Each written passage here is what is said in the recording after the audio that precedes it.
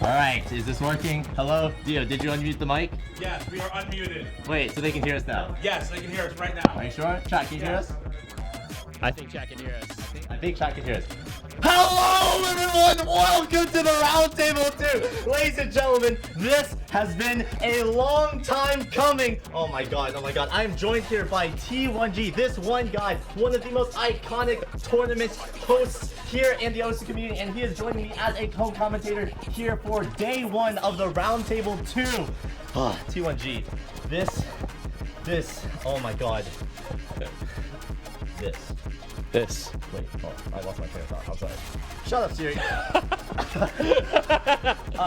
We've gone through so many delays to get to this point, and the entire journey of getting this project to fruition, I'm not sure if I could even describe it right now.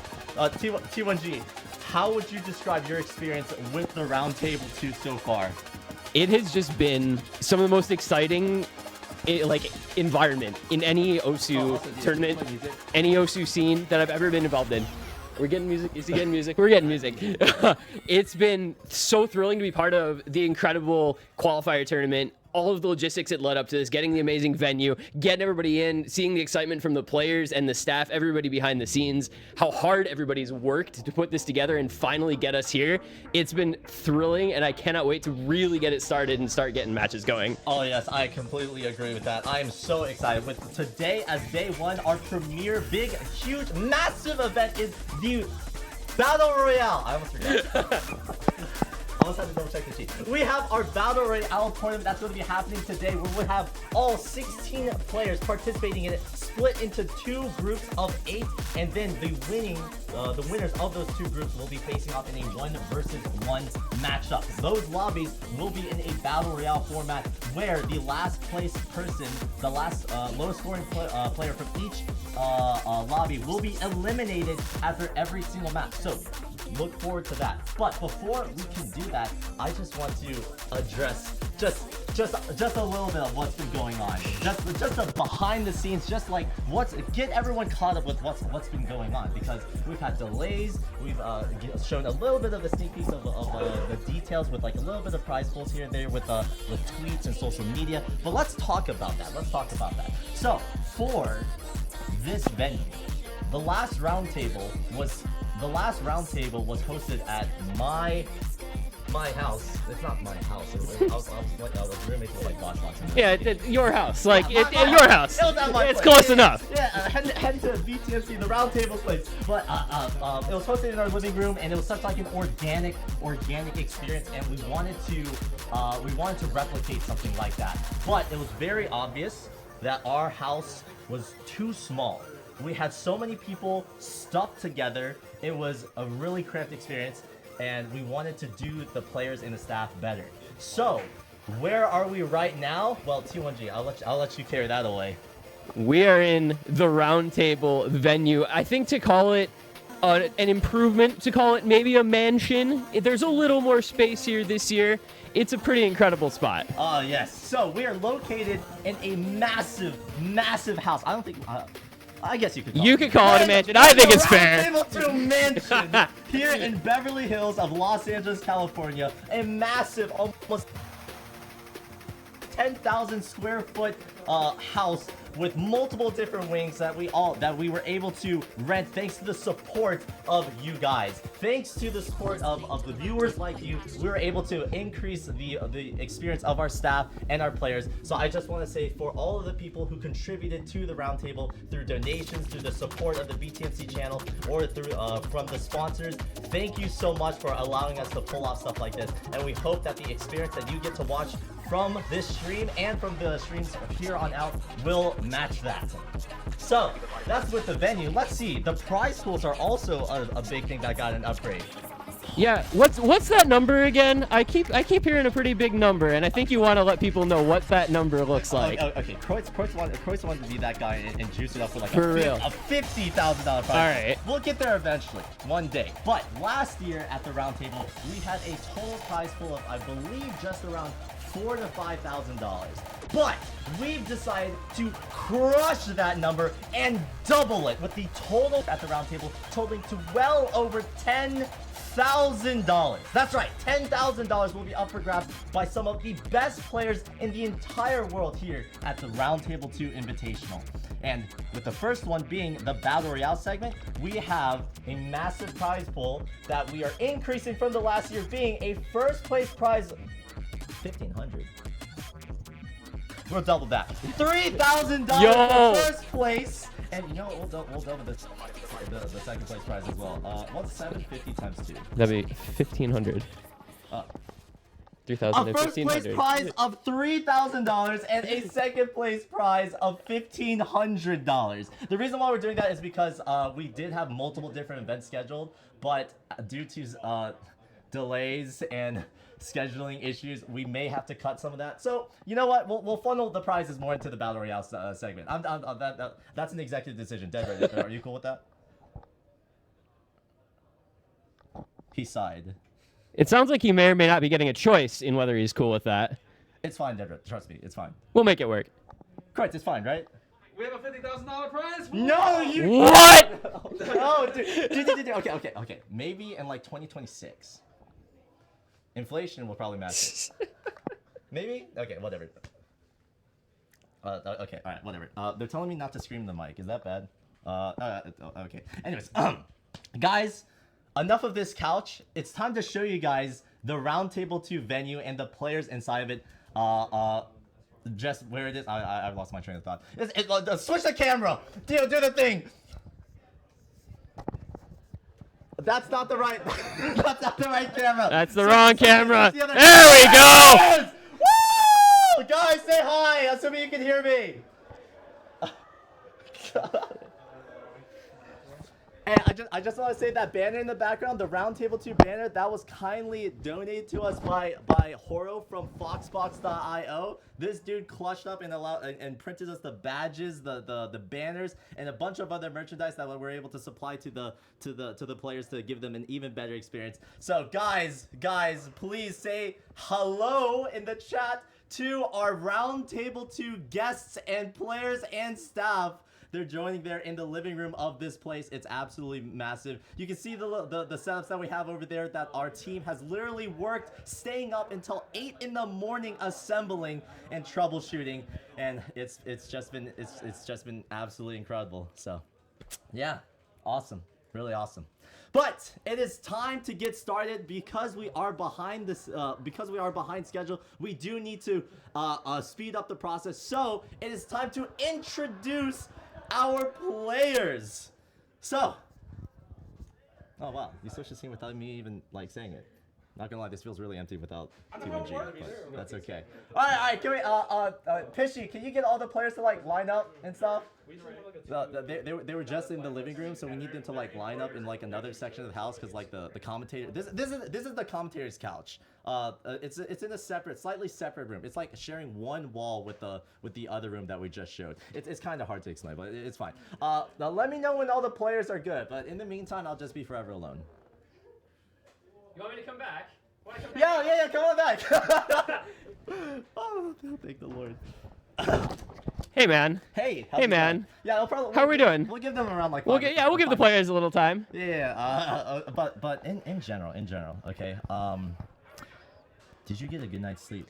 Not even slightly. Me neither. I've been on 2 hours of sleep for the past 3 days, so if I seem a bit off, please forgive me.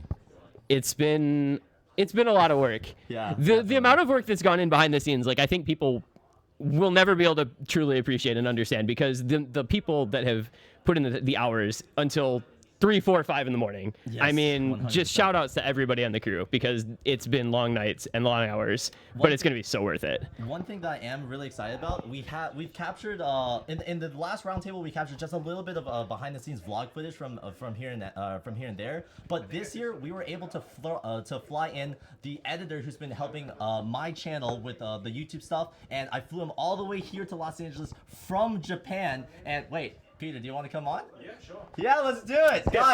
Guys, this is Peter Maz, aka Professor Impressor. You guys are on the behind the scenes right now. Hello everybody. Hello chat. How you guys going? So now if a vlog doesn't come out, you can blame him and not me. Oh, now the pressure's No on. pressure at all there, yeah. Damn. It's all good. Dude, it's been an absolute pleasure watching this event come together. Thank you guys so much for organizing it. I don't think, yeah, like you said, that it's hard to describe how much has gone into this. Yeah, dude, like literally just with trying to get stuff to the venue, that was already like a hectic mess because traveling within LA traffic, it took literally like an hour back and forth every single trip to ship stuff from the house. Like it was crazy. Dude, forget the equipment, the players. Yeah. The players back and Oh forth. From my god. Dude, round trips from the airport, round trips from the hotels. I mean, it's been long hours that a lot of people have put in just driving people around, let alone materiel. Oh yeah. So to our helpers, to our volunteers, to the people who have been helping to facilitate this process, thank you all so much. Many of them are here, including Professor. Anyone with a orange badge that you see in the camera, those are our staff, our helpers, our volunteers. So thank you guys very much for helping to make this possible. We literally wouldn't be able to pull this off without you guys. Literally the best community. Literally the best gaming community on the internet. Oh, dude, I have to agree. I love this community. All right, that's me. Wait, That's him. Deadroad's telling me something. What was that, Deadroad? There's music? What's wrong with the music? I like music. He said, wait, the stream doesn't like music? How does the stream not like me? It's an Osu stream. Oh, it's too. Wait, it's It's too, too okay, loud. The All right. music is too loud. I can talk louder. No. Turn it down. We turn it down. Oh, okay. Well. Hold on. Let me check in with the chat. Chat, how's the audio levels for the music right now? Oh, apparently I'm like constantly peaking. All right, guys. What if I'm peaking all the time? Apparently. I feel like peaking is kind of his middle name, right? Like that's sort of his thing that you guys know him for. Yes. Edward Peakingling. You know how much time that takes me to edit out of the audio that you give me? Wait. Do you have to like cut the audio and like lower the volume? I put it into Audition, Adobe Audition, and then I cut the peaking out. Not every time, but the Twitch VODs, yeah. Oh, I'm so sorry. That's okay. It's You funny, just- it's comedic. You just realized how much extra work you're making this poor man do. No, it's okay. Late nights, long So, hours. The chat is saying wrong mic. Audio delay too. Dead, how are things looking stream? I'm not sure if I can. I want to believe my chat.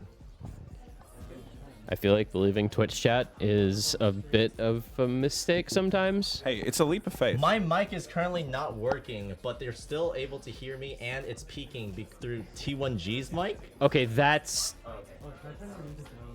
I don't want to say concerning, but that's pretty remarkable. That's crazy. All right. Chat, give us just a moment to figure out audio issues. We're looking into it. Not me. The other guys are looking into it. The I'm just actual hoping- audio experts. Yeah, the professionals. They'll see it on the behind the scenes. I've got lots of footage of these guys working My mic is things out. broken, apparently. Was it because I was fiddling with the cable? Please don't tell me it was my fault. Dude, this cable's probably, this mic is probably like $1,000, dude. It says Rode. It's your headset mic that's peaking, and your mic isn't on. My headset mic. I'm The only headset talking to mic Dead Road. is... Yeah. That's what they think it is outside. Now, Wait, the if headset if the mic... is speaking. Wait, Dead Road, am I like disrupting your eardrums? Or Dead Road. Okay. Dead Road's not gonna have Road ears says that after his we're done ears with are this. bleeding, but that's okay. That's fine. All right. How's the audio looking right now? Delay is fixed. Delay is fixed. Delay All is right, fixed. that's progress. That's There we go. One issue out of 10 solved. There we go. All Let's right. We got 9. Hopefully a couple more. We're fixing issues on the fly. Charging the other stuff. All right. How about this? If T1G's mic is the only one that's working, how about okay? How about we just do it like this? And we How good is the pickup? Can you guys hear us if I the just hold pickup's the good mic enough, like we'll take this? it. How about I like? That sounds... maybe not. I don't know. I feel like that's a bit much. Yeah. Just lay down on the floor here and just go like this with your arm. How's the microphone sounding now? It seems like the chat is saying yes. Yes, bit better. Perfect. All right, let's go. All right, so that's the good mic. Okay. All right. I will just hold the mic constantly right here until my arm dies. My arm is dying. Get fit with BTMC. Enjoy the workout. Okay. So let me just double check. Glarsis, how's the line looking? Are the players ready? Yeah, I think Harvey's first. Okay. All right. Bringing in players? All right. I guess we're ready to bring in players. All right. In the boy. Peter, T1G, thank you very much for joining me. Sir. I'm going. Thank you. My man. Dio, could you get rid of this like VLC thing that's on screen? Yeah, that'd be very pog. All right, awesome. Oh wait, I was on camera this entire time. Can you guys see my sweaty armpits? Okay, good. Just making sure of that. All right. Okay, all right. I think our players are here. Bring 'em in. Thanks for coming, man. Help me! What's wrong with you?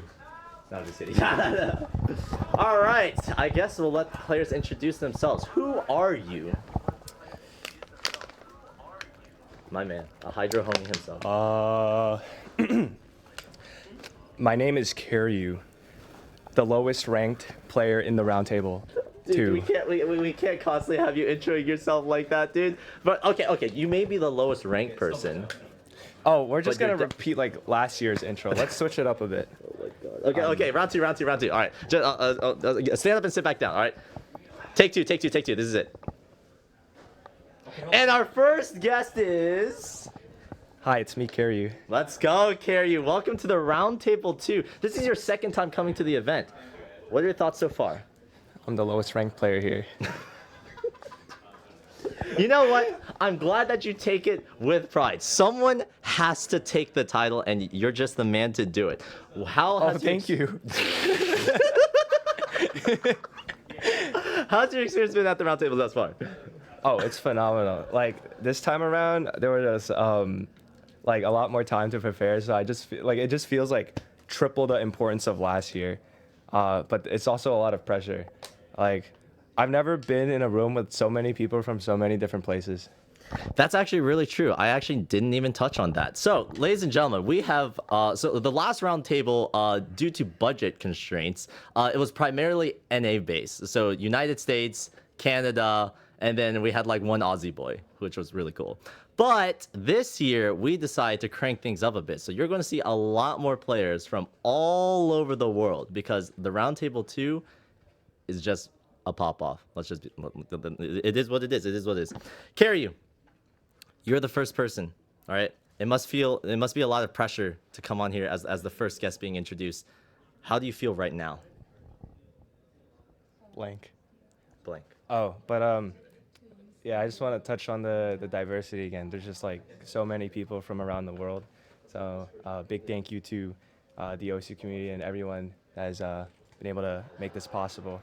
I was catching myself out there, like I was going like ni hao, xianma. MCY's not here, but like lei ho, like it's lit. Our thoughts go out to MCY4. They didn't die, but their visa application died, which is very unfortunate. Anyways, so the point of you being here is that we need you to roll. Oh. A wheel. We need you to roll a wheel. So basically how this Battle Royale tournament is going to function, there are 2 different lobbies. Each one of those lobbies will be following a Battle Royale style format where the lowest score gets eliminated. So we need to find which lobby you're going to be playing in because you're going to be playing in a total group of 8 players. All right?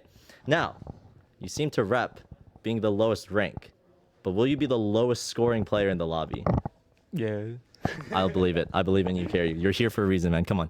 Wait, is there a wheel? We do have a wheel. It was supposed to be on an iPad, but I forgot to charge it. Oh. T1G made this wheel. So Okay. I want you to. Okay, this is what the Can the wheel. camera see? Okay. Yeah. All right. This is what it looks like. All right. Wow. Wow. My MacBook is The disgusting. All roundtable spinner. right. Press. Please press the button, carry you. I am a high roller, and it's a forced. All right. Here we go. I've never used this website before. Oh. I'm high rolling. Is that A? I don't know what that is. It says B. It says B. He's in the second lobby. No! Wait, who else is in the second lobby? No one. He's the first one. No, but here's the problem. This yeah, is a that's low right. roll. This is not good. Oh. No. B B is for Branya. B is for BTMC, bro. B is for BTMC. Damn, my man. Oh, wait. No, wait.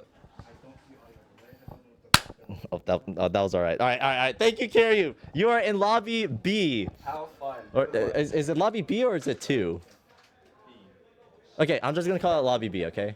All right. Lobby B it is. All right. Thank you, Carrie. All right. Hopefully, I'm not destroying people's ears again. All right. Up next, can we get the second player in, please? All right. Please introduce yourself. Hello, my name is Urariku. I'm from Australia. I was a former top player around 3 years ago. You may have heard Former? me. Former-ish now. I've just recently come back to the game, and I am MCY's substitute. Shout out to MCY. Rest in peace. Rest in peace. He didn't die He did not die. yet. Yet, yeah. Who knows? Who I don't know. I knows? haven't talked to him in like 2 weeks. He messaged the chat. He's in the chat.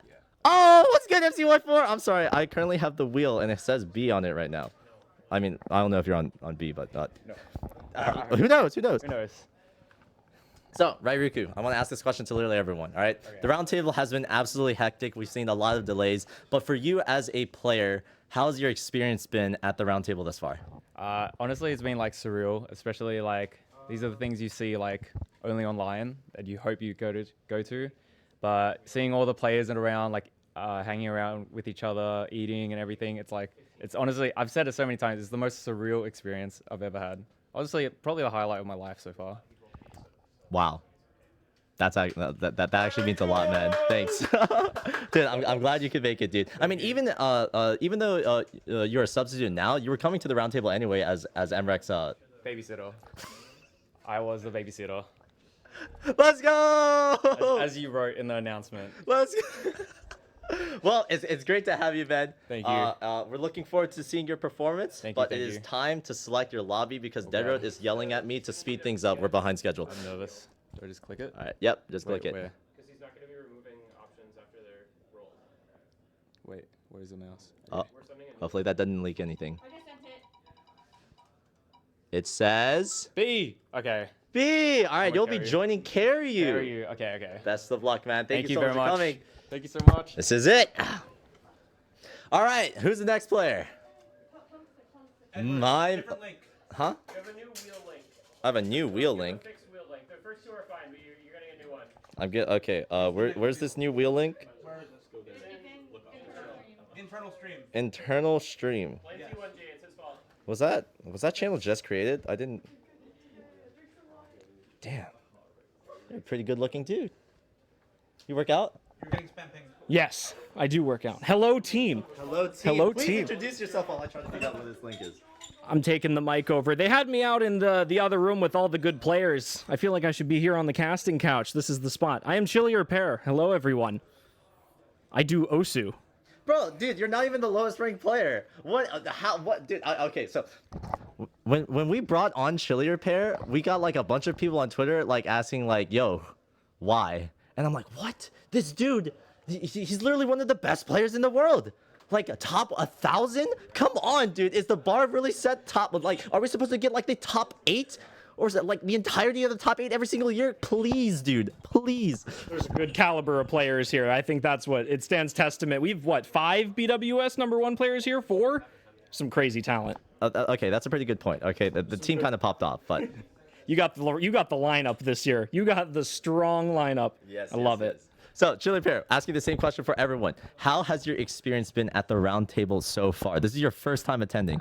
This is my first time attending. I think the Roundtable is something I watched last year, and it was the most exciting thing I've seen out of this game in years. For those that don't know, I host the Osu World Cup, and that was supposed to be the big thing before, and now we're the little side tournament now because you've done such a good job here. I love seeing this come back. I was so excited to hear that this would be a huge event, so I love it. It's great. I appreciate it. He's gassing me up. He forgot the hashtag ad, but you know what? Hashtag the Roundtable LA, hashtag BTMC, hashtag hashtag sponsor.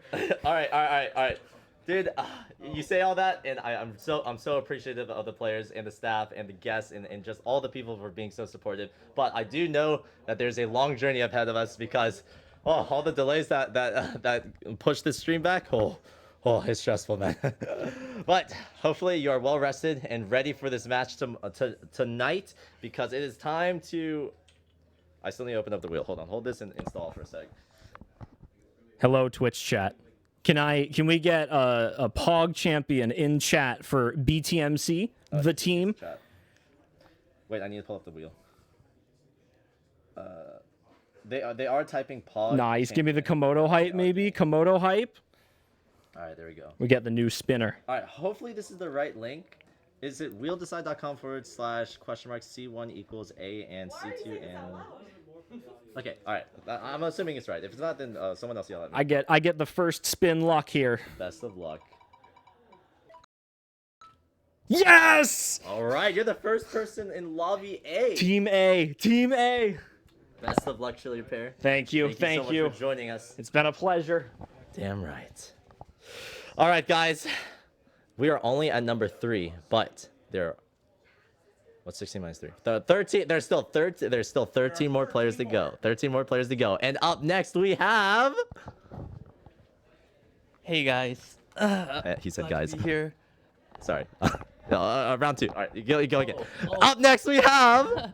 Hi guys. I'm Kurumi Lolo234. I'm a Burger Fox, Evil Beans. I go by many names, but just call me Kurumi. Okay. I'm really glad to be here. Okay. Did you like practice that line last night or something like that? No, I don't because I have more names that I just don't remember. That is pretty true. I was looking at the roster and I was like Lolo234 and I'm like. Yes. We have a lot of Lolos in China, and I'm one of them. Yeah. Part of the Lolo I remember looking at that. I was like, yes. Which one again? yeah, that's the reaction of a lot of people. But yeah, I'm one of them. Awesome. Well, it's great to have you here, man. Lolo234, Kurumi, you go by many different names, but it's time. This is your first time at the Roundtable 2. Yep. How has your experience been thus far? It's been- And you don't have to put a hashtag ad. You can tell it straight. It's fine. No, but it's been great. I think I'm a relatively unknown player compared to a lot of the other top players at the event, but I think that the warmth that I received, as well as like all the welcoming, all the welcomes that I got from the other top players, I think it's been like really heartwarming, and I'm really glad to know all these top players that I wasn't too familiar with before. I'm so happy to hear that. That's something special about the OC community. That's something that I absolutely love. Like we all share this game as you know, something that we spend a lot of time in, but the love and passion that we have for it together is just something that like brings us all together, right? Yeah. And when you get into an environment where you can surround yourself with people like that, like I remember when I first went to COE, Cable Boys OSU event, it was like my first time experiencing something like that. Is this your first time coming to something OSU related? Yeah, actually, I've been to a few lands here and there, but nothing as major as this one for sure. That's so incredible. great to see all these people here, bounded by the love of Osu. Yes, sir. God bless Dean Pepe Herbert. God bless them. Okay, Lolo234, Kurumi. We'll go with one of them eventually. It is time for you to roll. Okay, I'm gonna use my pinky because it's always been my lucky pinky. Yes, sir. All right, what do I press? I think you just click. Okay, great. A. Hey, all right. You're the second person on I'm the second lobby person. A. Congratulations. You'll be joining Chillier Pair. Yeah. Well, best of luck, man. All right, thank you very much, Ed. Yes, sir. Yes, sir. And now, Kurumi, aka Lolo234, will be joining that lobby. And well, I forgot which lobby is going first. Is there a specific thing that A is going first? That would make a lot of sense. Okay. All right. Up next we have. Yo, what's good? What's good, good, Saito? man? What's up, bro? It's been a while. Dude, welcome back. This is your second time now attending the round table. It's honestly a pleasure to have you back, dude. But a lot of pleasure to things be have here. changed in the time since then. Specifically, even recently, setting the USPP record. Is that correct? And the Roundtable PP record. What? I got a 1K on one of the computers. What? Yeah, When? like a few hours ago. Yo, what map? You won't believe what map it is. Ascension Heaven. Rog. Wait, for like the 8th time or something? Fourth. 4. You've set 4 1Ks on that. Mhm. On. Ed, when's Could you- your could you- It's about to be 1K? 5 soon. I'll get. It's okay. I'll get a ROG FC soon. It'll be me. Me and Emmerich are going to war, by the way. What? Yeah. Listen. Okay. Bro, we don't need child abuse here. All right. Oh shit. Wait. What are the details? So he's gonna set a 1K higher than me. I gotta beat him, and at the end of the event, whoever has the highest wins. This is ridiculous. I've been trying to set a 1K PP play literally for the past like 3 years. Yo, I and got you, bro. We can't do that on stream. You can't say They that don't on have to know. stream. They don't have to know. They There's don't have to supposed to be know. something behind the scenes. I could do a different map. GMT is It's like- watching. So, Saito, wow, I'm so happy you were able to make the time for the second round table, dude. Given as a player who participated in the round table 1, coming to the round table 2, what differences have you noticed? People. That's true. That's pretty true. Yeah. What else? This house is nice. Yeah, that's pretty true. Apparently, it's like $10 million on like Zillow. Shout out to the real estate person that we worked with. You're amazing. I forgot the name of their organization though. Anyways, yes, Saito, welcome to the round table 2. I think it is time. I'm gonna win. Best of luck, I believe. First one out. Come on, man. No, dude. Here we go. All right. It's gonna be A. Watch. See. Oh. It's not A. It is B. You will be joining Karyu and Rairiku. Thank Let's you. go. Okay, you're amazing. Well, best of luck, Saito. Woo! I forgot how to shake a hand. That's okay though. That is okay. All right. How many players are we in now? How many players have we done already? That would be 5. 5. Okay, we are now on number 6. Or, okay, yeah, all right. Okay, next player, come on in. Wait, I know that guy. Yo! Let's go. Let's go, my man! Please give yourself an introduction. Hey, I'm Rafis, like the grandpa guy, you know, The grandpa. the guy that brings up the average age of the players in this house by like, I don't know, 2, 3 probably. So yeah, Don't worry, I'll get there soon. enjoying myself so far here. Wait a sec. I mean, you're still literally one of the best players in the world, and you definitely deserve your spot here, man. That's for sure. So, as your first time coming to the Roundtable, actually, is this your first time in LA? It's my first time in the US. Like, you know, we couldn't really go there as Polish people, you know, we had to get visa and it was a pretty complicated process. But now... This is your first time. First time in the US, States. yeah. The Roundtable 2 is your first Yeah. time in the United States. Yeah, that is incredible, dude. And you guys are Welcome. nailing it when it comes to showing the America from the positive light, you know? Like, it's so nice, you know? We tried. Like, it's so much better than I expected as a European, you know? I love the USA for the most part. I love the USA. Anyway, Rafis, how's your experience been in the Roundtable and in the US in general so far? Great so far. The people are really great here. Like, the food is surprisingly good. Like, I've heard a lot of weird things about American food, but it actually tastes good. Maybe that's the problem. It tastes good. You want to eat more and more, you know? Yes. That's what makes you big. I think LA specifically is known for like having a lot of really awesome food, so I'm glad you're able to experience that in potential. All right, I think it is time. Right, let me roll that. The camera, guys. Oh wait. Wait. The camera. The camera? Wait, do we have? Oh wait, I think we're doing a battery swap. You didn't roll, did you? No? All right, hopefully. Okay, we ready? All right. Let's roll it.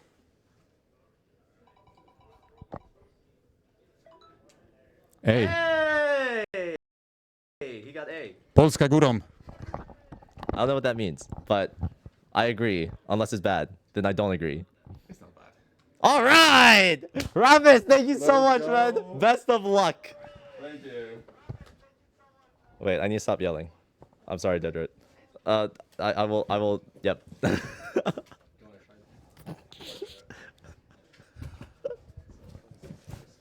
Okay. All right. What was that?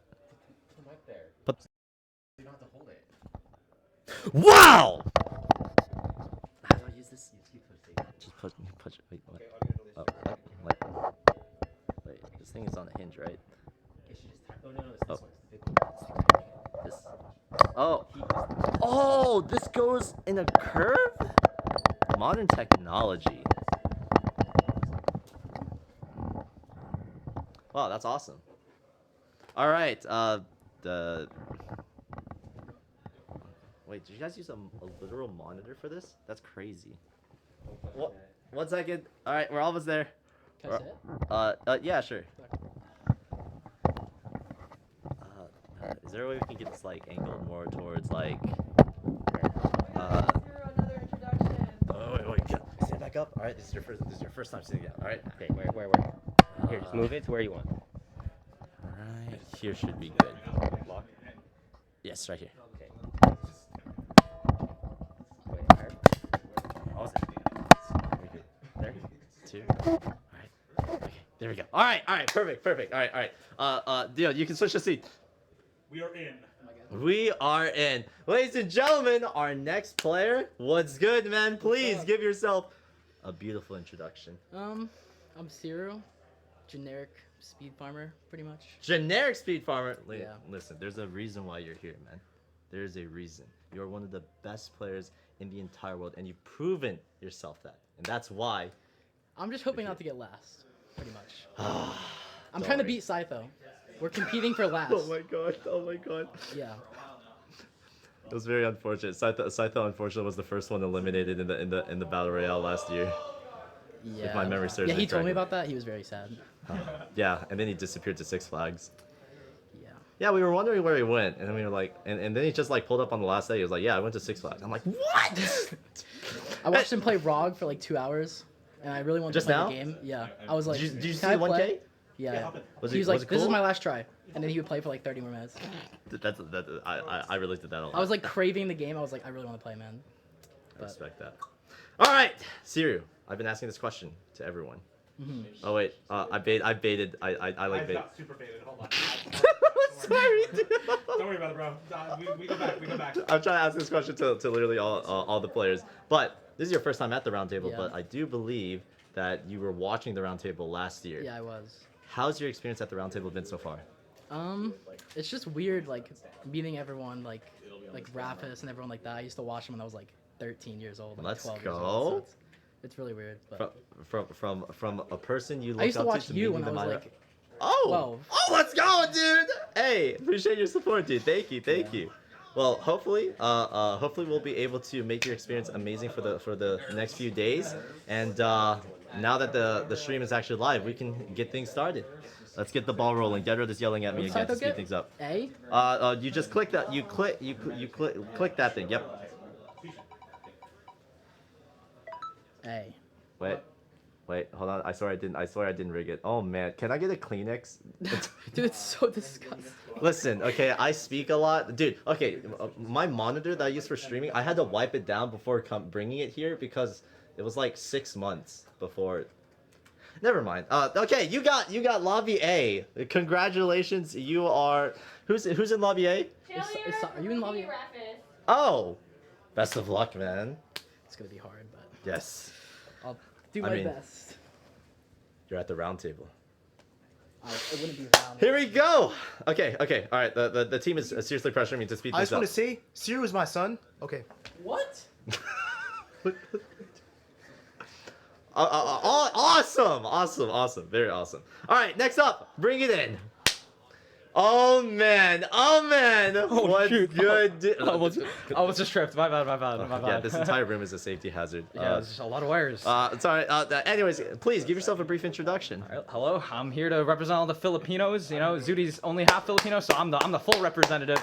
I love the Philippines. OSU-wise, you might know me as the Canadian OWC captain, the Speed Cup champion captain, and content-wise, you might know me as the guy who disguised as a VTuber or played OSU in front of my class. Dude, I didn't realize that was you, man. That was crazy. A lot of people say that. They're like, they find out it was me like after they meet me, and they're like, they've seen the video before they met me, and they're like, that's you. Yeah, I get that a lot too. People call me the big. People recognize me because I made a video on the Big Black. Yes, yeah. Yeah, I almost said something. Yeah, I saw where that was going. It's fine. It's okay. They know what you're talking about. You got a bunch of OSU players, 10,000 of them. They know what you're trying to say.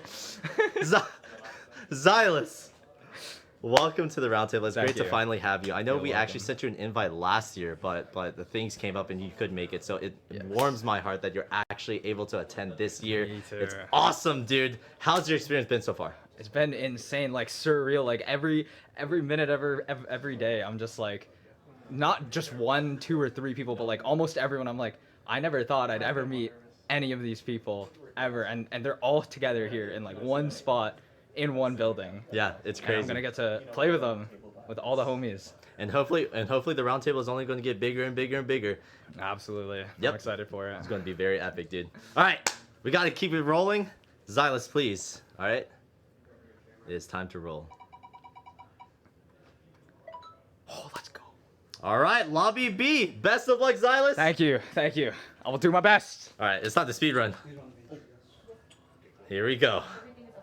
Up next, my man. Oh, dude, this was also a blundered redeemed. Please give yourself an introduction before I go on a rant. I'm Rectagon. Let's go. Or Alex, you can call me Alex. Let's go. I don't know where I was going with that. I'm sorry. Rectagon, you were also invited last year, but we also ran into some issues which made you unable to play in the roundtable last year. But this time, it's redeemed. This time, we finally got all the things fleshed out, and you're actually able to play. How, based off your experience from being a guest last year to now being a player this year, how does it feel? Bit more nervous, you know. I got to play the game now. You actually have to play the game, but you've been playing the game pretty well so far. I heard that you were actually the winner of NAT. Is that true? It is true. That's actually crazy. Yeah, it was. It's a tough match, you know. one of the players here I had to go up against. You know, she brought me the bracket reset. Wait. It was tough. Wait, you're up against Zudi, right? Mhm. That's crazy. Zudi's at the round table. She is. Yeah, she yeah, scares yeah. me, dude. So we may see a rematch of that coming up very, very soon. Who knows? Who knows? Yeah. But Rectagon, it is time. Did a drop of sweat just drop onto my MacBook? I think a drop of sweat just dropped onto my MacBook. That's okay. All right, Rectagon, up to it's on you, man. All right. Hey! All right, Rectagon, best of luck. Thank you. Oh, I want you to tell something for the next player. What's up?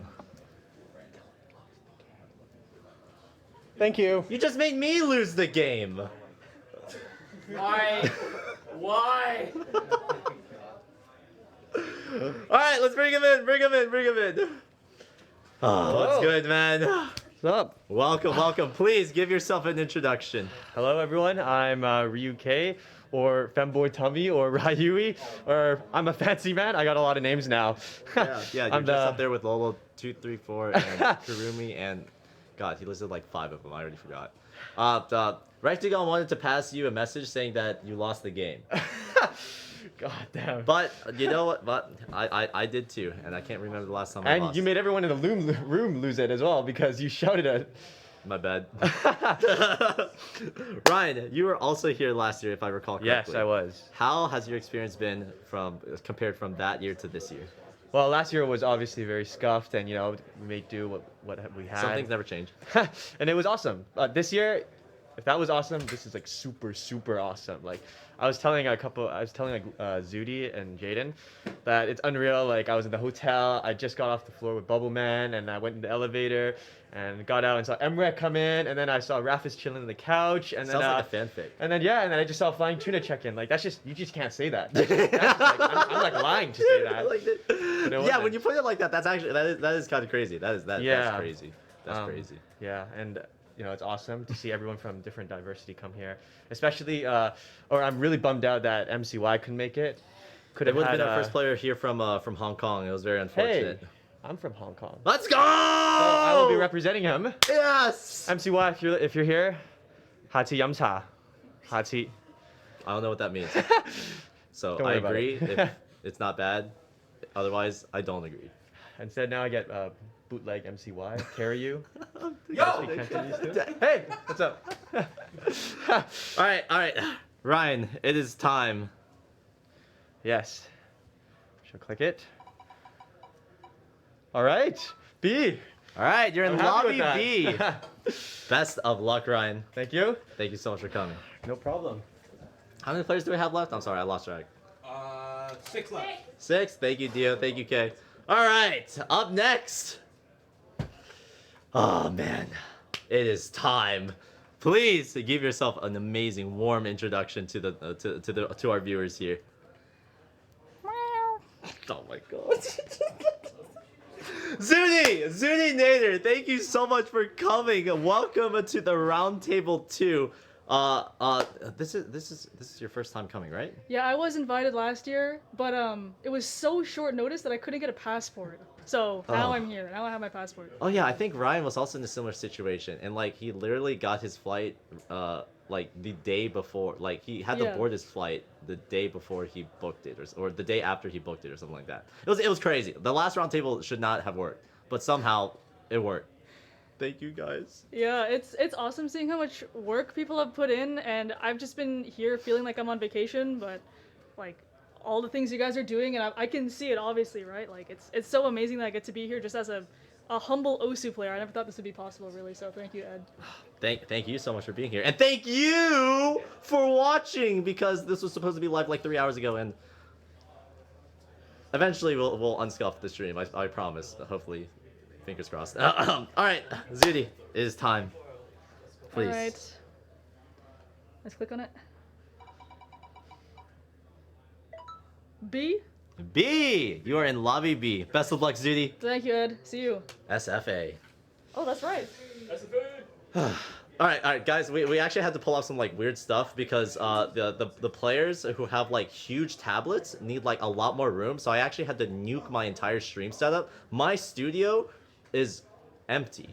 Like I had 3 desks in there, and I had to disassemble them all to make sure we had enough room for all these SFA players like Karyu and Zudinator, and then some people who have like these weird like height restriction stuff, dude. So we got adjustable desks. It was crazy. It was crazy, but you know what? It all makes it worth it. Next up, the man himself. What's up, Ed? Let's go, Joel. Please give going? yourself an introduction to those unaware. I am Fancy Lad. I was the OWC captain for the US for the last couple of years and played Roundtable last year as well. Yes, sir. Yeah, super excited to be here. Yes. Given that you're a player who played in the Roundtable last year, how's your experience been coming from compared to that last year to this year? I'm a little bit less nervous for this interview than last year, but not much. Yeah. But no, I mean Comes it's been great. I mean, just getting to hang out with everyone.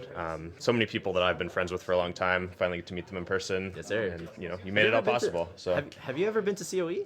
No. Oh man. Yeah, I need to go COE sometime to the States. That would be crazy. Yeah.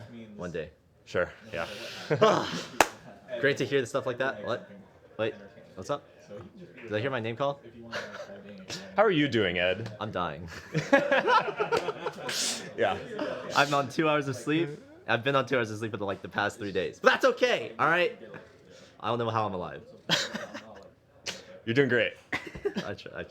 We're trying. It's okay. What's great is that we have other commentators here to help out so that I can crash very soon. Yeah, there you go. All right, Joel, best of All luck. right. It is time. Here we go. All right. There you go. Group Cool. A. Best of luck, man. Thank you. And that is Joel, aka Fancy Lad, USA OWC captain. Very epic. Very awesome. Also Jack. Anyways, up next. Oh my god. This was one of my favorite announcements of all time. Okay. Nice to meet you. Please introduce yourself to those unaware. Okay, hello guys. I am Flying Tuna. Well, used to be #1 in 2019, and now I'm just finished military service, and I'm like tech map and alt map ghost bird player. Yeah, Dude. and click farmer. Yeah, nice to meet you. I am still like shocked to this day that I'm standing here in front of you, man. You're literally like one of my favorite players to watch, simply because your scores, your legacy is just unmatched.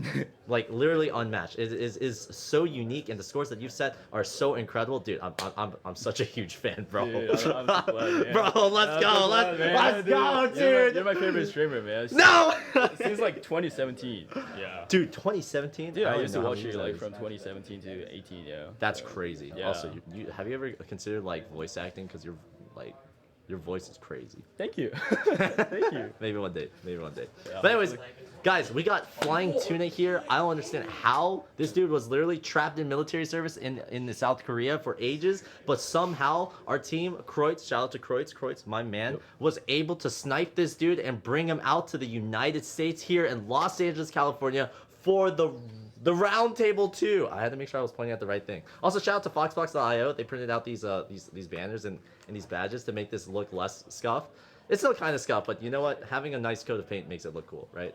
But anyways, Flying Tuna. Yep. How's your experience been at the Roundtable thus far? Okay, well, surely it was amazing. Like, it's like my first time like meeting up with OSU players who are like abroad, you know. So it is really special to me, and I am really glad that the timing really worked out well. Like after the military service, so I was literally laying in the bed in the military service, and like I saw the DM like Croix like message. I was like, oh damn. Wait, so you got the message while you were still in military service? Yeah. I was taking a shit in the toilet. What? Yeah, I was like looking at Twitter, and I was like checking message. Oh wait. Relatable. Yeah. Yeah. Wow, that's actually crazy. I actually didn't know insane. that. Thanks for sharing that, man. Yeah. I can picture it in my head. Okay. I don't want to picture it in my head. Just roll. God. Okay. Let's go. You just need to click? Yeah, just click. Just click the circle. Wait. 2 seconds. 2 seconds. Wait. Hold on. It didn't register. We go. Okay. Try like pressing hard. Okay, there good. you go. 8. Okay. Hey! Get it? Because it's letter A. Tuna, thanks for coming, man. Best of luck. Okay, thank you. Guys, remember, for these two... Oh, what's up? Can I say one more? Yeah. Shout out to any who couldn't come because of like many issues, like including visa issues. So, yeah, I love you. Let's go. Rest in peace, Annie. She didn't die. Hopefully. Up next! Oh my lord, the man himself. Hello, Edward. Please introduce yourself to I those am unaware. Majszewski, the OWC captain for Team Poland.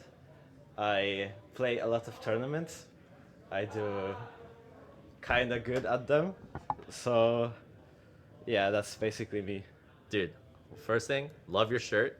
All right? Thanks a lot. Epic, very epic. Dude, you came all the way from Poland. All right. Yeah. You and wait, no, Rafis came from Sweden, I believe. You're the only player from Poland, right? Yeah, I'm Oh, the wow. only player from Poland. That's crazy, dude. Didn't you just interview Rafis like 5 minutes ago? Rafis came from Sweden. Oh, He is yeah. Polish, but he came from Sweden. Yeah. See, I know my shit sometimes. Wait, can we swear on the round table? It's your stream. Oh, this is my stream. Oh, yeah. My bad. Malchesky, thank you so much for coming. You're actually one of the winners of one of the receiving ends of a ticket to the round table from the qualifiers, dude.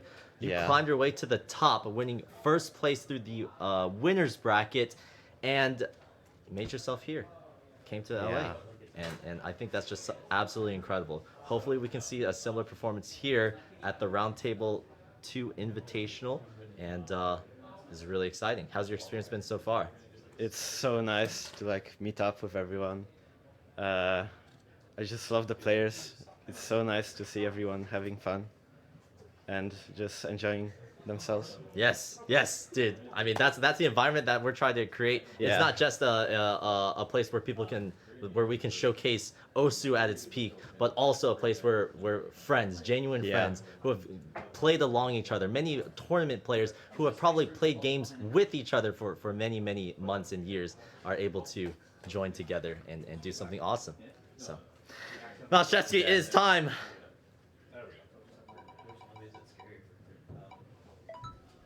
Oh, Lobby A. Lobby A. Dude, Lobby A is this stacked. so stacked, man. Dude, what? It's actually insane. Lobby A is actually crazy. Lobby A is now full. Okay. Wait, At least I am not with Emrek. Okay, that's the good thing. Wait, Lobby A is full? Yep. Malachevsky, Flying Tuna, I'm a Fancy Lad, Rectagon, Siru, Rapid, Lol, 234, and Chillier Pair. They discounted. Lobby B will be Emrek, Bubbleman, Zooty Neater, Ryui, Xylus, Sino, Ryrika, and Karyu. My guy. Wait, the only people who are left are B dudes. Damn, this really is scuffed. Oh, sorry. Oh, I wasn't supposed to hit that. I still want to get everyone an introduction. Malchesky, thank you so much for coming, man. Thanks, Looking Ed. forward to seeing your performance, man. Oh shit. All right, up next. Let's go, dude! This was so exciting, man. Please give yourself an introduction to those unaware. I think I'd like to think you know who I am, but if you've started playing in the last like 2 years, you probably won't know who I am. So Osu Zoomers. I'm Bubbleman. I'm that guy that does the things. Yes, that guy. Who I does the can't thing. really explain it any better than that. Allow me to do the explaining for you. Bubbleman is literally one of the best tournament players in the history of Osu. Period. You flatter me, dude. Like you flatter me.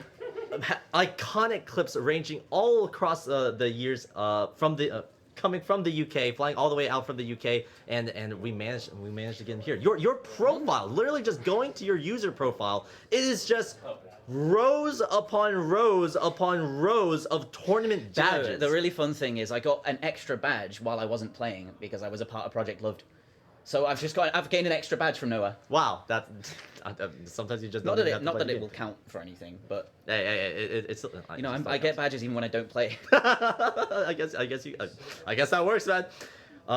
Wait, are we getting a badge for this tournament either? Or maybe not the Battle Royale, but is the invitational badged? 1v1 should be badged. Okay, Man, it it's should a- be badged. I mean, it's a good job I didn't know about this. 99.999% chance, yes, it is badged. Wait, they're ranged? Wait, how? Wait, so there's a first, second, and third? What? No. What? There's not. No. Wait, we will see. I don't think how that works. Okay, That's- probably not. that's not how that Depends. works. It's Keep not how rolling, it keep works. rolling, keep rolling. It's a good job I didn't. Okay, know that it was okay. I'm badged. not trying to overhype anything. Okay, all right. I rely a lot on my team. If I'd have known it was badged, this tournament would be really boring and there'd all be 7-0s. Hey, that was gonna be sick. Anyways, Bubbleman, you are on Tournament B, so there's no point in spinning the thing. But how has your experience been at the Roundtable thus far? I've slept a lot. Yes. I've slept a lot. We're not going to talk about why, but yeah, I've slept a lot. But it's been great. I've loved meeting everyone. Everyone has been so nice. Like everyone in this house and everyone who has come to all the meetups even beforehand, they're all people who have had an impact on me, or I've, games had influenced me playing. So, just to meet them all, this is my 14th LAN, right? Wow. I've been to 10 Insomnias, I've been to 3 OSU events, yes, 4 OSU events. I still remember the 3. 2018 one where I first met you. Yeah, so this is like, I don't get nervous coming out to these things anymore. I don't get those like pre-trip jitters, the excitement, the like, oh, I'm gonna meet people. But then when you get there, it's like bliss. It's bliss. I'm blessed to be here, truly. Yes, that's amazing to hear. You're probably the person who's coming here with the most amount of experience, both in the tournament scene, but also in a LAN scene. In the as LAN well. scene, yeah, I'd say so. I think this is going to be super exciting to watch, man. However, that is kind of offset. You haven't touched the game in 2 years, have you? So I've played more Guitar Hero in the last month than I have OSU. Wow, Guitar Hero. That's sick. Do you watch like Guitar Hero content creators at all? I've played Guitar Hero 3 times. Wow. Oh. No, so yeah, I've not been playing very much. I've just been kind of hanging out. You get to the point where you open the game and you play for half an hour and you think that was fun. This man's the definition of please enjoy game. Pretty awesome. And Yeah. he's also jacked. We were lifting together a couple days ago. That was He awesome. lifts more than me. Excuse me, dude? Yeah, you do. You lift more than me. Bro, you deadlift more than me. You bench press more than me, and that's more impressive. Listen, man. Look at these. Look at these. Come on, man. Bowman, best of luck. You are very in much. lobby B because apparently the wheel was scuffed. Did you put 17 segments on the wheel instead of 16? I think there was like a row of A's, and the only remaining ones are B's. A filled up, so the only two slots left are in lobby B. Yeah. That's how it happens. It is. Must have just been too many segments on it. Yeah. Whoops. My bad. Happens. Well, thanks for coming, Bubbleman. Best of luck. Thank you very much. And then finally, our last player. Do they even need an introduction? Bring it in.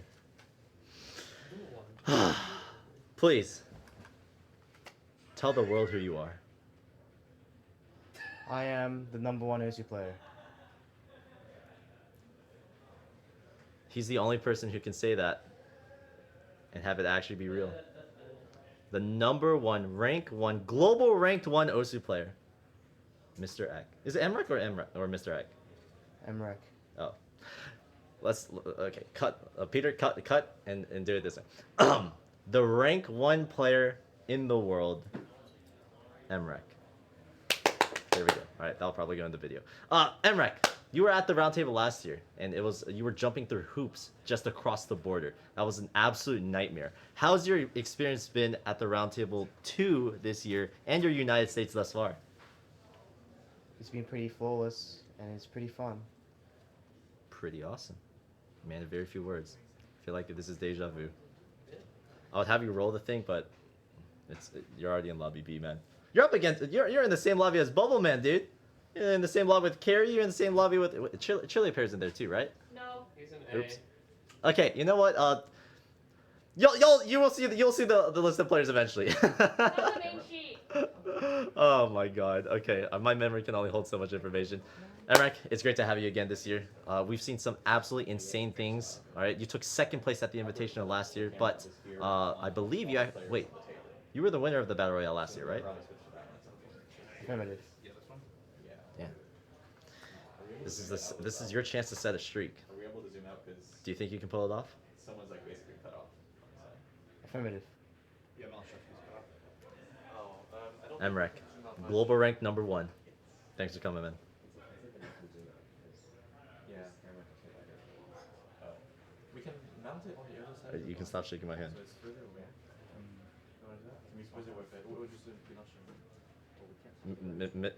Emrek.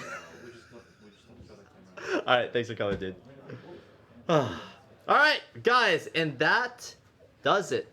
Every single player that we have at the Roundtable 2. All right, some of the best players in the entire world, ranging from all across the world. Australia with Emrek, Poland with Malashevsky, Sweden with what?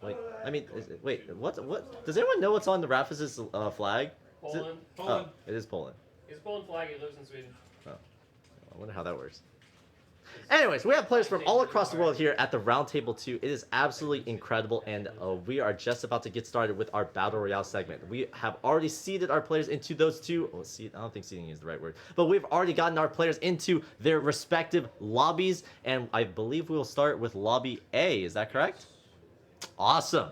So, before that happens, we're going to take a short intermission break just to make sure that the players have enough time to get in the lobby, warm up, and do their thing.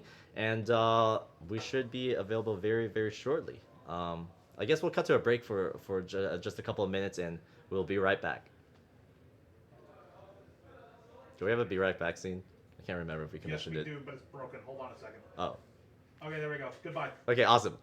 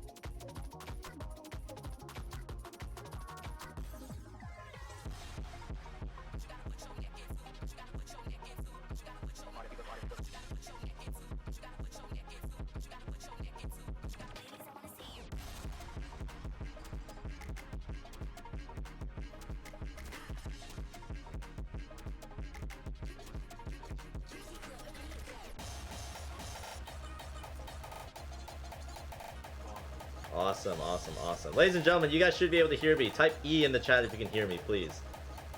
I need validation.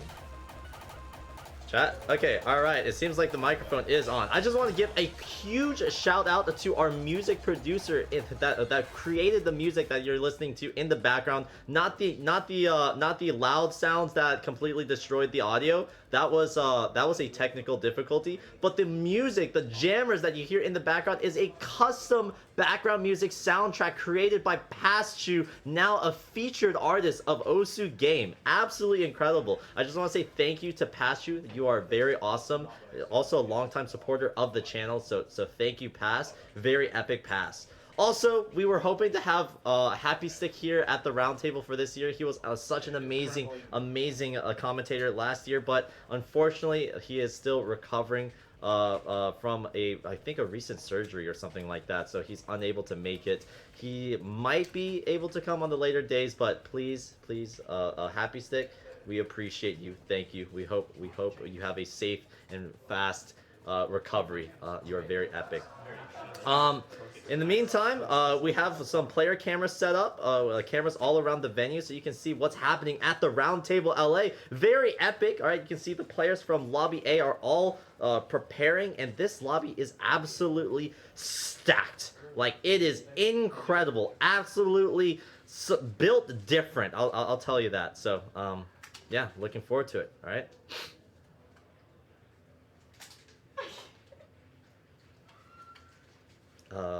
I'm trying to think of what else to say. You know what? While we're on the topic of shoutouts, do we have a scene for Toronto? Jake? Toronto? Yo, let's switch to that scene real quick.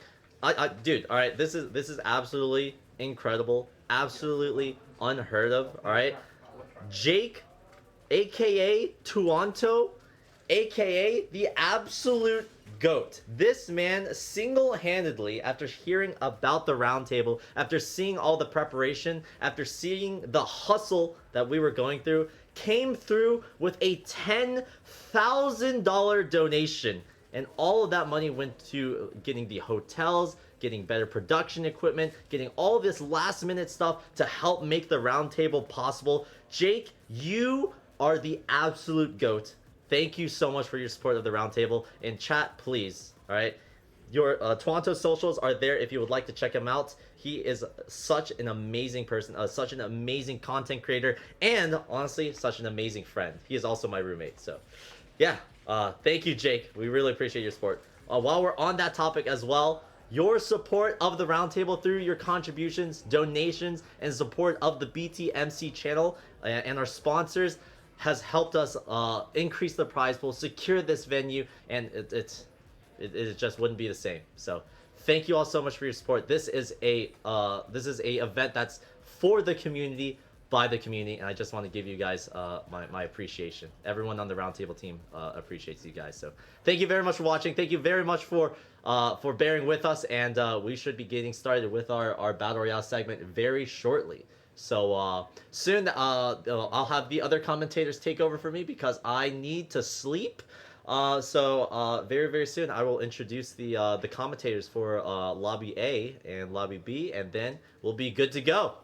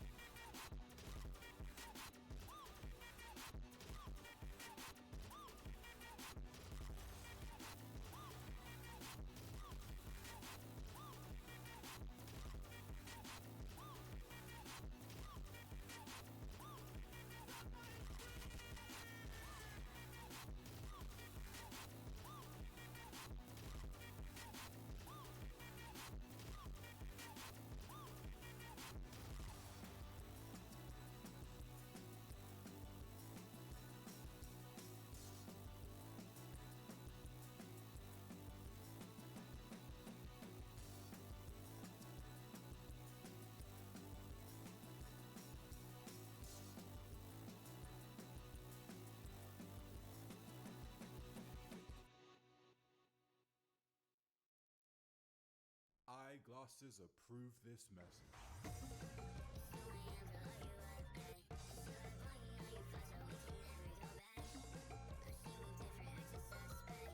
You're listening to the Roundtable by Passion.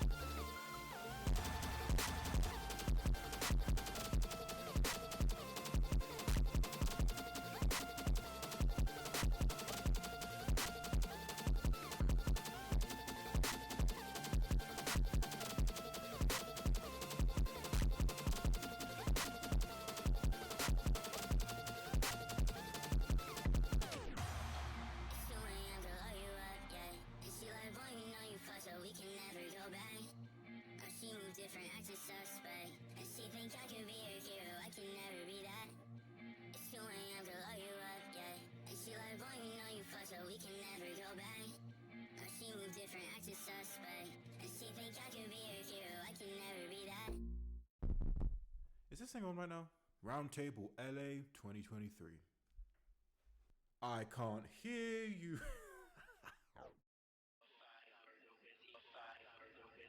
You're listening to the Roundtable by Passion.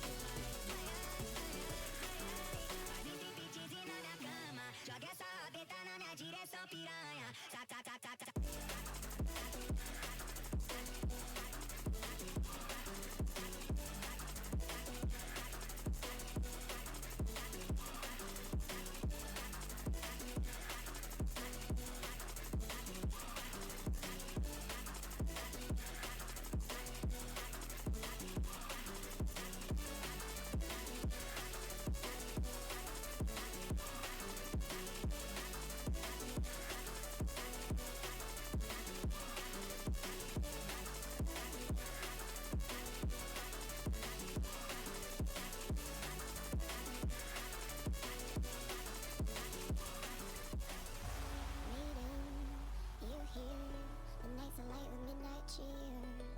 I dust still, unsettled. I feel the plucking of our petals. I'm drawing circles, don't you know? Protects the seed that wants to grow to a garden, part of my territory. I fight for you. I never knew that I could feel this way. I am right for you. This kind of love don't happen every day. I fight for you. For you. I didn't wanna have to raise my voice. I am right for you. For you. You really leave me with no choice.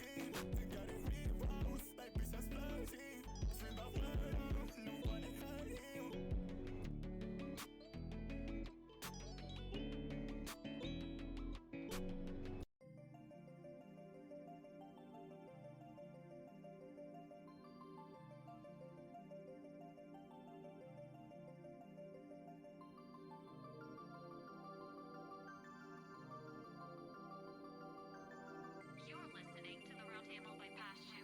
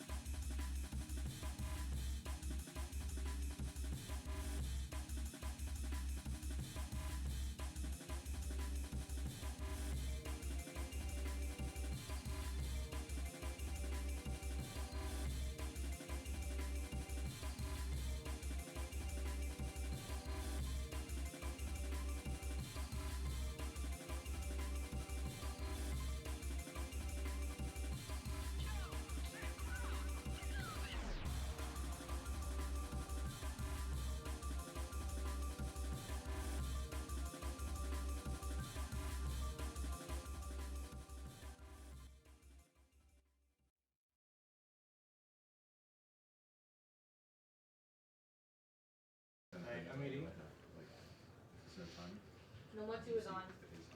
All right, ladies and gentlemen, the timer is over and it is time to begin. Guys, we are about to start Lobby A of the Roundtable 2 Invitational Battle Royale Tournament. This is all the entirety of this tournament will happen all in a single day, starting with Lobby A. Right after this, we'll have a 30-minute intermission before we have Lobby B. This is for the players to warm up. And then after Lobby B, we'll have probably around an hour or so for the last two players, the winning two players, to warm up before we get into the final 1v1 between those two lobbies. But before we get into our first lobby, Lobby A, I would like to introduce to you our commentators for the match. Dio, please come on in. Yes! Good morning. Good morning, indeed. I am so far back in this couch. There is no support on this thing at all. I'm just gonna Bing chill for a second. That's good. Ah, yes. There we go. And of course, DONG, he was here earlier helping us intro the round table right at the start. Thank you, Aaron. Oh my goodness, it is great to have you guys, mainly because I can finally get some sleep after this. Freedom at long last. Oh my lord. He's finally done, chat. What I find so exciting about this is that you guys have had multiple years of experience, both with refereeing, commentating, hosting some of the best OSU tournaments, community OSU tournaments that this game has ever had. And to have you guys here as commentators, and Dio, you've been helping a lot on the back end of the tournament logistics for the roundtable, right? I was basically in charge of like all of the tournament logistics. Yeah, That's no big deal. I coordinated all of the map pool stuff, playtesters, replays, all the showcase videos, like anything tournament related that wasn't done by you was coordinated between like me, James, and Deadroats. I didn't do anything. Shout out to Deadroats, shout out to Kreutz, shout out to James. These guys popped off. Yeah, oh my god. actually. There's so many more people behind the scenes that absolutely. I was the wallet. Everybody needs a wallet. It's true. Everyone does need a wallet. Our sugar daddy. Yeah. UTMC. Yeah, exactly. Yeah, no, chat. I'm the public face. Kreutz, James, Deadrote are the back-end faces that you are not seeing, who were ridiculously involved, even more so than I was, so shout-outs to them. Drop some Giga Chads for them in the chat, please. Thank you. Stop spamming my name. But anyways, guys, I'm gonna let these guys take over. Dio, T1G, thank you guys so much for being here. And I believe the lobby should be beginning soon. Are the players in? Okay. We are gonna get them in now. We'll send word to Freddie to make sure they're all in. It's what? Invites are out. Okay, so the lobby should be getting created as we speak. Players should be joining that lobby, and then I guess we can get started then. We can get started. Thank you, Ed. Go have a nap. Thank you, Thank you, Dio. Thank you, T1G. Yes, sir. All right. Get some sleep. Get out of here. I'll try. Do you want to use my laptop? I'll just, there might Probably be some, like, leave it. spreadsheets. Yeah, just leave it on the side. Just leave it open. We'll figure it out. Okay, all right. We figured things out before. We can figure things out myself again. over also. All right, that sounds good, guys. Heck, how do I do this? Not gonna pull that table out. You walk very carefully in front of the camera. Yeah, you just get in front of the camera. Okay, we're good. All right, have fun, guys. Yes, sir. Yes, sir. And we are gonna have a lot of fun with the chat also here for the first lobby of the Battle Royale. It's Lobby A. Players have already been decided. However, I've forgotten them. Aaron, who's in the lobby? Fortunately, we have a nice little list here. Lobby A is stacked beyond belief. You've got some of the best tournament players in the world here in this lobby. Starting at the top, Malashevsky, Flying Tuna, I'm a Fancy Lad, Rectagon, Siru, Rafis, Lol234, aka Kurumi, aka Playoff Line, aka everything else in the world. You heard all his names earlier. And last but not least, Mr. Chill Your Parent, rounding out Lobby A. That just says stacked to me. Yeah, I mean, both the lobbies are stacked. That's because the whole tournament is stacked, right? There's a lot of really, really good players here, and so both of the lobbies are going to be very, very strong. If you think that lobby's stacked, right, Emrek and Bubbleman are in the other lobby. They got drafted into it by default. Give me a break. So it's going to be an interesting run. We have a pool of 7 maps for these players to play through. 8 players in the lobby, 7 eliminations, and 1 left at the end of it to go off against the winner of the other Battle Royale lobby. We'll have 2 lobbies, and the winners will face off in a 1v1 on a completely different full-size map pool.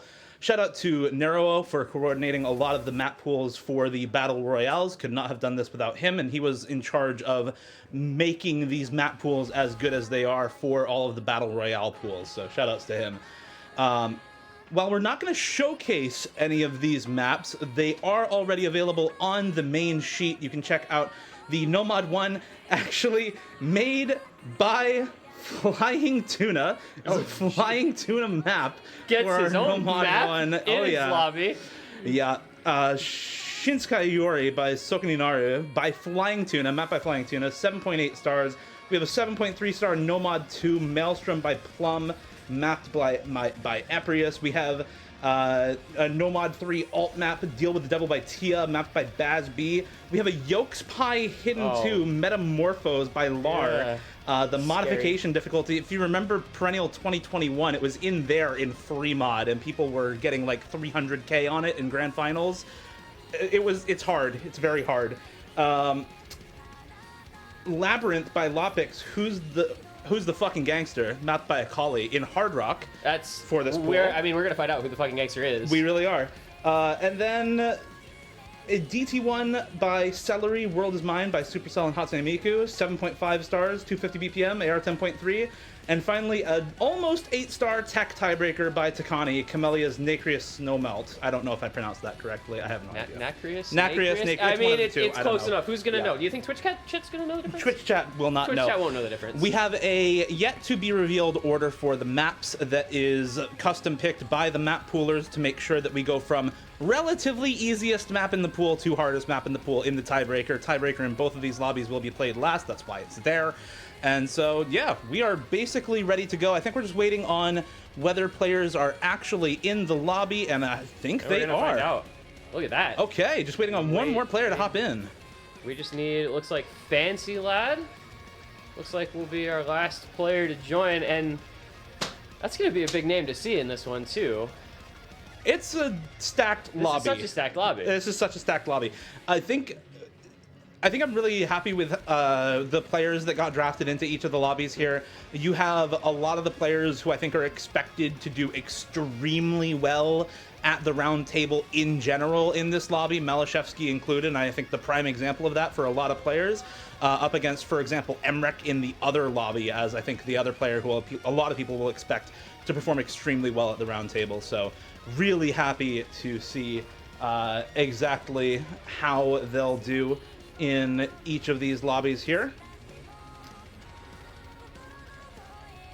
Yeah, I mean, like, I think it's actually kind of funny. We got a little, like, national pride thing going on in Lobby B. Like, we have a couple Canadian players. They all ended up in a lobby together. That's true. Yeah, and then we've got Rectagon, Fancy Lad, Chili Repair, Siru, All-American, all in the first lobby. It's like, you know.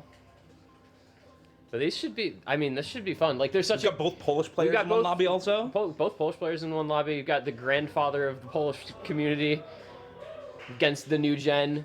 Exactly. Who's, like, I mean, how much can you even say about Malashevsky at this point? What is there left to say about that guy? Yeah, in many other tournaments, a lot of things have been said. People have compared him to a new Vaxe, for example. But I think there's a lot of competition right now after last Corsair's closed, with Emrek winning that, Malashevsky still winning against Vaxe in their show match, and still having really, really solid tournament performances throughout, I don't know how many major tournaments. All of them. Yeah, exactly. All of them. All of them. Dude is crazy. He's ridiculously good, and I think a lot of people expect a lot of him. You can see, by the way, as we get into our first map in Nomad 2, the order on the screen is going to be Nomad 2, Double Time 1, Nomad 1, Hard Rock 1, Nomad 3, Hidden 1, followed by the tiebreaker as we get into the first map of the very first round of the round table. Chat, are you excited? We are finally starting off with the Battle Royale, the very first map. Maelstrom by Plum, ad infinitum difficulty, mapped by Eprius. Who will be the first eliminated, and who will start top scoring the lobby? Yeah, it could be anybody. There's so many good stream players in this lobby that starting with a Nomad 2 is very, very wide open. Anybody's game, I think, on a map like this among players of this caliber, which I think is such a cool thing about this pool and this format, right? Anybody can win any map because it's like losing, you're out. So it's extra pressure, but it's also extra performance from so many of these guys. And look at all those FCs, several SSs through the intro to get things kind of quietly started. We'll find out as we get into the map proper. As we get into the streamy sections, I can hear the gentle rain of keyboard tapping outside the room. It genuinely sounds like rain on a skylight above you, hearing the tapping from all those keyboards at once synced up. It's a beautiful thing if you're an OSU fan. And I think we all are here. Look at this. We're just all holding FCs. No breaks through 400 combo. Then it's Fancy Lad, the first to fall a bit behind. A lot of maps still to go, but you don't want to be dropping in the first quarter when everybody else is still holding this easily, or by the looks of it, easily. Yeah, big pressure builds. Oh, Chili Repair! No, what did you just do? Oh, no. Oh, that is almost worse than breaking on an actual pattern in the first quarter. Oh, that is so unlucky. That one Buzz Slider killing the combo for Chillier, and now Fancy Lad a little bit of a combo lead above Chillier. Will break again, though, and everybody else still on full combos. There goes Flying Tuna. Will drop as well, but still 5 FCs, so Tuna, Chillier, and Fancy Lad at risk of being eliminated right now. Karumi to join them as the 4th player to break. And Rafis, Rectagon, Malashevsky all holding the FCs. There goes Siru. So you've got 3 FCs. Those 3 feel like they're practically safe already, and it's only halfway through just because of that score, combo, and accuracy lead on a couple of them. So he's going to be battling it out here from the lower players as Tuna chain misses a stream. That chain miss brings him dangerously close to where Fancy Lad is. Fancy Lad has combo right now as well. You can see not too far ahead for Tuna. Rafis misses on nothing, same as Chili Repair to start. Goodness. It's only Rectagon and Malashevsky with full combos left, but the real story is how close right now Tuna and Fancy Lad are as 2 players with such storied history, such ridiculous tournament performances in the past, but both of them out of practice a little bit. Tuna due to military, Fancy Lad due to inactivity a little bit through the year with tournaments a lot of time. these are two players with legendary histories, and for both of them to be 7th and 8th right now is massive. Kurumi starting to fall behind as well a little bit. And you saw another break from Chillier pair there also. It's going to get very close between these players at the bottom end, but it does still kind of seem to be that battle between Fancy Lad and Tuna. As Tuna breaks again, he's on 309k. That's pretty far behind now. That's 30,000 points. And there goes Raph and Fancy Lad again, but it really feels like it's looking though as though it might be Tuna, unless he can combo the entire ending and Chillier pair struggles or Fancy Lad struggles a lot. But you start to see the difficulty spiking at the ending of this. You get breaks here and there from about everyone. You chain this on a stream, you can lose score, and these scores can flip quite rapidly. So we're watching that bottom end with bated breath, and it is going to come to the spinner. Who do we have coming into the ending? It's 368k for Tuna, and I think he might just be the first one eliminated from this lobby A. 7th place is Fancy Lad with 395k. I don't think there's enough combo here at the end of the map for Tuna to make up a 20k score difference, and he is likely to be the first player to be eliminated. Flying Tuna. If you told me he was the first player to drop out of the very first map of the Battle Royale, I would not have believed you. But Tuna has never really been known as a stream stamina player or speed player, and partially just unlucky draw for Tuna on the first map. He does drop out as the lowest score on this Nomad 2. And also, shout out to Rectigon, the lone FC in the lobby. A really solid performance from him coming off of his NAT win last week. He's on a very, very high amount of momentum coming into the round table here. So good start for Rectigon. Unfortunate grand opening, grand closing for Flying Tuna, as he'll be departing from Lobby A just like that. It was relatively close too. It was pretty close up until the end. Only less than a 20k score difference between Tuna and the next highest score, so it could have been any of those players. I think from about 5th to 8th were all really, really close. Maybe a 50k score difference between all of those players, so it could have been any of them. Yeah. Unlucky draw for Tuna, and sad to see him go this early, but like you said, really, really solid from Rectigon in particular, and a lot of other really high scores in that lobby. A couple of just one chain miss, for example, for more than a few players. And it is hard to highlight those in a Battle Royale format because the focus is on who is getting eliminated at that moment. So you don't really want to call out the low scores, but that is kind of the focus with this format. So we're going to try and call out the good scores along with the bad, but unfortunately, it's kind of the nature of Battle Royales. We're going to be focusing on the players who have those lower scores, who are at danger of being eliminated. Despite the fact that some of these scores that some of these players are going to put up are going to be ridiculous. Yeah. I think that map is like high 500s or low 600s for an FC, the one that we just saw already. So congrats Rectigon on his tournament PP play. Yeah, no big deal. 600 PP in a tournament match is kind of nothing these days. Yeah. And I mean, that also, you know, kind of highlights a little bit of how polarizing a Nomad 2 can be, right? It's such a you can play it or you might struggle a lot skill set where you can see a big variance in score. But looks like trying to get into DT1 here. There we are. There we go. And we load in with the remaining 7. Well, this mine, as you mentioned, Celery, DT1, 10.3. Celery, never really known as a mapper with very comfortable patterning. A lot of this is based on linear jumps, awkward angles, wide angle jumps throughout the map, and a little bit of a burst cap on speed for some of these players, a little bit bursty near the end especially. So you will get a bit of tap and gate. And I do also want to say stats at the top are not converted for DT. This is 247.5 BPM, OD 10.1, and AR 10.3. Yeah, this is not a simple, straightforward DT1. I don't feel like some that we might see here and there where it just feels like a lot of raw aim.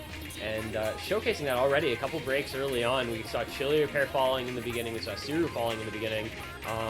Possibly Kurumi as well, not sure because I can't see his combo very well. But the FC is still on the board from Rafis, Malashevsky, Fancy Lad, Rectigon just a little bit behind them. I think that was a slider break right at the start. Obviously, Rafis, you know, he's been a DT lord for 10 years plus. Rectigon, amazing high BPM and speed player, tapping player. Fancy Lad, Malashevsky, no slouches themselves.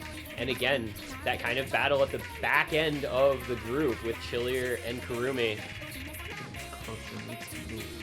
And now we can see Kurumi's cursor, or combo, excuse me, so you're able to see how he's doing. It's a battle.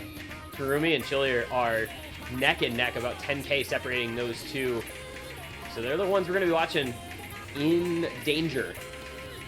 And still the full combos for Rectagon and Fancy Lad. Malashevsky the next to drop the FC. Karumi will drop the combo again. Good for Chillier. He finds the drop as well. Siru, Rafis, Fancy Lad all dropping on that pattern as well. It's yet again only Rectagon with the full combo in this lobby. Once more popping off alongside some of the other players we expected to be really, really strong on this type of DT1. But unfortunately, Chillier Pair and Karumi a bit behind the pack on this DT1, and one of them extremely likely to be eliminated. Chillier dropping a lot of accuracy on the streams, Karumi comboing it, taking the lead over Chillier Pair, now in 7th. Those two are so close to each other. Chillier Pair does have superior accuracy by 5%, and that might just be enough to carry him into this ending. He's at 280k against 290k, but he's got the combo lead, he's got the accuracy lead, and he brings it back. There's Karumi falling now into that bottom 7th place spot, and that might be all she wrote for Karumi, as he is going to be eliminated from the lobby by about 10,000 points or less behind Chillier Pair, who manages to close it out in 6th. Karumi is going to be done, and Rectagon again, the S rank, just I think a slider break right at the start of the map. Another impeccable performance from the player who's now come to the fore of American tournament players of late. And man, back-to-back FCs. That's the way you want to start a match normally. In this format, it doesn't feel quite so meaningful like we said, but having that kind of momentum, it's going to serve him well going forward. Yeah, and being able to keep yourself extremely safe in this lobby and not be at risk at all of dropping out is, there's something to be said, like you said, for the confidence going forward into other maps and for the momentum. But more than that, I think a lot of players know that Rectagon is not necessarily like a mechanics main in tournaments either. He's an extremely good tech player. He's very good at other skills that are in this pool as well. We do get another mechanics map here to start us off with the Nomad 1 coming up next. And even despite a lot of these mechanics maps starting us off, the hardest maps are going to be some of the gimmickier picks later on.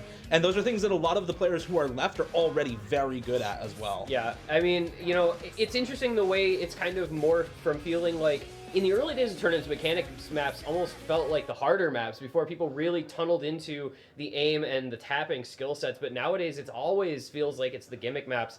And when you've got Malashevsky left, you've got Fancy Lad left, you've got Rectagon left, you've got players who are going to do really well on a lot of different maps. But first, we got to play some 220 BPM aim. And unfortunately, Flying Tuna eliminated before the map that he created came up. You hate to see it. Man's not even around to play his own map. Come on. But let's see who's aim as we switch over from the DT high BPM aim with a little tapping to a little more raw aim, but a still fairly high BPM. We're going to see who's comfortable on it. And it's Chillier Pair starting off with that early break. I'm curious to see if Rectagon can keep up this hot streak. I know in a Battle Royale, like finishing first or finishing second from last is no different, but you still want to keep that streak alive. And quietly, by the way, Siru has been hanging on pretty well up to this point. Yeah. Not a name we've said very often.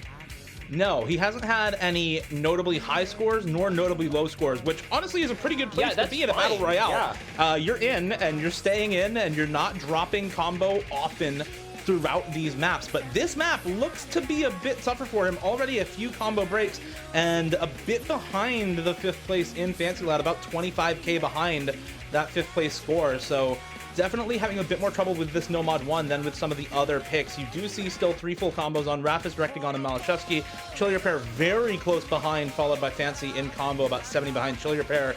But Siru, with multiple breaks in the first quarter of this map, is pretty far behind in the combo department and is pretty much dependent on more combo breaks coming from other players in this lobby. So we're probably going to see those combo breaks happen. This is 7.8 stars. You see at the top of your screen all the map stats for this one. It's a hard map, even if it is just a quote-unquote basic mechanics map. And Rafis, one of the mechanics kings of old, dropping on this map should be plenty of proof of that. Yeah, and that makes things a little more interesting. Siru drops again. Malashevsky drops as well. So Rectagon once again, the last holdout with a full combo. Stop me if you've heard this one before, 3 maps in a row. But he's going to be pretty far out in front. He's going to be feeling pretty comfortable, but all the way down at 189k is Siru, and he is in a distant last place on this map. which is not great as he breaks once again. He needs a lot of help from other players if he wants to hold on through this pick, and I don't know if they're going to be providing it. Even as Rapis, Fancy Lad, and Chillier all break, they still all have over 100k leads over Zero, so he's got to figure something out in the last third if he wants to avoid being eliminated here. It's basically dependent on a chain miss from a couple of these other players. You're looking at either Rafis or Fancy Lad or Chillier, who are relatively close in score to Zero to chain miss, and for Zero to combo the entire ending here. He does find another couple of misses, and that may just seal it up here as Zero in 5th. At this point, I'm looking at Rectagon. Yeah. I want to see if he can full combo yet again for 3 maps in a row to start off this Battle Royale. We technically said that these maps are supposed to be in order from easiest to hardest, but I mean, we're on the 3rd map and it's 7.8 stars. These aren't exactly easy maps. You can see why these players are breaking, including Rectagon at this point. And unfortunately for Zero, I don't think any of these players are going to chain miss enough for him to make a comeback, and this is going to be where we say goodbye to Zero in this Battle Royale lobby. But, I mean, you outlast a couple of solid players if you're Zero. I mean, you're not going to be the most unhappy. You made it farther than Flying Tuna in this lobby. You made it farther than Kurumi in this lobby. You hung tough with a lot of very, very strong players. And, you know, unfortunately just ran into something that maybe didn't suit his skill set quite as well. So he'll be going down in that 6th spot, which leaves us with 5 left. And, man, Rectagon's still looking really good. Malashevsky looking really good on that one as well. So this is going to be very interesting as we come into the non-mechanics maps. We're going to be switching up skill sets going forward just by virtue of there not being any slots left for mechanics. Yeah, and this is kind of unintentional. It ended up this way just because a lot of the maps that are left are harder than the mechanics maps. And this next pick should tell you all you need to know about how tough the pool gets. It's Labyrinth by Lopix with Hard Rock, Akali's difficulty on this set. This is a classic tech map. It was used in many, many finals and grand finals pools back in 2020, 2021 in No Mod. It was that was a No Mod 4 map. Yeah. It's not a Hard Rock map. It's not supposed to be a Hard Rock map. Not supposed to be a Hard Rock map. No, it is. It's 7.5 stars. It's lower star rating than the No Mod 1. Lower star rating than the like DT1. lower star rating means anything on tech. Way, way harder than either of those maps. The aim control required for this is off the charts. The slider aim required for this is absolutely absurd. This is a map where I'm looking at Rectagon, Fancy Lad, and Malashevsky in particular. Malashevsky and Fancy Lad because they are extremely good tech players. Rectagon because on Hard Rock tech in particular, he can be pretty much unmatched by, for sure, anyone in North America, potentially in the world. This guy's one of the best Hard Rock tech players on the planet right now. Yeah, this is going to be an absolute battle, and I kind of see it going the same way as you. I was about to say that it feels like it's a 3-horse race for first, because it really does feel like Rectagon, Fancy Lad, and Malashevsky on paper have the advantage on this map in this lobby. And then Rapis and Chillier pair kind of probably battling it out for the survivor slot. Now, I would be glad to be surprised by either of them performing incredibly well in this, but they are the first 2 to break, and the other 3 are still holding with superior combo, superior accuracy. Malashevsky, by the way, is still over 99 AC, whereas nobody else able to maintain that level. He's really emerged as another one. You know, Rectagon, an amazing Hard Rock tech player, but Malashevsky, Hard Rock or hidden Hard Rock tech, I'd put him up against anyone in the world. And Malashevsky on tech in general is just pretty much unmatched in the tournament scene right now overall. I shout out Rectagon in particular because on Hard Rock in particular, it is his mod of choice. He's extremely comfortable on it. Malashevsky not so much, definitely prefers hidden more often than not on tech maps, but when it comes to really ridiculous slider tech maps, Malashevsky's AC and ability to hit slider ends, among many other ridiculous patterns, is pretty much second to none in the tournament scene right now. And as we were kind of calling out during the introduction to this map, Rapis and Chillier pair having a little bit more trouble than the rest of the lobby. Rectagon the next to break, but it really does seem like now a 2-horse battle for first place. Fancy Lad and Malashevsky with full combos intact. Almost 99 for Malashevsky, if I can read that correctly, and Fancy Lad now with another break. It's almost not going to matter unless the back half of this map goes really badly for any of those 3, because they have considerable leads over Rapis and Chillier. And unfortunately, Rapis kind of straight up not having a good time here, not even at 100k yet. 100,000 points down on Chillier pair. I don't really know that there's much he can do, unfortunately. Yeah, Chili Repair has quietly gotten up to 98.5% accuracy on this pick. That's almost as good as Rectigon and Malashevsky, and a 1.5% up on I'm a Fancy Lad. Which is nuts. On this pick, which is ridiculous. Raph is unfortunately not at the same accuracy, 91% for him. And that is where a lot of this score difference between 4th and 5th is coming from, 100k score difference or more for Chili Repair right now.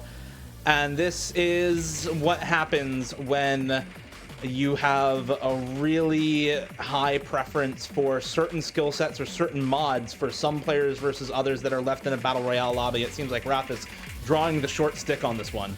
Yeah, I mean, he's managing to put together a decent combo at the end. Of course, as I say that, he finds a break. Yes, Classic, yeah. We all know how that goes. But, yeah, you know, you're going to come up against maps that you're maybe not the most comfortable on in a lobby like this with a map pool like this, and that's just what happens. Rectigon, by the way, holding through the ending on those space patterns while literally no one else in the lobby did. Very impressive stuff. His, you know, flow aim on top of tech aim for him, really, really strong.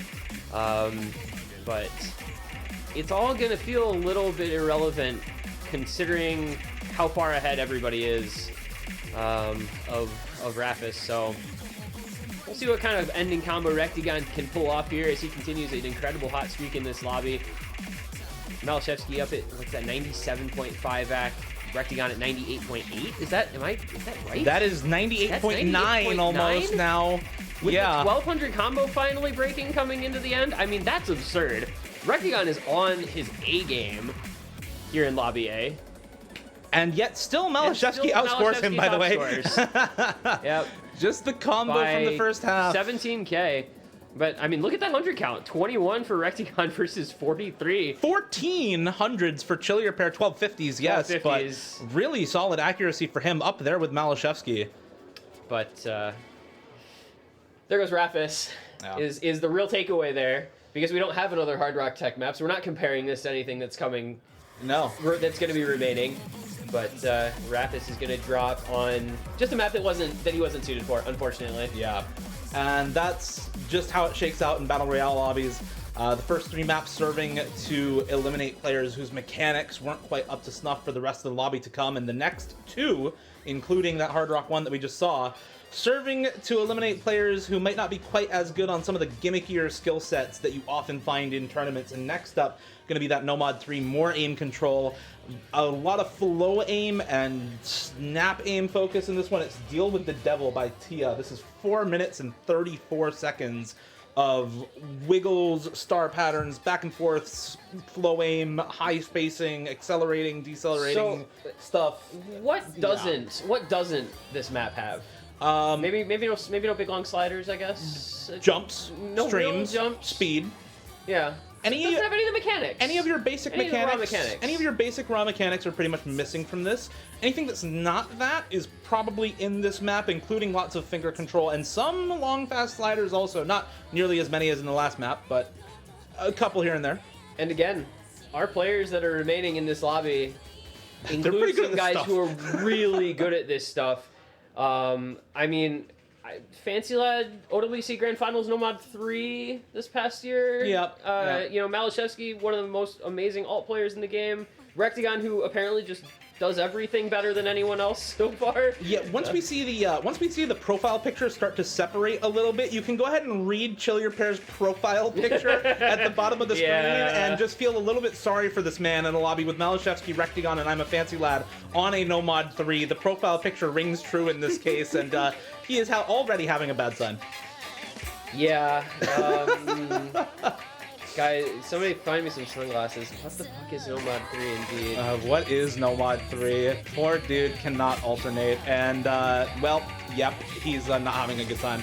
Malashevsky, Rectigon, still with the full combos. Fancy Lad going to trade breaks there with Chillier, but still extremely safe. Chillier at 90 AC. Everybody else at least at 96. 99.7 for Malashevsky, who is looking really, really solid as we get into the more gimmicky maps that are left in this map pool. Rectigon absolutely dominating all of the mechanics picks, but Malashevsky now in the back half of this match looking extremely good as we get to these more gimmicky picks often found in tournament map pools. Yeah, I feel that in modern tournament map pooling, a way you can really separate yourself is being incredible at gimmickier maps, because there are so many amazing mechanics players out there. And I think that's a big part of why Malashevsky has been able to be so dominant over the past year or so, is that he's just so good at the niche stuff. And notably, I will mention that Chili Repair had a pretty good combo recovery until that break just there, but he managed to cut this deficit against Fancy Lad all the way down to only about 20,000 points. Still a ton of time left, but those two are going to be battling it out as they both found a couple of breaks, while Rectagon and Malashevsky just continue to separate themselves from everybody else. Those two are looking incredible in this lobby. Yeah, these two players have really been the ones that are dominating all of the maps, and I have to hope that we see both of them make it to the tiebreaker, because it seems, based on how this lobby has played out, that that is the matchup of yore for Lobby A, right? Is these two players who have been at the top of every single map, pretty much. Fancy Lad will trade another breakout for Chillier to potentially make the comeback. 2.5% act lead for Fancy Lad is going to make it pretty hard, though I don't think the combo Chillier has is nearly enough to start building that up. He's going to need to hold for a while or get better accuracy. Fancy breaks again, so this may finally start to go back Chillier Repair's way a little bit. Still 2 FCs for Rectagon and Malachevsky. There's some of those fast sliders. Fancy Lad breaks once more. Chillier Repair still holding in the part that isn't necessarily alt during the middle of the map here. And now Chillier with a little bit of a combo lead. Actually, I think that was a Bancho miss for Fancy Lad. I kind of got baited there. I mean, it's still a 30,000 point lead for Fancy Lad over Chillier Repair, though they do both find a couple breaks. Meanwhile, Malashevsky's still FCing with 99 AC. Rectagon's still FCing with 99.5 AC. So the difference is pretty stark here, I think you could say. But man, oh man, this is a battle to survive between Fancy Lad and Chillier Repair, who are just doing everything they can to get whatever combo they're able to at any given point in this very difficult Nomad 3 pick. But as Chillier Repair finds another Bancho miss, he does hold. It's not a huge gap between those two. Malashevsky finally breaks his FC. It leaves Rectagon as the only full combo of these 4, but again, not the most important part of what's happening here. And that's a 50k lead and shrinking. It was shrinking, and I don't know that it will anymore. It's gonna be a break from Fancy Lad for Chillier to have much of an opportunity. AC and combo lead are in Fancy Lad's favor right now. About 1/6 of the map remaining. Very little time left for Chillier to stage any sort of comeback. It's all reliant on Fancy Lad breaking. As Rectagon continues to hold a full combo, there are 4 FCs on this map. One of them with Hidden by Malashevsky, one of them with Hard Rocked by Vaxe, and 2 Nomad FCs on the leaderboard right now. If Rectagon managed to actually pull this off, it will be one of now 5. He does finally break going into the ending. And Chillier Repair and Fancy will trade misses, and true to the profile picture, Chillier Repair will be eliminated from the Battle Royale Lobby A on Nomad 3. Poor man just has never really found his home on alt maps, has he? No. He, you know, we harp on the profile picture for a reason. It's just, that's unfortunately the truth of the matter for Mr. Chillier Repair. But hey, top 4 in any of these lobbies, like if you can survive through 4 maps against the caliber of players that we're seeing here, you're not doing too badly for yourself. But that's going to be the end of it for Chillier here in Lobby A.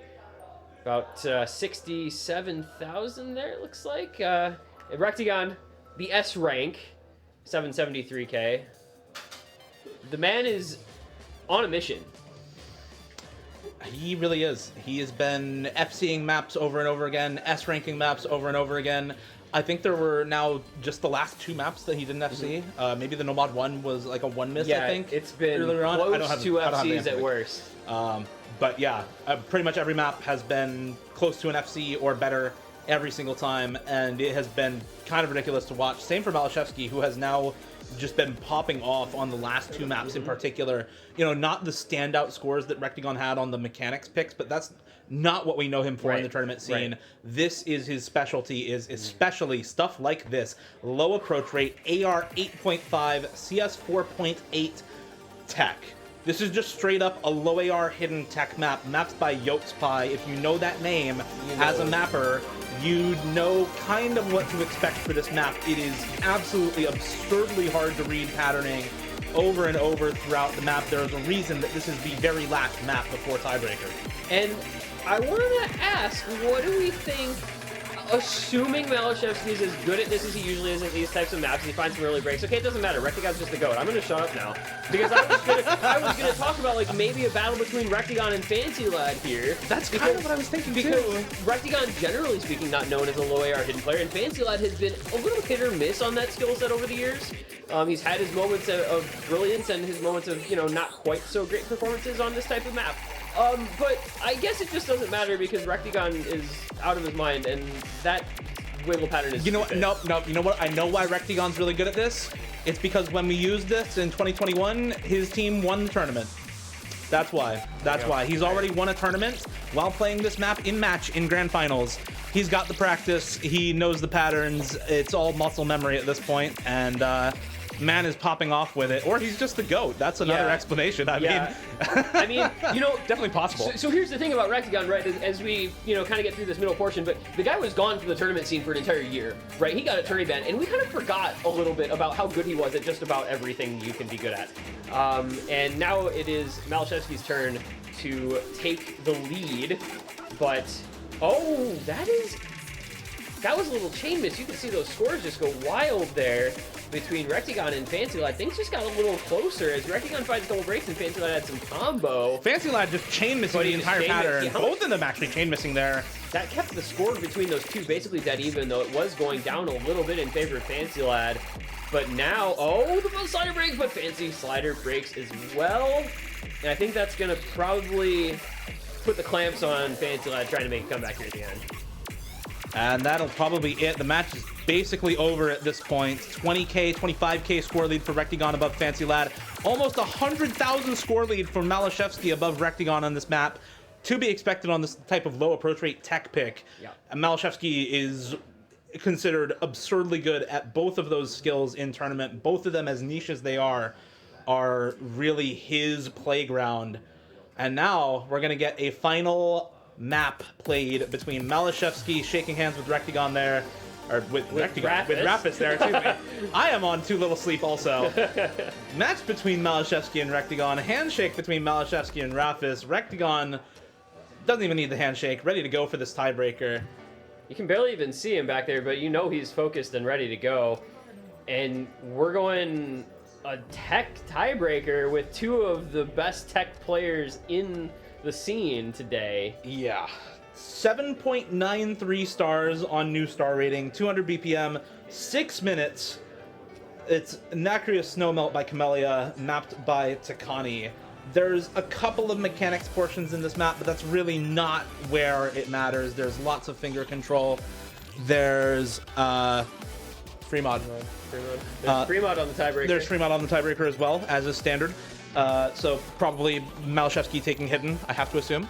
Yes, he's a preference mod hidden player, so I've got to figure that he runs hidden here because there's no reason not to. It's some free score. We saw, was it Zudi winning that tiebreaker in the first set of NAT Grand Finals because of hidden on the tiebreaker? Yeah, I've seen Arnold win plenty of close tiebreakers with a hidden multiplier also. Imagine that happens to Rectigon twice in 2 weeks. Loses a tiebreaker to hidden preference mod on a tech TV. No. And now we have some very pixelated, but full screen now. Big, fat, pixelated tournament clients. Those are some very big, very small tournament clients, but we're seeing 1v1 now, so that's what we're going to be doing. So chat, just for full disclosure, the overlay will break if we go to a smaller tournament client size, so we have blown up the tiny client windows for this 1v1. So deal with the pixels. Just deal with it. That's all I have to say. It's better than having two little tiny clients in the top left corner and nothing else. Exactly. No matter what. And interestingly, we were talking about the hidden preference mod. Malashevsky just going no mod on this. Yeah. No, it's no mod anyway for Malashevsky, and honestly, I kind of agree with that. This is a pretty tough map. There's a lot of really tricky flow aim, tricky slider aim, high mechanics in this map all over the place. There's some speed patterns and long streams in this map as well as tons and tons of 1/3s. You can already see them coming through. With hidden, all those types of patterns get way, way more difficult, and both of these players running the no mod, I think, makes so much sense for this map. Yeah, why add more difficulty if you don't have to? And I mean, like we talked so much about how good these guys are at tech, and they're just displaying that already. This map throws you straight into the thick of things, and they're both looking so comfortable. Almost 99 active Malashevsky still through 550 combo, Rectigon 1% behind. Really not that much at the end of the day. And these two have looked so comfortable on the gimmick stuff and the mechanics of alike, but to see them doing it in just this 1v1 heads up with all the pressure on them, everything on the line here. Winner of this wins this Battle Royale and goes on to the top 2 1v1 Battle Royale finals. And they're just not letting the pressure get to them at all. This is the kind of consistency at a high star rating that makes legends out of ordinary tournament players. This is why people like Bubbleman become so decorated and respected over the course of multiple years, is the ability to display this kind of consistency on any map at the drop of a hat, whenever and wherever they need to do so. And both of these players have the makings of legends as well.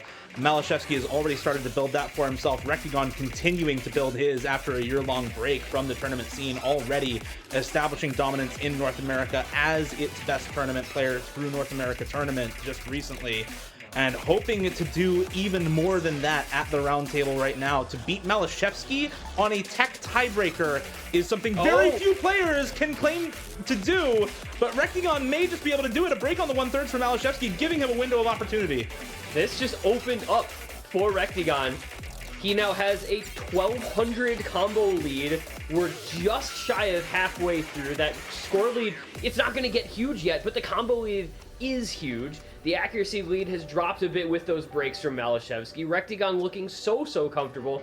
His consistency is unbelievable at times, and this is absolutely one of those moments where the ability to play the most difficult maps in the most clutch situations, like we were talking about, is just showing up with flying colors. Rectigon refusing to break, finally getting to a little slower section, but Malashevsky even dropping some 50s there on this slowdown. Interesting. The finger control and aim control in these sorts of cut alt sections is not to be underestimated. I think this looks way easier than it is for a lot of players, as so many people struggle with high accuracy on these sorts of sections, and you can see it. Malashevsky now the same accuracy as Rectigon, despite having about a 1% ac lead pretty much throughout this entire map up until this point. So not an easy section at all. Both players hovering right around 98% ac. Very good for Rectigon, very bad for Malashevsky to be dropping that ac after the combo break before the halfway break in this map. At this point, Rectigon 2/3 of the way through the map, still with the full combo. Malashevsky with another miss, and this is dire straits for Malashevsky now, as Rectigon continuing to full combo is already over 100,000 score up, and with very little map left, Malashevsky is going to need many breaks from Rectigon to stage a comeback. Yeah, Malashevsky is just absolutely on a hope and a prayer right now after that break. Rectigon finally breaks his FC. He got through 2/3. He's at 432k. He's got a 150,000 score lead. The only world where this is even feasible in the slightest is if Malashevsky FCs the back third of this, and Rectigon completely falls apart in a way that would be utterly shocking considering how strong his performance has been so far through this match. I gotta think that he's going to be able to get the combo back together. It's about not even a 200 combo lead for Malashevsky, not nearly enough to bring this incredibly big score lead back. Rectigon just needs to hold on and stay alive, and he's kind of got this one in the bag. It's going to take a heroic effort from Malashevsky to even try to make this close. I almost feel like that break was a result of whatever you heard in the background there, by the way. You heard somebody drop a bottle or something, like a big shake in the background. And another break comes through for Malashevsky as well. Tough shakes in this case, rather than a big shake in the background. Malashevsky just not finding the success on this tiebreaker that I think a lot of players would expect of him on a tech tiebreaker like this, and Rectigon is almost certain to win Lobby A in the Battle Royale here at the Roundtable 2. That was almost the slow slider of all time. That slow slider. So, you know, and we talk about legendary performances in matches, and usually it's in a best of match between, you know, two players or two teams rather than in a Battle Royale match.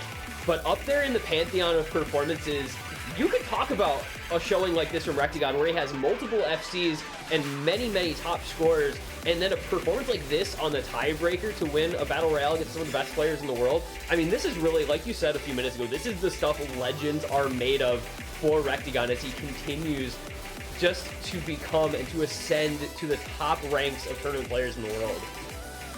Yeah, our playtesters' best score that they could get on this was 511,000. Rectagon has beaten the playtesters, beaten everybody on the map pooling team on this map in one try without much practice at all. I mean, they got the map pool maybe 20 minutes before we started this match. He would not have had time to really practice this. It may as well be sight read for him on this map as he finishes off closing in on that 600k mark. High 500ks for Rectagon on this map. Absolutely stellar performance throughout the entire Battle Royale, and you can hear the crowd cheering from in here. And that's going to be Rectagon, the winner of Lobby A. Warm embrace between the two final remaining players, but what a performance from Rectagon. 569k, 2k combo, 4 misses. In a situation like that against Malashevsky, you put up 412k, like that's not bad. In a match, putting up 412k on that map is solid. But Rectagon just looking unstoppable that entire way through. Nothing would get in his way, and that tiebreaker sure didn't. Malashevsky sure didn't. Rectagon gonna claim the first spot in the Battle Royale 1v1 finals after winning Lobby A. Yeah, such a solid run from Rectagon in Lobby A there. I think some unexpected results for some of the players in that lobby. I certainly didn't expect Flying Tuna to be the first not a million years. Siru making it as far as he did, I think is really solid as well. I think a lot of players definitely have relatively low expectations for Siru at an event like this, given that he's not typically a tournament player. So for him to perform better than both Flying Tuna and Kurumi in this lobby was really solid from him. Chillier Pair making it as far as he did alongside Fancy Lad, Rectagon, and Malashevsky. That's really solid. People were flaming the Chillier Pair edition on Twitter, and yet he is top 4 in his first Battle Royale lobby at the Roundtable. Yeah, maybe just a little bit of a chip on his shoulder coming in after seeing the response to him being included in this elite event. But he's proving that he deserves to be here as much as anybody else. And despite all that, despite all the surprise, we still had kind of the players you'd expect left at the end, right? The final three, Fancy Lad, Malashevsky, and Rectagon, and the final between Malashevsky and Rectagon there. I mean, you couldn't ask for a better start to this event, I don't think, with a lobby like that played out the way it did with the performances that we saw in it. That's pretty ideal, I think. It was a relatively short lobby. It's only 7 maps, but they were all very, very interesting and very fun to watch. Especially that tiebreaker between those last 2 players and Rectagon and Malashevsky was awesome, if only for Rectagon's ridiculous score on the map. But that is it for Lobby A for now. We are going to take about like a... we are actually going to get a word from the winner in Rectagon. We're going to bring him in shortly to talk about the match and to talk about how he played during the lobby overall. So we're going to get him in, and then after that we'll take a short break, prep out all the other 8 players for Lobby B, and be on our way into the next lobby. But for now, the man of the hour himself, Mr. Rectagon, congratulations. Thank you. Well done. An excellent performance from you in that lobby. Yeah, that lobby was kind of scary near the end, like hidden, like having like low AR hidden as the last pick with Joel and Malashevsky is. Yeah, we were talking about that. We were almost expecting it to be kind of the race between Fancy Lad and Malashevsky on a low AR hidden pick. So, had previous experience on the map like helped out with that pick? Because I know you played that in 2021 in Perennial, and I know you played that map a couple times before. Yeah, dude. I actually started getting into a little bit of low AR like a year back, and that was one of the maps I actually used a lot for practice. I would like play through that map over and over again, and I was actually kind of surprised. It's good practice. Yeah, I was surprised that they put that in the pool. Yeah, that was nuts. But so run us through just kind of start to finish, like the way you performed on the mechanics, the way you performed on the gimmick stuff, and then going into the tiebreaker, kind of your thought process throughout that as the order was revealed and you got, it seems like just better and better as the match went on. I don't know, like, I don't know what to say. Okay, thoughts on like your performance on like, let's say the mechanics stuff, because we talked about you practicing some of the first 2 maps of the pool. I've seen 2 maps in a row in the mechanics section of the pool. Yeah, I don't know. Mechanics is, I think I did play through the maps once before the lobby started, so I had like a general idea of like there's an unreadable pattern here or there, so kind of helped me out. And for that DT, I did slide and make it this time. Yeah, right at the beginning, I saw that. I was like, we're just gonna ignore it. It was 20 combo in. Yeah, whatever. Close enough. Yeah, I guess maybe some thoughts on how are you preparing mentally before the lobby? Because I feel like in a stacked lobby like that, it's really hard not to be nervous seeing a lot of the other players' names. And that's something that even really experienced tournament players talk about. Like I know even Malashevsky has talked about that when facing off against other really, really good tournament players. I went into a mindset thinking, oh, the match is probably gonna just be for fun. I'm gonna like have a really fun. I went in with like I'm gonna have a fun time, not a nervous or like have like an anxious time. Mm-hmm. And that definitely helped out. Also, like the NAT win, like my nerve control improved so much since then. And yeah, besides that, I don't know. I was feeling pretty consistent on the setup too. It feels like I'm right at home on that setup. I felt really comfy. That's what we want to hear at a LAN event, especially because I know so many other LANs have had really tough to deal with setups. Even despite best efforts from staff, like for example, COE tournament, there were some troubles with setups there. There were troubles with setups here last year as well. So that's really awesome to hear. Very glad. I'm glad that they have like adjustable desks and chairs and like we spent so much time putting the desks, remotely move up and down so that you can adjust it to your height. Oh my god. Desk height is so important. Like if my hands are even slightly Like that below or fraction. above, it just feels so off. Well, I want to know because so you've seen of course the lineups for both lobbies, and we're going to be going into the second lobby that features guys like Bubbleman and Emrek. What are your thoughts on the lobby that's coming up? What do you kind of anticipate, and who do you think you'll be facing in that final 1v1? I don't have like a good prediction because they're all so good, right? But definitely Emrek scares me. That guy scares he won last everyone, time, right. so it's a little scary. Little man. He's a terrifying tiny human being. Yeah, he's a terrifying little man. Yeah, and besides that, who else was in the second lobby? It is Emrek, Bubbleman, Zudinator, Ryuke, Ryui, Xylus, Saito, Ryriku, and Karyu. Ooh, I think Ryan, Ryuke, can definitely put up a fight. Xylus as well. Yeah. Same with Zudi. I mean, she went to NAT Grand Prix last time. Yeah. It's a lot of good players. A lot of good players. I mean, everyone else, they have a good shot too, I think. I wish them the best. I wish everyone the best. But we're hedging toward Emrek. It sounds like. That. He's been popping off in tournaments. He's been doing alright for himself. Yeah.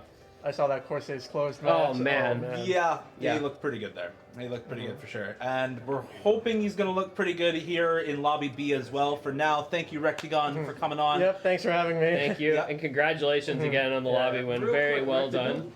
I just want to ask you. Let me sit here. Oh, yeah. Poppins, scoot All over. right. Very yeah. cool. Do you know what you just won? No, I actually don't know. He doesn't know. Does anybody know? Does he know? Chat, do you know? I know. I don't remember it, but I Dio know. knows. I do believe Is it that money? Ed. Yes. There's a little money involved. A little bit. You're guaranteed $1,500. Oh man. Because you are guaranteed second place in the Battle Royale 1v1 finals against that's Lobby B. awesome. Against Lobby B. So you could win a lot more if you do win the finals. No pressure. No pressure. No pressure. Just the most money I've won in a tournament. Nothing. Yeah. For fun lobby, of course. Yeah. It's just for fun. We're all here for It is fun. for fun. Yep. But yeah, I just wanted to let you know that. All And for the right, stream thank who you. doesn't know that, there's a crazy amount of money to be won here. So I believe we're gonna get ready for Battle Royale B. So all right. thank you, Rectagon. Thank you, Rectagon. Good luck, B-Lobby. All right. I'll see you soon. Thank you, Stream. Yep. And that is going to be it for now. We're going to wrap and get ready for Lobby B. We have the map pool already soon to be out on the sheet. If it's not already there, we're getting players set up and ready to go. We're going to take a short break and be back in a few minutes to be determined by production for the next lobby. Thank you, chat, for watching. Congrats, Rectagon. Good luck to the 8 other players. We'll see you soon.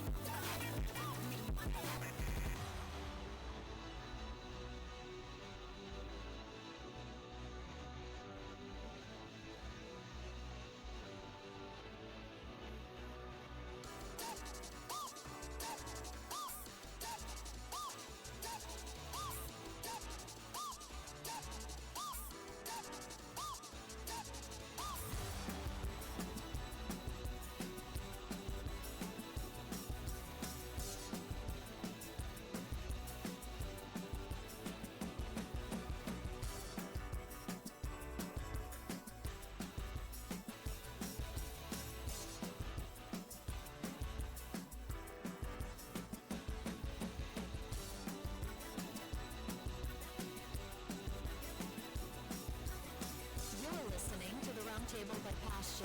Click the banner on the screen to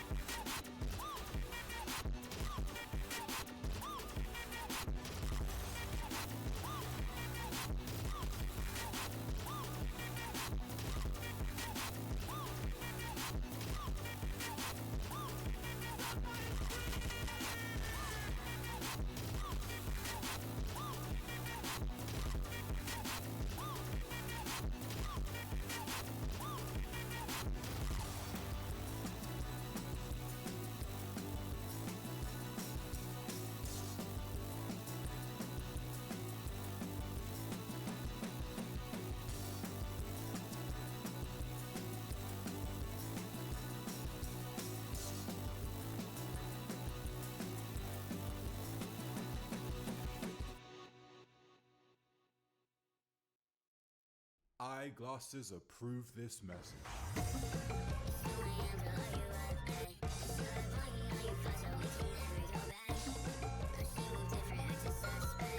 You're listening to the Roundtable by Pasture.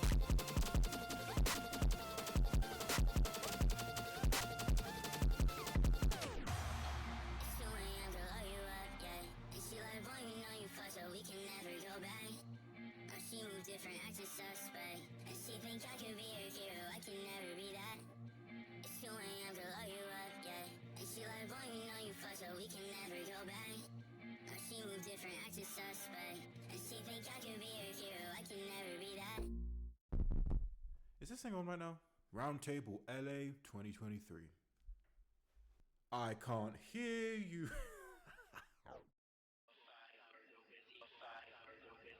You're listening to the Roundtable by Pasture.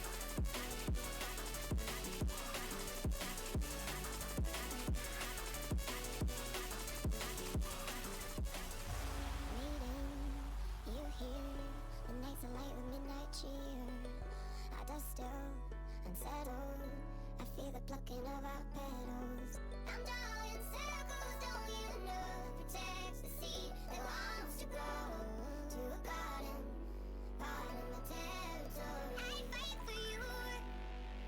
I never knew that I could feel this way. I am right for you.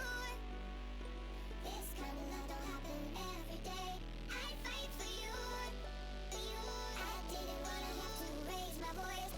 I am right for you. You really leave me with no choice. I'd fight for you.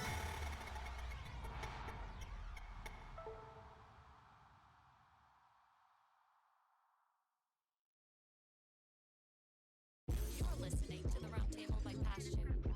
No. You can re-intro. All right. Hello, everyone, and welcome back to the Roundtable 2. We are here with the second Battle Royale lobby after a very exciting start to the tournament. Malashevsky and Rectagon facing off in the tiebreaker in Lobby A, and Rectagon coming out on top in a tech tiebreaker, over 550k for him. Really solid score, and he will be awaiting the winner of this next lobby. I'm here again with this one guy, the one and only. Yes, sir. We already saw 8 of the players in the tournament face off against each other in Battle Royale Lobby A. Who is up in Lobby B for us to see? So Lobby B is a fascinating lobby.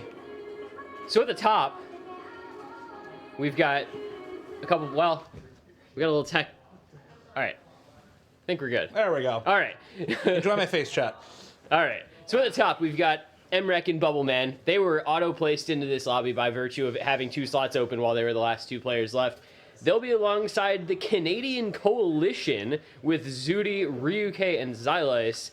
And then we have Sitho, Rairiku, and Karyu as the last 3. So really kind of a mixed bag of players. A lot of different skill sets represented there. Some players with a ludicrous legacy in tournaments, and some players who are, you know, maybe a little newer and still trying to build, and everything in between.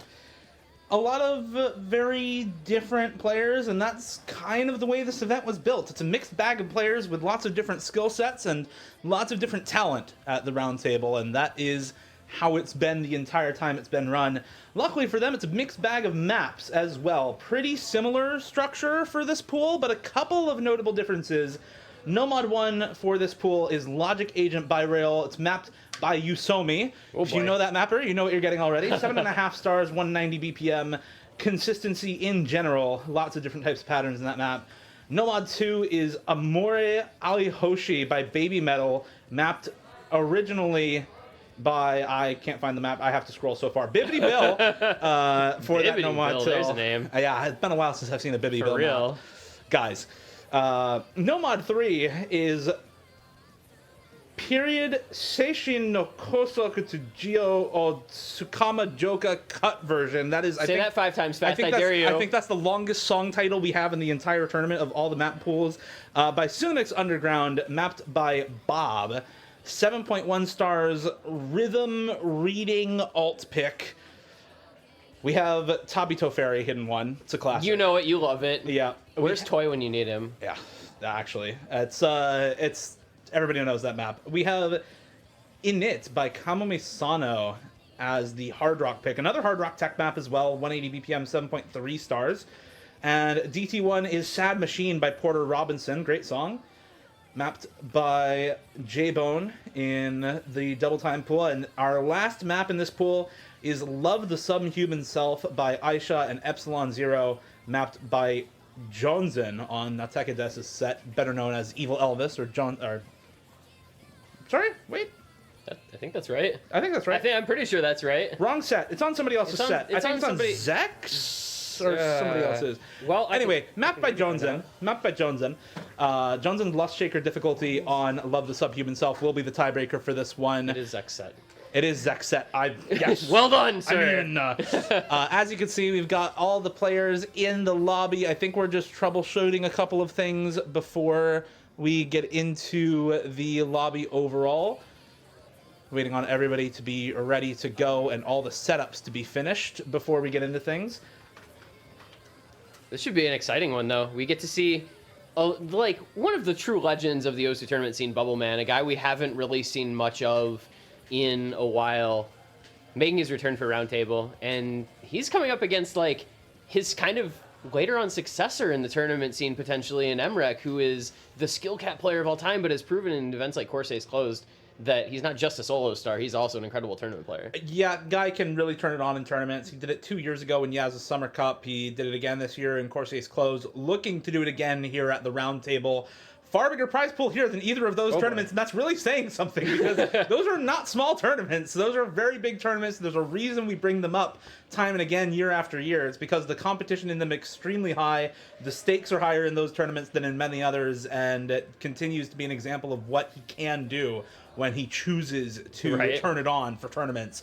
Unfortunately, Bubble Man, calling him out as a legend, he's having a bit of tech issues, so James has gone out to help him.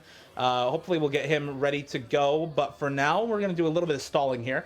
Talk about the map pool a little bit more, talk about the players in this lobby a little bit more as we make sure that everybody is ready before we actually start Lobby B here. We don't want to start without people actually ready to go and warmed up and set up on this unfamiliar setup for a lot of these players.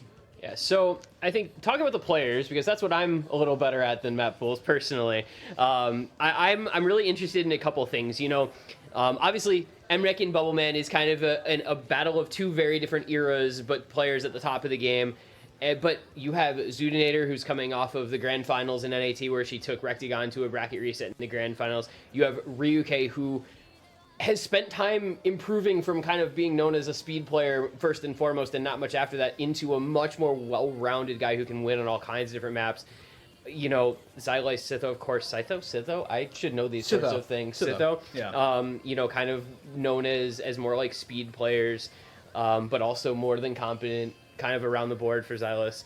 And then Rairiku and Karyu at the bottom are, I think, guys who might get a little overlooked in this lobby. Yeah. But who can still put up good scores. Yeah, they'll be the dark horses, I think, in this lobby.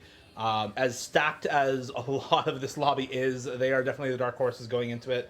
And hopefully we can see some solid scores out of them. We do, again, have this map pool in quote-unquote easiest to hardest order, or at least what we tried to do for easiest to hardest, alternating Nomad and mods.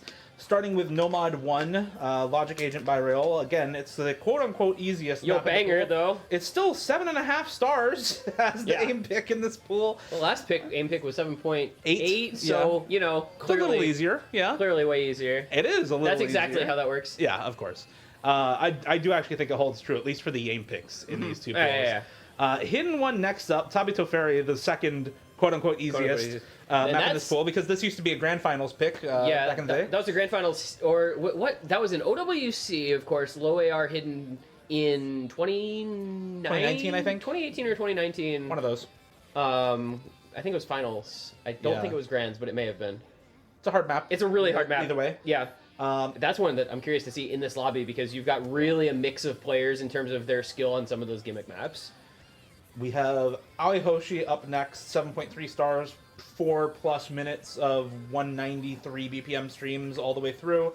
And after that, you again get into one more mechanics pick with the DT1 and then some really gimmicky maps in the Nomad 3 and the Hard Rock 1. So I'm looking forward to seeing who is left after the mechanics picks cull the pool a bit and seeing who is left to compete at the end on Love the Subhuman Self. That map is really, really tough. Extremely good map, but very, very tricky to play.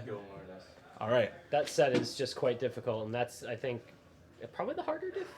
Probably the harder one. Yeah. I mean, the other one is higher star rating, but that doesn't really matter when maps are, you know, non-standard And like these Jones are. and mapping. Yeah, exactly. I mean, the Russian mappers have a certain style a lot of the time, and They he definitely do. definitely is, I think, kind of a pioneer in that mapping style. Well, we'll see it soon enough. It looks like we are ready to go. If the hand signals I got from James are any indication, hopefully we'll be ready soon enough. And we should be just about ready to actually get into the lobby and getting everybody playing. I do see a couple players out of lobby at the moment, so hopefully we can get them back into the lobby and ready to go. And as Pishyfat runs off to go force the players back into the lobby. Pishyfat, ever since that video where he goes and buys the cookies for the anime character in the background, I feel like I'm just used to Pishyfat running off places. Yeah, it's become a staple.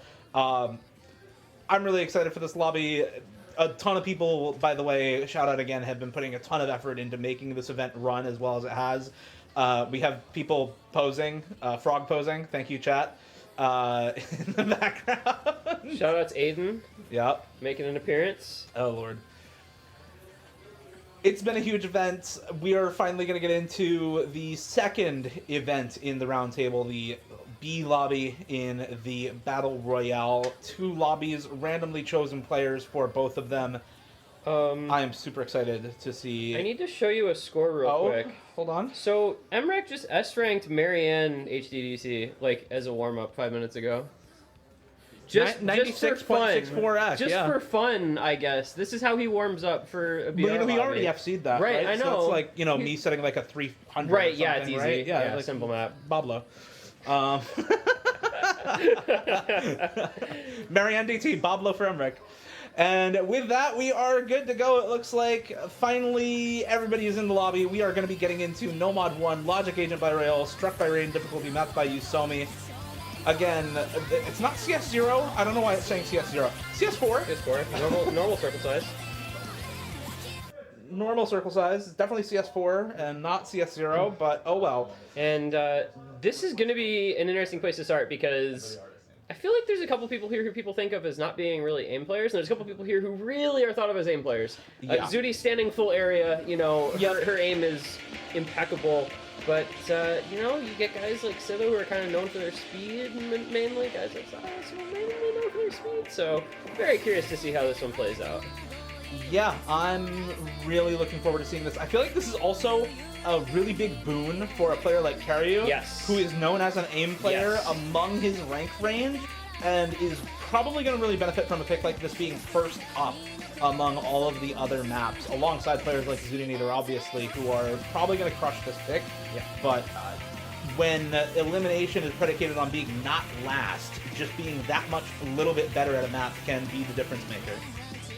Well, and we're going to see the first break coming from Rairiku there.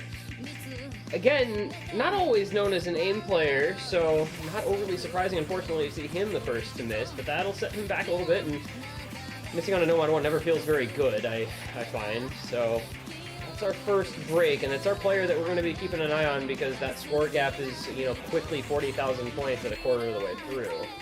Yeah, everybody else still on the full combos.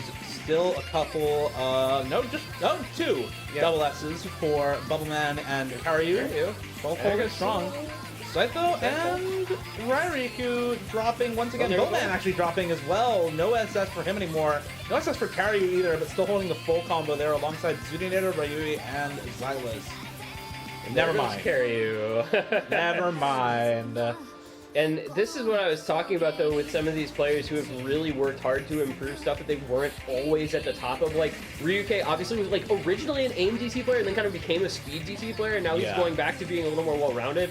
Xylus, likewise, is just a guy who's become very good at everything. Like, he's become a very reliable player on a lot of different kinds of maps. Whoa! And there is a break from a lot of people. So we've got Triple FC still intact with Zudi, Emrek, and Xylus. Bubbleman a little bit ahead of the other four, and that's multiple breaks. And that's going to be Ryriku falling a bit further. There go Bubbleman and Zudinator. Zudinator dropping the FC, but I think she's in a pretty good spot two-thirds through.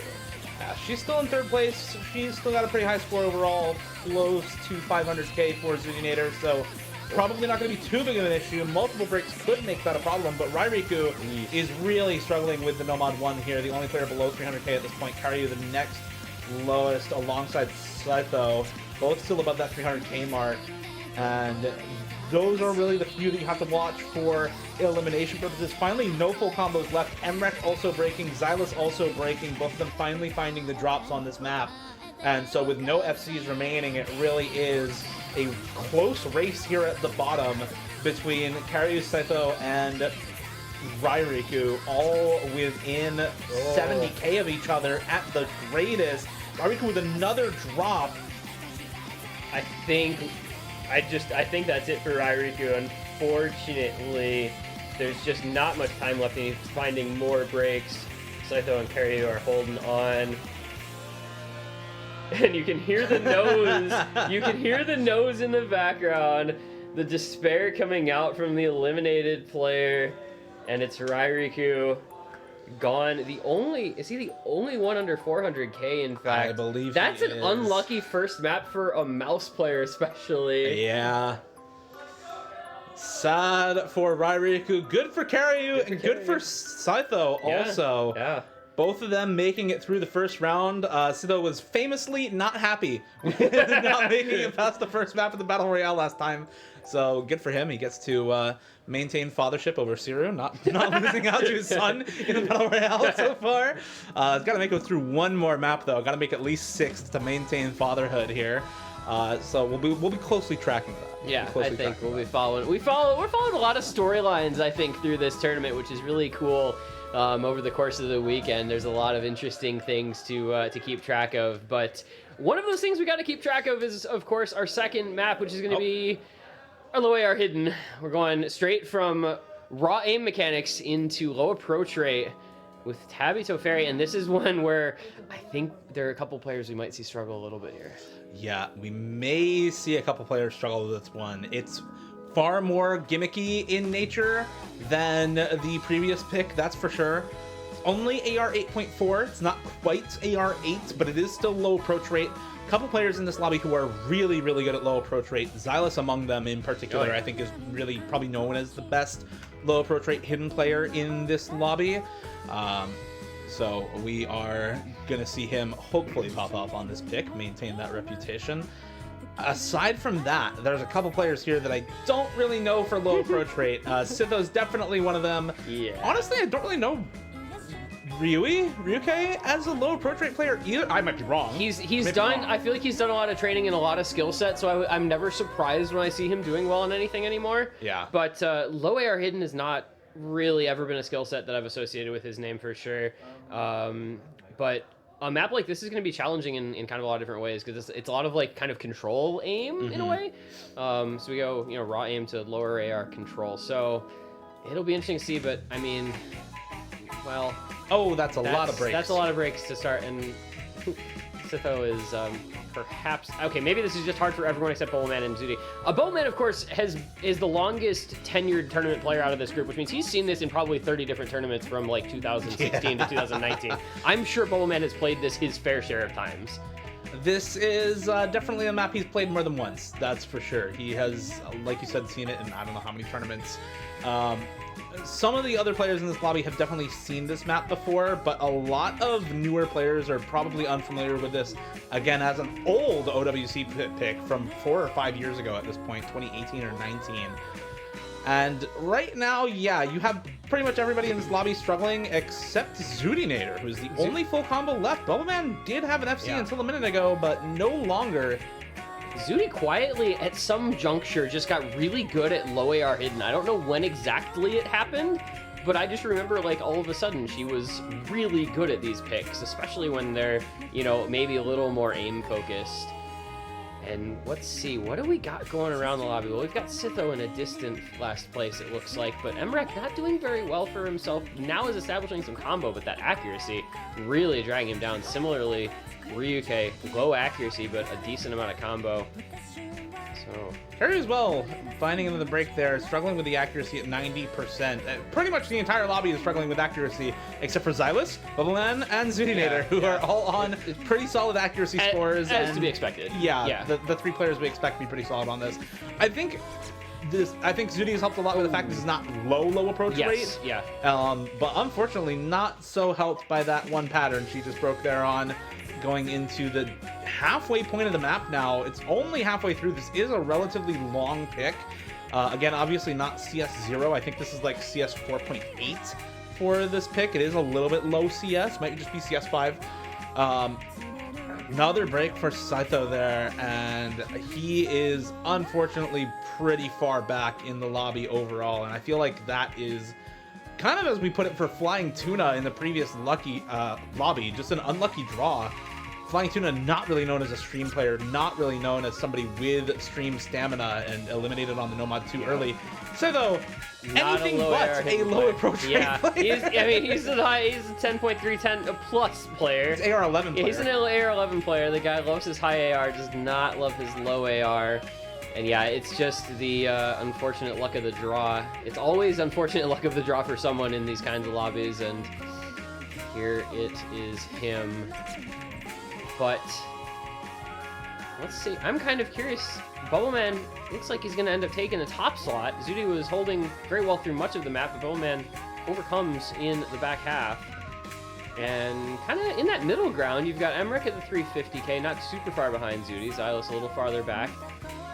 Similarly, Ryuke as well. So kind of a lot of similar scores there. Sitho just, unfortunately, a little bit of the odd man out. Yeah, unfortunate lobby for Sitho here, but not going to be able to make it to 6th place. He will be relinquishing fatherhood of Siru after Siru outperforms him in the Battle Royales, places 6th, while Sitho places 7th. And Karyu will also be making it into top 6 here, so the lowest ranked player at the Roundtable will now be top 6 in his lobby. He was so down on himself at the start, you know, about being low ranked, where he was acting like he was down on himself about it. Let's say that. Yeah, he was acting down on himself. But you can see why, like, Ed and us as well, like, wanted to talk that kind of mindset away, because the guy can play some Osu, man. He's good at the game. He's already top 6 in this lobby, potentially top 5. We do have the next map coming up is something that I think he can still place on in the top 5 here. 6 players left. Emrek and Bubbleman a little bit. Bubbleman in slot 8 there. Maybe we'll move him up. I'm not sure. We do have Nomad 2 next up. It is Ali Hoshi. Dude, there is so much capping skill in this lobby. There are so many just insane Nomad 2 players in this lobby. It is unbelievable. Xylus, Emrek, Bubbleman, at this BPM, Zudinator, Ryuke are all absolutely absurd stream players. It is a tough lobby for Karyu to win this Nomad 2 on, but to get not last is a different story, because this is only 193 BPM. It's not like this is absurdly difficult on the stream stamina. It is a lot of long streams, but a lot of it is the flow aim and the spacing on these streams, and it is pretty standard overall. So for someone like Karyu, not necessarily a stream stamina player, but somebody who can still hold his own at this BPM, bit of a godsend that this is the Nomad 2 as opposed to something 200 BPM plus, where I think the stamina factor alone would limit him from getting into this lobby. Yeah, this is a little bit more accessible, just in terms of the BPM requirement for more players than some other Nomad 2s might be, but it's pretty lengthy, right? So, you know, you definitely have the stamina drain. There's, well, you know, as much as we can talk about a player maybe having a better chance on a map due to the exact stats thereof, The performance can sometimes be a little different, and there goes Karyu down to 89% with a big chain miss early on, while the other 5 continue to hold on to FCs. So he's going to have quite a bit of work to do to get back into this one. Already 40,000 points behind those higher rack FCing players, and there he falls a second break, and this is not looking great. No. This is not looking great for what we have proclaimed to be much more of an aim player than a stream player. Yeah, well, you know, can't win them all. He's looking very uncomfortable. It's 89, 88, 80. Oh, God. Oh, no. Yeah. I need to stop There's talking. a Okay. slow aim miss from Zudi, but I mean, that's still an 80,000 point gap. So. That is 45k to 130k. Yeah. So maybe, despite our best intentions, this may have been a little bit over before it started. I don't ever want to say something is Jover, but Jowarida. Sometimes it is simply Jover. Yeah. Yeah. So he's by done. He's by done in this lobby. I'm gonna hit you. You're the one who started it. All right, chill with that. If you can't handle me at my by done, don't ask for me at my Dover. I'm leaving. I'm gonna get off this couch. I can't handle this anymore. All right, so the real question now at this point, unfortunately for Karyu, is just, you know, who's gonna be the hero of the moment? Who's gonna be able to pull off maybe a full combo on this or a top score? Because you got 4 players who are still looking very comfortable. 99 AC FC from Xylus, 98 AC FC from Emmerich, 99 AC FC from Bowman. Ryuke dropping some AC, but still holding on to full combo as well. So you, like we said, got some really strong tapping flow aim players in this lobby to feast your eyes upon. Because Karyu, unfortunately, is a modest. He's a modest size afternoon snack at this moment in this map. Yeah, not nearly filling enough compared to Xylus, Emmerich, Bubbleman, still on full combos, still 3 FCs for these players, 98.8%. I think so. I think so. I can't tell if that's a 5 or an 8. It's pixelated. But those are very, very good scores already for those 3 players. Actually, it might be 98.6 for Bubbleman, looking at the scores overall. Karyu is not having a good time, however, compared to those 3. You know, sometimes you get players who just are not Nomad 2 players. It's a genetics gap, unfortunately, it would appear. Yep. And, well, we'll be bidding him farewell, but 6th place is not bad. These lobbies, as we've discussed endlessly, are incredibly competitive. And so it goes. And meanwhile, Xylus, Emmerich, and Bowman are all just casually full combo. We're going to see 3-0. No, we're not. There goes Bowman. Unfortunate. That was the last note of that stream, too. Yeah, that's unfortunate. Xylus, Emmerich, the only 2 players left with the full combo. Slightly higher AC for Xylus now. As, once again, the eliminated player is already decided. So we're just looking at the 2 remaining full combos. Can either of them pull it off? It is all burst spam here until we get another big space stream to end off this pick. Can either of them hold through the entire thing? Emmerich. Xylus will break. Emmerich will not. He will hold. Oh my goodness. The kid does it again or what? He just does whatever he wants. I don't know. Hold on, one more. One more big stream? I think that's it. You got it. Emmerich drops the casual Nomad 2 FC. And, well, it wasn't a concern of advancing or not, but it's still always nice to drop a big score like that one. And we hear some applause for the eliminated player. Unfortunately, there he goes. There goes my hero. Watch him as he goes. Watch him as he In goes. the immortal words of Dave Grohl. Thank you, Dave. We're back to these 5 in the lobby. Zuninator, Xylus, Emmerich, Bubbleman, Ryuke, Ryui. Emmerich popping off on the last one. It was a really, really solid FC from him on the Nomad 2. Let's see if he can keep it up. It's DT1. It's kind of the Emmerich special. High approach rate double time is something that he is famously very, very good at. It is the thing that has made him rank 1 in the game, is high approach rate double time maps.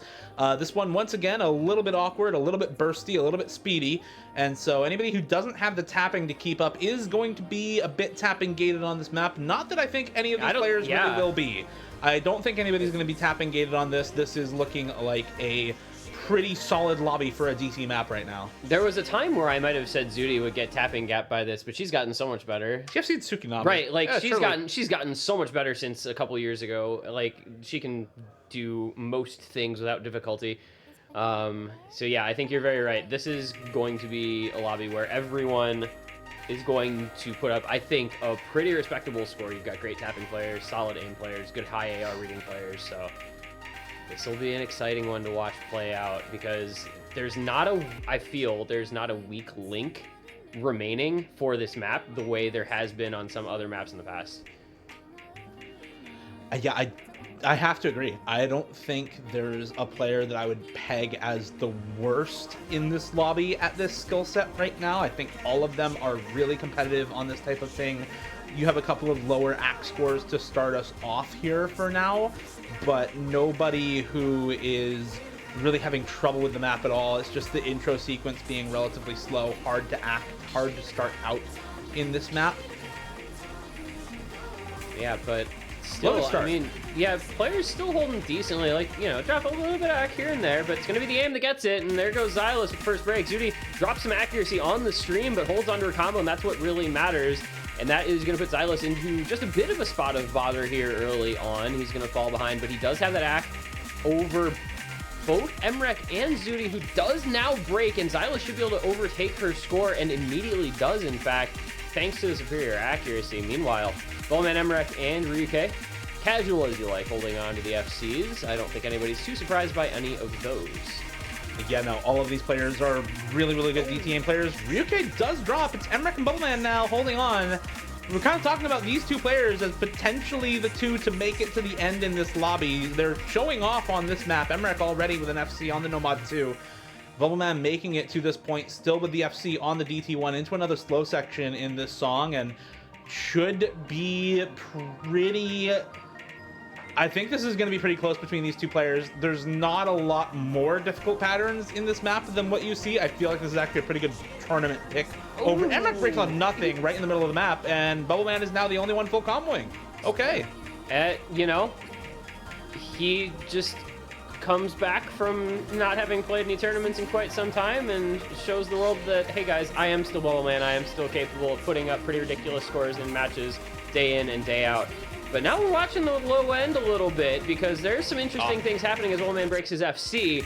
There goes Zudi on that big stream. That's going to be dangerous territory for her as she is already in that last place position by about 80,000 points behind Ryuke and another 40,000 to Emrek. Zudi not looking good for their, you know, I tried to talk up her tapping, but it is unfortunately what has let her down on this particular pick.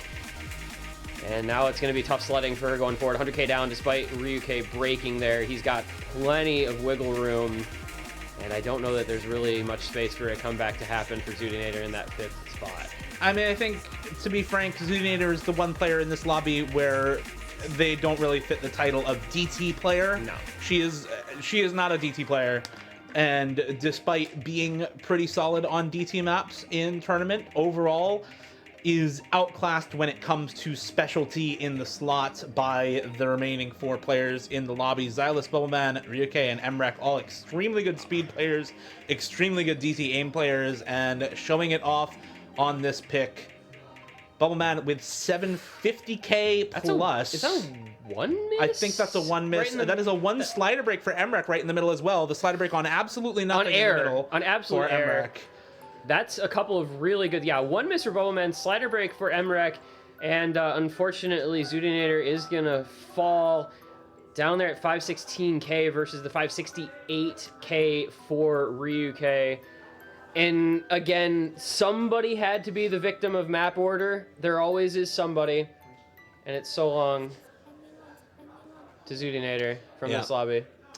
So goodbye to Zudinator, and now on to the top 4. We are actually going to get the client resized. We had our tech team rewrite some of the code for the overlay, and the overlay will now work for any team size instead of only team size 4. So we're going to get real client. The things that we're capable of on the fly here with this team are actually really impressive. The stuff that we've just jury-rigged along the way. Yeah. Oh my goodness. These guys, shout outs to these guys over here in the production room. because they're doing work. Shout outs to And shout outs Ellie to- in Australia. Yeah. Rewriting this on the Shout fly. outs to like everyone involved, right? But yeah, so we get reloaded. What map do we go into next with our top 4? Great question. I forgot the order. And Hold I don't on. remember offhand. That's why I asked you. I hoped you knew. It is going to be Nomad 3 as the next pick here with our top 4. Again, that is Period Seishun by Tsunamix Underground, mapped by Bob. The Bob. Funky One difficulty. Bob. If that, yes, Bob. That go to username. It's all rhythm. It's all rhythm, all finger control, all reading in this map. It is very, very difficult all the way through and extremely tricky pretty much the entire time the map is on. So as we get ready to go in the tournament client side of things, just about ready to go. Anybody who's been around OC tournaments knows that this is a process. Yeah, it's a bit of a process. Everything has to be restarted basically for everything to work. We're getting there in just a moment, but yeah, very, very tricky map. Lots of changes from 1/2, 1/4 to 1/3, 1/6, all the way through the map. You can hear the changes in rhythm constantly being done in this song. So, with the players that are left, who are we thinking of when we think of this skill set? And who are we? Is there anybody that we're not? I mean, we have Emrek, Ryuke, Bubble. So I'm gonna make a weird prediction, but Ryuke is actually very good at finger control. Can we? And I think he's gonna be pretty solid here, as we have a couple of windows blocking. Hopefully, we'll be able to see the gameplay. Caster. There we are. There we are. Yeah, Ryuke is like not so quietly anymore. Very, very good at rhythm stuff. But really, I mean, these are all players who are excellent when it comes to rhythm. I don't think there's, again, like on paper, it doesn't feel like there's a weak link. Obviously, that turned out to be kind of wrong last map when we talked about, you know, nobody being a weak link. So it ended up being slightly that. But on this one, well, okay, Bowman with the control aim, it looked like maybe I don't know if he no-blocked there. That was a little strange. Yeah, regardless, early miss for Bubbleman on this one will put him at a little bit of a disadvantage, but this map gets harder and harder throughout. You're very likely to see breaks from other players, either on the aim control or the finger control. Ryuke the next break, and that is combo lead for Bubbleman. Another drop from Ryuke as well, and accuracy lead for Bubbleman over everyone else in the lobby. In fact, he is at 96%. He has been good at this type of map pretty much forever. You look at DJ PVC, his score on some CS7 rhythm maps, and the aim control, finger control required for those is absolutely absurd way back before they were really popular tournament picks. Xylus and Emrek still holding on to the FC right now, and Ryuke unfortunately dropping once again alongside Bubbleman, giving those two kind of the race to the bottom here for elimination. Yeah, and the problem is, unfortunately for Ryuke, is that he is down 5%, 4% now accuracy in that little heads-up kind of 1v1 situation against Bubbleman for the surviving spot at the bottom. Bubbleman, just the accuracy carrying him through here, even when the combo let him down maybe just a little bit at times. He had the accuracy over everyone else. And it's going to be a drop at the end from both Xylus and Emrek, but they were always going to be safe once the early breaks came in. And unfortunately, it's going to be Ryuke falling, Bubbleman's act just carrying him through. The 2 miss from Bubbleman, 4 miss from Ryuke, but again, the cheers coming out. A very, very tightly contested one, but the act proved to be too much to overcome. 4% is a lot of score on a map that short. Yeah, 2 misses for Emrek as well at the top there, 715k. Better accuracy for Xylus, but a lot of misses there near the end, I think kind of giving away a little bit. Very, very solid scores for the whole lobby, but unfortunately we will be saying goodbye to Ryuke. So Bubbleman has to switch PCs because Linux doesn't support the next map. Oh, what? Yeah, what? It's a bug on Linux. Okay, so apparently All right. Bubbleman is switching PCs because Linux does not support the next map. Actually, I do remember some of the playtesters having trouble with this map, specifically on Linux, and I kind of forgot about it. So tell us about this map. What in this, if you had to make a guess, what in this would be the problem? I don't know, it's a normal right? tech Like, map. is there something like why. abnormal in it? Not really. It's the audio file. Okay, is it like Is it a weird OGG format? or something? The note's still registered. Oh. That. Like you press the note and it's a 50. Huh. Well, you know, haven't seen that one before. Osu is a game of many mysteries, and this is one of them. apparently. You know, normally, I feel like normally in tournament play, we have issues with the actual tournament client. And not it's like the normally OSU not client, issues yeah. with the OSU client for the players. Yeah, No, normally the OSU client itself is fine, and Yeah. the tournament client sometimes gives problems, but this is a little bit of a new situation. I personally have never heard of this. This is a new one on me. I mean, granted, I'm not a Linux user, but I know plenty of people who are, and I don't know that I've ever heard any of them report Yeah. this particular problem occurring anywhere else. yeah, exactly. I haven't heard of that before. You learn something new every day. Yeah. Anyway, this is. I honestly. I guess with audio files in Linux, it's very odd. Anyway, this map is relatively normal for a tech map. Lots of really tough sliders, lots of really tough finger control, aim control. That's kind of the deal with tech maps. It's on hard rock as well. Following the sliders is once again very, very difficult compared to normal. Very similar to the Akali map we had in the previous one. This one's a bit more slider heavy though. This is a bit more modern in terms of how tech maps have evolved, whereas in the Akali map there's a lot of flow aim, a lot of high spacing streams. Those still exist here, but they're more punctuating lots of slider tech rather than, you know, lots of space streams kind of punctuated by slider tech. It's the other way around in this one. And boy, who's the best at slider tech among what Emrek, Bubble, and Xylus? And who is? You know, it's interesting. I actually, if you talk about slider tech, I don't really think of anyone in this second lobby as really a slider tech specialist. Not the way that we would think of like a Malashevsky or a Fancy Lad or even a Flying Tuna, who unfortunately didn't get to play any of those maps in the first lobby. Those are guys that I think of when I think of tech. This lobby, I mean, Emrek obviously can play everything, Bubbleman can play pretty much everything, but not necessarily something that you think of as their specialty. Right. And it makes maps like this, I think, all the more contested because you have three players who don't necessarily specialize in what's going on. You don't have, for example, three hard rock players or three tech players. In this case, you have players who are good enough at both of those mods, can play pretty much anything, and could have a tough time, especially for Bubbleman playing on Windows, not his preferred operating system, not his preferred setup. Might have a bit of a tough time on this map because of that. Unforeseen consequences of Linux bugs. Like, imagine you're a professional golfer and you normally play like tailor-made irons, and you get to a tournament and they're like, "Oh no, you can't play with those now. You have to play with Titleist irons." Like, that's the how do you just immediately get used to something completely different out of nowhere without knowing that you're gonna have to? Like that? Yeah, the equipment does matter. Yeah, The equipment does I mean, matter. if you're used to a certain setup, you're used to the way a certain OS feels. Yeah, this is a Okay, apparently we have fixed big it, and change. it's on Linux again. He's still on his Linux PC. I don't know if the audio file was changed. Probably the audio file was changed, and maybe we changed the format or something. All right, I guess it doesn't matter anymore. All the stuff we Okay. just talked about is completely meaningless. We are I mean, so back. I mean, that's awesome though. I'm glad for it to be under the best of circumstances for the players. Yeah, we are so back. We are so in. He is so ready on Linux once again in his element. Hopefully we're actually ready to go. I see still people leaning over and Yeah, I doing don't know. tech support. Hopefully we're good. We'll be in there soon. Yeah, hopefully we should be able to get this going. One other thing that I think is kind of interesting is there hasn't been like one player or two players like in the previous lobby who have really stood out and No. been popping off map after map after map in this lobby. I think Emrek is probably the closest to it. He's put up really, really solid scores on pretty Yeah. much everything. He had the full combo on Nomad 2, the highest score on Nomad 6, very solid scores throughout this lobby. But there hasn't been like Rectagon in the last lobby. Yeah. Where he was just going off on literally every map.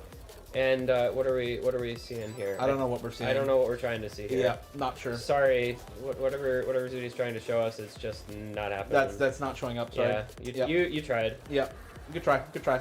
Golf clap for the effort. NT. All right, so waiting. Okay, waiting for either an update or just a go sign here. Not positive what the status of Bubbleman and his setup is. It looks like Freddy is telling our Roundtable players B. to get back into the lobby, and hopefully they are ready to go. So he changed the MP3 out for Masterpiece, so it's the same offset apparently. So he's gonna play with a different song. Okay, so he's gonna play with the Masterpiece audio and MP3 instead of the other audio file for this song. Again, file under things I've never seen happen in a tournament. But to be fair, I've seen people play with different MP3s before all the time, but usually that's because we pull like Sans Undertale Right, it's a Goodbye Sengen, right? Or just a normal what map. was the Bing Chilling-ish? Oh yeah, Bing Chilling-ish. Bing Chilling-ish. Yeah, that's a good that, one. That was so. Yeah. But I think we're maybe good now. We are in. We are back. We are so back. On the chart of we are so back. We're like up here. So I believe we are good. Oh my goodness! Thank you, ladies, gentlemen, boys and girls. It's Hard Rock One Time. It's Hard Rock One Time. It's Init by Kamame Sano, Arushi 09's map. It's Hard Rock Tech. Yeah, look at that. That's all you need to know right there. I wonder what kind of map this is. I could never guess. Those are some sliders. But in we go, and maybe Clink Silas? I really don't know who to give the edge to on this one. Bubbleman is playing with Masterpiece audio, so maybe ding him some points on that one. He has an 83 accuracy. This is not going well. I thought it was the same offset. We were told it was the same offset. We were told it's fine. the same offset and he'd be fine. Perhaps we were misled. It was all a ruse. It was a clever ruse. So he's gonna fall behind a little bit here. It's 30k against 58k and 79k. And he breaks again. This is this is just unlucky for Rollman. If this is how he goes out, I would feel a little bad for the poor guy because that's just not what you want to see happen. But Silas and Emmerich did both break. Bubbleman now actually does have the combo lead, but he's got some score to work on making up. And halfway through just about, he's still down at that 89, 88 accuracy. Meanwhile, 94 on Silas, 93 and change on Emmerich. Suffice to say, perhaps the audio change was not quite as effective as we would like to be. Yeah, unfortunately, when you have to change out the MP3, sometimes things like this happen. Although, Silas breaks again. There's combo lead for Bubbleman. He's only down 3% act. There's a possibility Bubbleman wins playing on Masterpiece audio. Despite all of the bugs and everything that have gone on, he may just be able to win this anyway. Emmerich is solidly in first, 100k plus ahead of Silas in second. No question whether he makes it out of this map or not. It's all on Bubbleman and Silas to compete for that second spot on the tiebreaker. And Silas with a 30k lead in the break from Bubbleman. That's going to be it, I think. That is going to do it for the Brit. He will not be making the top two that we had hoped for. Perhaps many, I think, among us were looking forward to maybe seeing Bubble versus Emmerich. But instead, he's going to fall out in third place, and it's going to be Emmerich versus Silas on the tiebreaker. Chapeau to Bubbleman, coming back, getting that top three, but down he goes. Yeah, very nicely done from him into the top three of the lobby. We were talking in the hotel before the event actually started, and Chillier was kind of giving him shit about being a guy who just never rusts, who can come back and play Osu whenever he wants and never rust at all. And he was kind of downplaying himself, a little bit humble, but it kind of holds true. When you've played this many tournaments, when you have 40 plus tournament badges on your profile, at some point the rust just doesn't affect you as much, it seems, and he is still really, really solid, can compete with the best of them, is third in the lobby, and while he unfortunately will not be in the tiebreaker with Emmerich, he still put up a hell of a performance, even despite playing with the wrong MP3 on the last map. Wrong MP3, and he still made that pretty close. I mean, you gotta give the guy credit for being able to adapt to a very strange, changing situation. But with that all being said, we gotta talk about, we've got Love the Subhuman Self, and we've got Emmerich versus Silas tiebreaker for number one in the second BR lobby. It is a Jones and Alt tiebreaker. Jones and Alt tiebreaker. That is the name of the game here. Zek's map set once again.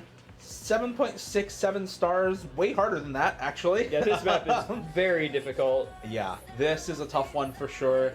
It is something that is relatively well known as a map, I feel, compared to a lot of other maps that have been in this pool. There have been a lot of maps that maybe some people don't know in this Battle Royale pool. This one is very, very well known. Lots of really ridiculous high spacing, aim control focused patterns.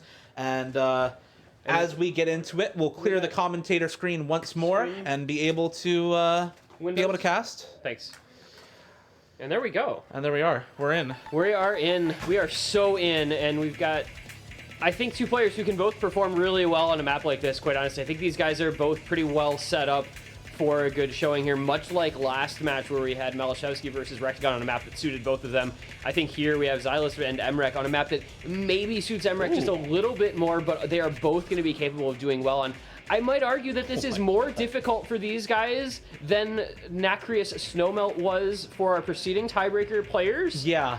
Judging by the way this map has started, I maybe am, you know, kind of stating the obvious a little bit here, but it still looks to be fairly balanced between the two, which is really all you can hope for. I mean, I think when it comes down to it, both of these players would prefer like a speed tiebreaker. Yes. Like a speed mechanics tiebreaker that just tests raw skill at the game rather than how well you can deal with aim control and alt and wide angles and swaps between different types of uncomfortable aim all over the place. I think that these two players would definitely prefer a different sort of tiebreaker, but they're still going to be pretty solid on this. It's something that if they wanted to, I think they could both single tap. It's only 138 BPM, so about 276 BPM if you're single tapping. Not going to be going so well for Emrek, however. Does find more than a couple misses on that section, and now Xylus with a combo lead going into the first Ki time. Yeah, very impressive for him to take a lead here after maybe looked a little shaky in the start, but he's going to be able to recover quite well. He's got a 2% accuracy lead. He's got a 300 combo lead. This is looking pretty good here for Xylus, a third of the way through. It's not a huge lead, it's only 30,000 points, but as we know, tiebreakers, 30,000 points is a lot when a map is 5 minutes long and very note dense, but there is the break, and so that'll mean the door is open for Emrek to work on bringing this one back in the middle third of the map. You know, Xylus is still pushing against the door. He's got 97 accuracy, and now combo lead once again as Emrek finds another drop. So those combo leads that Emrek has have to be persistent for this score to go his way. He can't find the same breaks that Xylus does. He has to hold combo better, or he has to bring the AC up 2% to match Xylus at that mid 97 accuracy on this pick. And Xylus, you know, you kind of talked about him being somebody who became a really well-rounded tournament player. The way he did that is kind of funny. I think it follows Bubbleman a little bit, where he just played so many tournaments over and over and over again and played so many map pools that he just got good at tournament stuff because he played them so often. And this is the result of that. 97.5 accuracy, 40k score lead over Emrek in the tiebreaker of the second Battle Royale lobby at the Roundtable 2. The score lead he has right now is assailable. It is not over yet. Emrek can easily bring this back if he holds combo. That's a big if, as the patterns in this map do not stop coming. Both of the players finding breaks in this Ki time, but it's combo lead for Emrek coming out of it with only a 1% AC lead for Xylus now. Yeah, and this is where Emrek really needs to just shift into the highest gear. He is a guy, obviously, who possesses the highest skill cap of probably anyone in the entire game. And, you know, it's got to be the consistency combined with that skill cap, because as you said, this map never lets up. It never lets you just get comfy with it, because it's always throwing these very difficult, very awkward patterns at you. But this is where Emrek is starting to turn things around. He's got the combo lead, and he's working away at that accuracy, manages to hold on through some tricky patterns, and that score lead is down to 10,000 points, and it's continuing to shrink as he has over a 200 combo lead, and we've got a quarter of the map left to go, and that score lead might just be about to go over to Emrek here if he continue to hold. There's a big break from Xylus. That could be what Emrek needed. That could be the impetus to open that door and burst it wide open and run right through for Emrek near the end of this map as the lead goes over by 20k. And a bit of free combo for Emrek as a prize for comboing through that last hard section of the map. One more difficult part left, and a 15,000 score lead, 600 combo lead going into it for Emrek. The act almost exactly the same now. Another slider break for Xylus, and that may as well just do it. 30k score lead and climbing for Emrek with 700 combo to his name above Xylus as well. And that break for sure is going to do it. Emrek despite being down in the first half, as you said, flips the switch, turns it on, and full combos basically the entire second half of this map. Does finally find a miss there right at the end, but the combo from Xylus is not nearly big enough to make up a 50k score lead with a sliver of map left and less than a 1% act lead by the end of the map. Emrek will pull off the big combo he needed to win this tiebreaker and move into the 1v1 in the Battle Royale tournament. And of just an unbelievably impressive performance in the back half of that map. I mean, it's what we've come to expect from Emrek. You know, sooner or later he's going to start comboing stuff. He's going to hit things that nobody else can and nobody else does. It's happened time and time again, both in solo play and in the tournaments that he's been a big performer in, and this is no different. Shoutouts gotta go to Xylus, because he made that a very entertaining tiebreaker. That lead that he caught through the first half of that map, it really felt like he might have eked out a crazy upset win, but Emrek is too solid. Yeah, I mean, Emrek was the player we talked about when looking for a person to compare to Rectagon from the first lobby, right? Really solid scores on a lot of the maps leading up to the tiebreaker, and despite having a really tough time going into that tiebreaker, eventually found his footing and made sure to get the combo he needed to come out with a very close win on that map that will take him into the 1v1 match in the Battle Royale tournament. And now, and we'll get a word from him soon. And we're going to get He's a word coming. from Emrek. And, you know, that sets up a very exciting, and we'll be talking about this plenty, I'm sure. It's going to set up a very exciting 1v1 final between those two winners. Yes. And again, though, this lobby had some entertaining maps and some very interesting results. You know, again, somebody, you know, maybe a little less expected advancing through a few maps in Karyu, and then just a really competitive last 4 or 5 maps after that as well. Like, everything felt very closely fought. Yeah, I don't feel like there were any maps after the first, like, 2 or 3 where, you know, there were a couple of people who were way out ahead. It was all very close maps.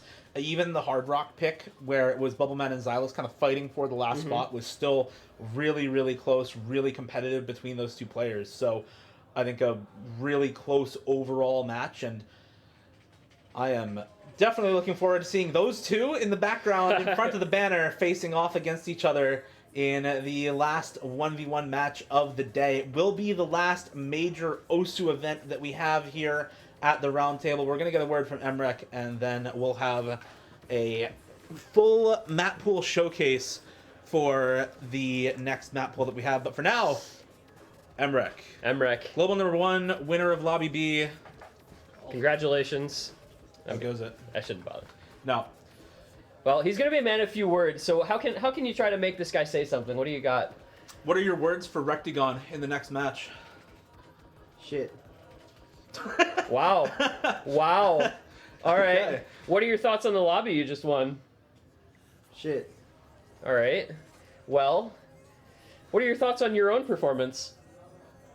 Spectacular. There we are. Okay. All right. We managed to switch it up. Kreitz came in with Rectagon in the previous interview and told him that he would win something. Did you happen to watch when Rectagon was told what he would win for getting his placement in that Battle Royale lobby? Honestly, did not hear a single word you said. Okay. So we discussed the monetary value of the prizes with Rectagon at the end of the last match. Did you catch any of that little interview? Unfortunately not. Well, you're gonna have to let him know.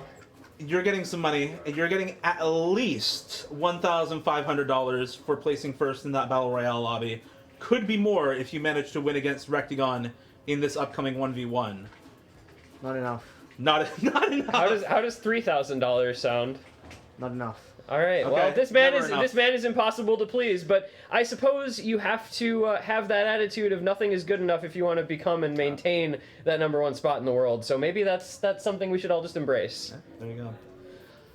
Well, Emrek, good luck in the next lobby. Congratulations on your $1,500 or more. Good luck against Rectagon. Thank you for the interview. Any final thoughts? Go pose for more pictures. Yeah. Good luck. Get out of here. He doesn't want to live. He doesn't want to He leave. doesn't want to leave. We're gonna All take, we're gonna take a short break. We're gonna take a short break, and we will be back with the map pool showcase for the Battle Royale 1v1 map pool coming up in just a couple of minutes. We're gonna make sure we have everything set up on the production end, and then we're gonna get into that showcase. It will be a short showcase. We have a condensed video form with about 45 seconds per map, so that we don't linger on any one map too long. That'll showcase all of the, or many of the, important patterns in each of those maps. And stick around through the entire thing. You won't want to miss the showcase and all of the maps in it. Stay tuned. We'll be back in about 5 minutes with that.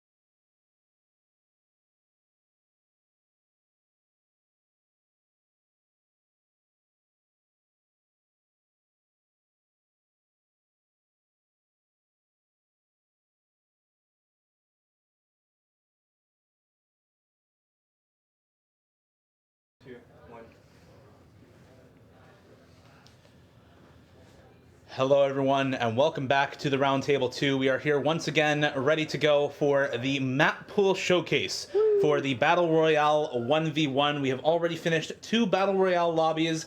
Emrek, the winner in the second lobby, and Rectigon, the winner of the first. These 2 players will face off in a 1v1 for even more money than they have already won. They are guaranteed at least $1,500 already.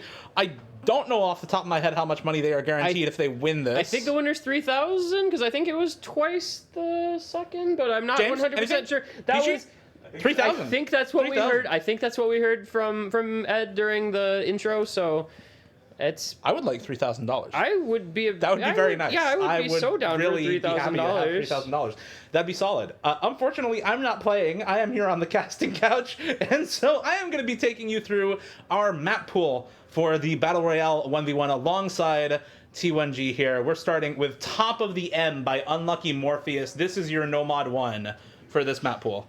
And this is Camo Aim, which I feel is usually associated with kind of like a hidden one slot, right? It's a little bit more of an awkward kind of linear aim than a traditional Nomad 1, but switching it into this slot here, I actually like a lot. I think it's a little less bog standard of a Nomad 1, which is kind of cool. Yeah, fun story. This was going to be hidden 1, and then the Nomad 1 we had, the song kind of sucked, so we replaced we replaced the Nomad 1 with this, and then put another map in hidden 1, which also worked for hidden 1, and ended up balancing the pool BPMs a little better anyway, so it worked out pretty well. It's a really famous map. I think if you don't know this map, you're not paying attention.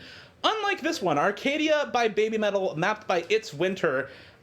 This is a perennial 2022 custom. Fun fact, all of the perennial maps that are in these pools, I did not put there. Somebody else suggested all of them. It is so absolutely not rigged. And so this is It's Winter, which means you're going to get some pretty wild flow and overlapping streams. That's kind of the hallmark, I feel, of Winter Nomad 2s. Yeah, she definitely has a lot of more difficult flow aim patterns throughout her maps, not necessarily of the same style as like Devious Panda or Camo Nomad 2s, but you can see the curvature on some of those space streams is just wild, really tight curves on a lot of really high spacing streams, and that tight curvature is very, very difficult at higher BPMs. And next up, it's Asphyxia by Cochonier. Oh boy. That's when you lose your breath, basically, by Natekides, also known as Jonesin or Evil Elvis. And this is like an infamous alt pick. I remember when this was... Storyboard, by the way. I remember when this was languishing in Graveyard for the longest time, and you'd just see it like here and there. And I want to say there's one of these maps that got picked up in a set. I don't remember if it's this. It's the other one, right? Is it the other one that got picked up in a set of his? I don't remember. I think it's another one. I think it's Asura that's the other one. Yeah, and this one, But this is one of those maps that I think it's just been kind of around as like a ludicrously hard alt map for a while. It's very hard. The spacing on this is wild. The patterning on this is absolutely absurd. It's really, really tricky all the way through with extremely high spacing to boot. Kind of similar to Galaxy Burst here, Camelia's song Aethion's Terminus difficulty. 8.1 stars, 200 for BPM a Nomad attack. 8 stars. That's like terrifying stuff. So this is almost kind of feels like a real easy sort of thing with a lot of cut stream patterns. I mean, if you know Atheon mapping, you know kind of what you're getting here, right? It goes from this, and it's kind of built in sections. It's hard to show off a lot of different things in this map, but it's built a little bit in sections. You have these repeated cut slider streams all the way through, but there's a lot of other more typical tech patterns that go on later in this map. I just didn't want to do Henry too dirty and put on some of those patterns because he hit this part pretty well. And these kind of cut patterns are repeated throughout the whole map as well. And now, it's Goodbye by Blank Field, Intense Diff by Cube, 8.5 stars. This needs no introduction. Everybody knows this map. Everybody knows just how difficult it is. And I think that's one thing... I just heard some groans from the players. You know, and I think this is one thing that this pool does really well already, is we're balancing the difficulty and the style of maps with a certain amount of hype factor as befits the players and the situation. So I really like those squares. I really like what this pool is doing already, and we're only 5 maps in. By the way, Henry, I'm sorry. He chain misses an entire stream in the ending here because he misaims one note. That's just how it goes on this map sometimes. This one, but this section is the hardest part of the map. It is the iconic section for this song, and that is what you should expect. Similar to Zadamga by Onoken, it is the Black Seal difficulty map by Down. AR 8.9, almost 7 stars. This is a rhythm pick. Fun fact, this is color hacked, actually. If it's yellow or green, it's 1/3. If it's blue or gray, it is 1/4. And if it's anything else, it's 1/6. That's actually so cool. I mean, I guess I shouldn't Helpful. I shouldn't be surprised that like a down map would do stuff like that. Yeah. But this is what we came to expect out of Nomad 6 slots, I think, over the past couple of years, and it just kind of turns everything up a notch in terms of raw difficulty. Yeah, this is, I think, originally like a Corsace closed custom, I want to say. Not that the color hacks make this any easier, because it's still really hard. Yeah. And this is that hidden one that we actually replaced earlier on when we were talking in Nomad 1. It's backed by Ogi. It's an Inabakumori song, 7.44 stars and 236 BPM, so much higher BPM aim in this map. Still a lot of awkward wide angles. You see the linear jumps, the repeated patterns in this map. Pretty typical staple hidden one patterns in a map like this. Yeah, both the Nomad 1 and this fit the hidden one slot pretty well. I like this a lot as a hidden pick also. Like, I think either way you couldn't go wrong, really. These are really traditional, but no less challenging and suitable maps for the slots that they're in. Yeah. Be glad we didn't use the Roselia Nomad one we had. Be glad it's not Roselia. Thank God I don't have to listen to Roselia. Dear Lord. You do have to listen to Poppypo by Hatsune Miku, though. I shall leave the room with this. Okay, does this get played? It's Rectagon versus MREC. But maybe? Hatsune Miku Vegetable Dance, Poppypo, backed by Revo. It's really hard. It's flow aim, like almost like mock AJT style low AR hidden flow aim. Look at the patterns. It's hard. Yeah, I mean, I think everything you could say about this map is just pointless because you can just look at it and you can see what's happening, and just how challenging that this style of map is for the vast majority of people who aren't named like Yokespy or Badoo or something. Exactly. It's just really, really difficult. Said all by the fact that the replay is 300k. Yeah, if that's the best you got for a replay, yikes. Yep. Next up is the Hidden 3. It is a relatively high BPM, 210 BPM tech map by Blackie Design, Super Emulator by Kobario. Lots of really tricky patterns in this, a lot of higher BPM figure control in this map, and lots of space streams in this pick, whereas the Nomad 4 was kind of all about cut streams and slider streams. This one much more about the spacing on streams within this tech pick. Yeah, and I like this a lot, and this is one of those things, we discussed slot pooling a whole bunch, but this type of map in a Hidden 3 slot I think is usually really valuable because it rounds out pools very well, because this is a type of map that you can't always fit in anywhere else. If your Nomad 4 is the type of Nomad 4 we have in this pool, it's hard to get something like this elsewhere besides a Hidden 3. And so I think it provides a lot of value, and it's a really cool pick. And it's Big Black. And it's Big Black. And it's Big Black. It's not the original one. It's though. the new one. It's the remap by Miss Magius. You can tell it's the new one because it's mapped by Miss Magius. Instead of Blue Dragon. Yes. And also because the diff name is only this. Yeah. Anyway, I'm sorry, Rimuru. I'm sorry, Akolibed, for the portion of this map that I chose for the replay. Frankly speaking, this is the part of the map, and yep, I'm sorry. Yep. Oh, that's why you're sorry. Yep, I'm sorry. I don't know. I feel like I don't need to say much. It's Big Black. It's Big Black. I mean, again, we're just you're riding the hype factor in a tournament that's got a lot of hype around it. I like that. It's pretty much all a flowing pick. There's not a lot else to say. Very similar to the original Big Black, but new. Everything old is new again. Everything old is new again. Ask Nevo about that. Oh, jeez. All right. On the Hard Rock 1, it's Try Unite by Heartless. God. Have a seat, because if this gets picked, it's just a long 5 minutes of gigantic aim. Yeah. All high spacing aim. Space streams abound in this map as well. Space triples all over the place. It's just really hard for 5 minutes. The reason why this map is so popular is because it feels good to play. It's pretty difficult all throughout, and it does those two things. It does those two things, and I mean, it's what more going to do that here also. Yeah, right. What more could you ask for in Hard Rock 1? Like, Right. This is kind of what you need in a late stage, high starting. As much of a meme as the pick is, it's a good map. It's a good map for the pool. This is also a good map for the pool. I think I like this a little more. I think I like this one more too. I like this pick a lot. Yeah, I like this one better too. It's TFC by Soundholic versus DJ Taka, mapped by Celery, CS 7.15. This replay went crazy, by the way. Ciccone missed early in this map and then FC'd the entire rest of the map with Hard Rock. Yeah. This replay is awesome. We don't get to see the whole thing, but yeah, if you're wondering what kind of map it is, take a look at the flow aim, take a look at the changes in spacing all throughout these streams.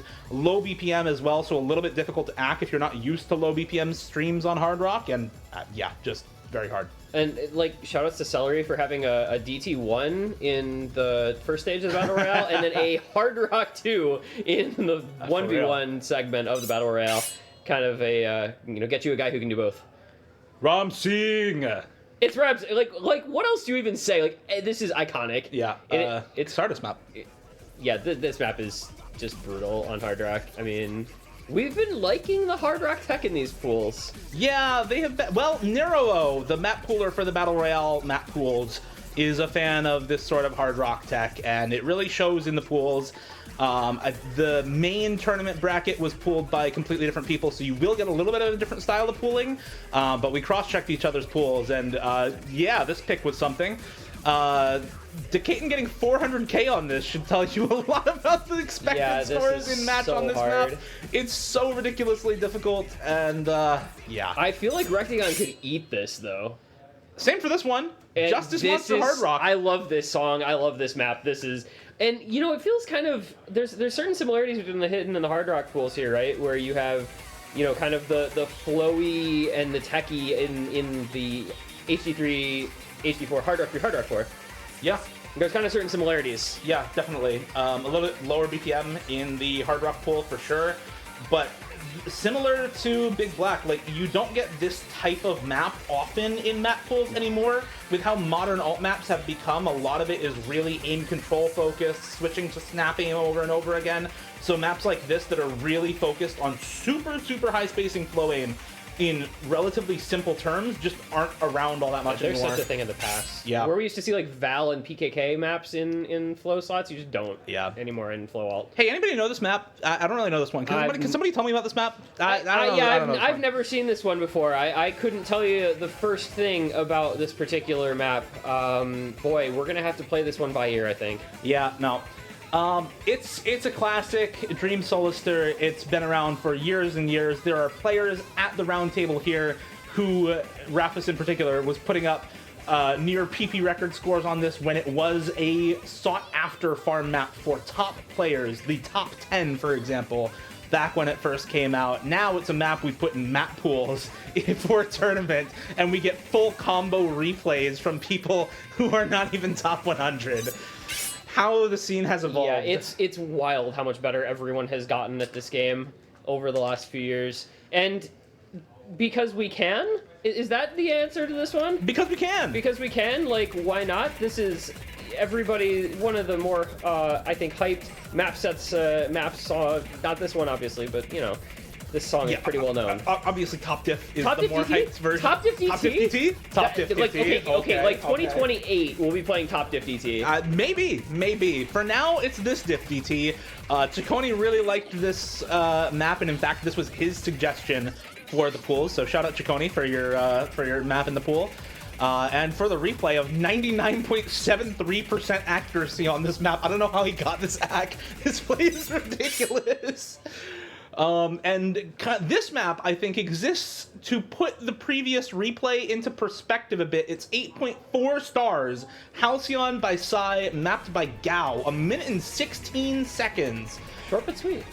Yeah, this is 287 BPM. And just take a look at the bursts in this map, because oh my god, they're so hard. Ciccone was getting 94 AC on this after getting 99.73 on the previous pick. I mean, yeah, you switch up the skill set here, and this is just freaking wild. This is not supposed to be a DT map, I'm pretty sure. It's definitely made much more difficult by the note density also. It's AR8 DT. Yeah. So very, very dense map. Scarlet Rose DT. Yeah. Tell us about Scarlet Rose DT. What can you possibly say about Scarlet Rose DT? Well, why not put it in the pool, I suppose? It's the hardest map in the game. We tried Double time. nothing, and we're all out of ideas. Yeah, impossible map, 2012. The hardest map in the game. I don't know. There's like ridiculous history with this map. Not to mention HVIC225's old DT play on Scarlet Rose. Not to mention, I think it's Malish. Don't remember. Seems like Hold a sort on. of map we would. But I think we actually did. We not see an FC on this already. I'm pretty sure we have. I'm not sure. It's sad that I like have My to think Google sheet about is not that. loading. My Google sheet is not loading. No. I can't. Oh god. And that is it. That is the custom song. It is time.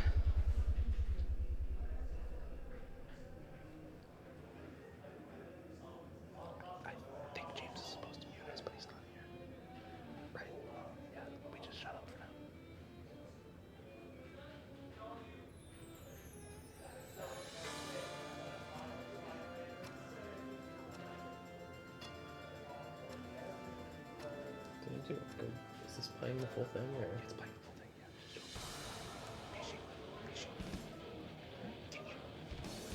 Is this muted? Mute us.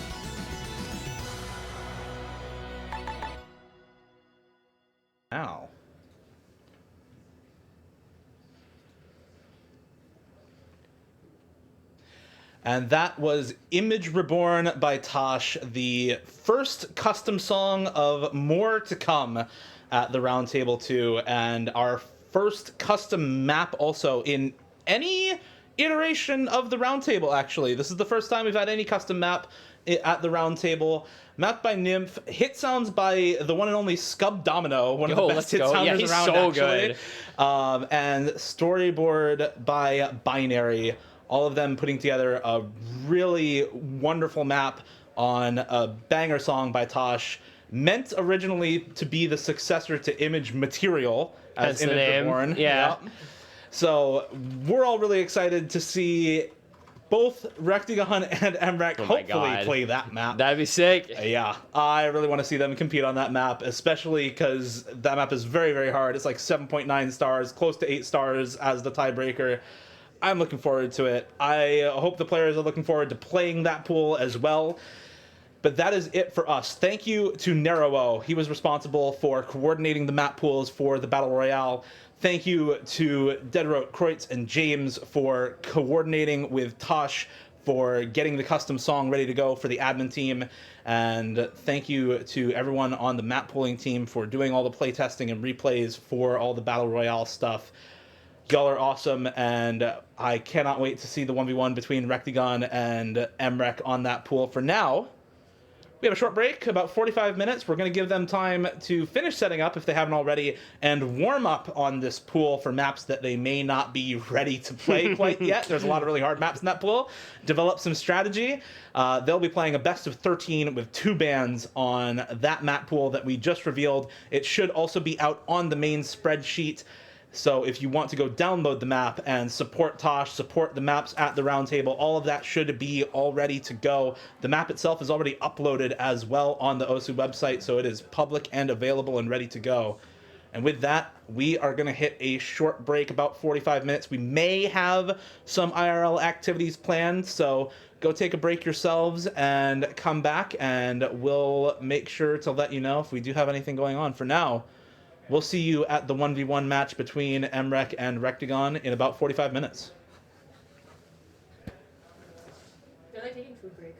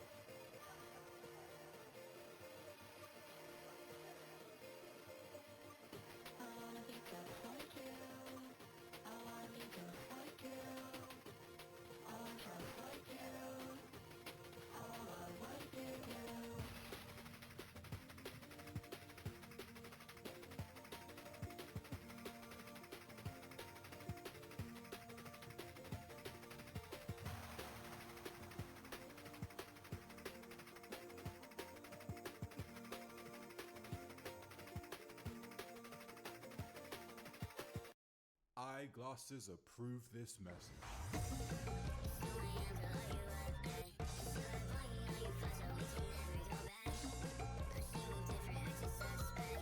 You're listening to the Roundtable by Pasture.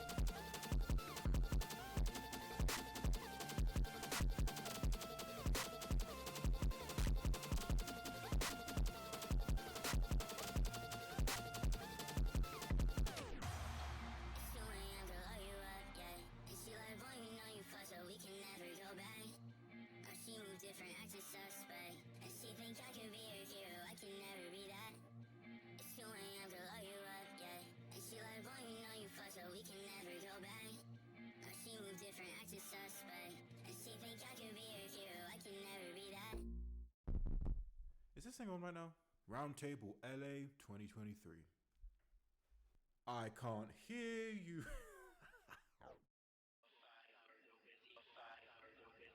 You're listening to the Roundtable by Pasture.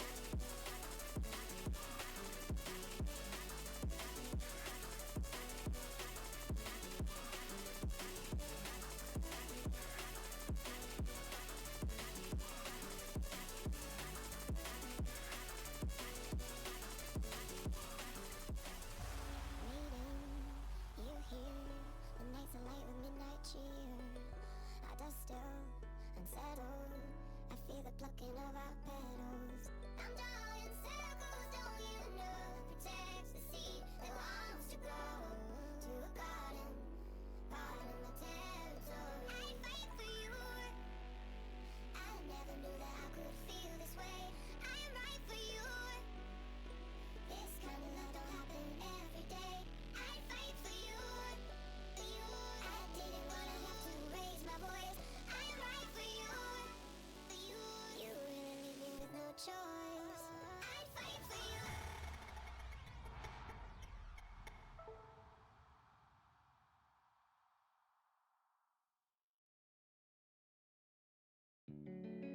You're listening to the Roundtable by Pastu.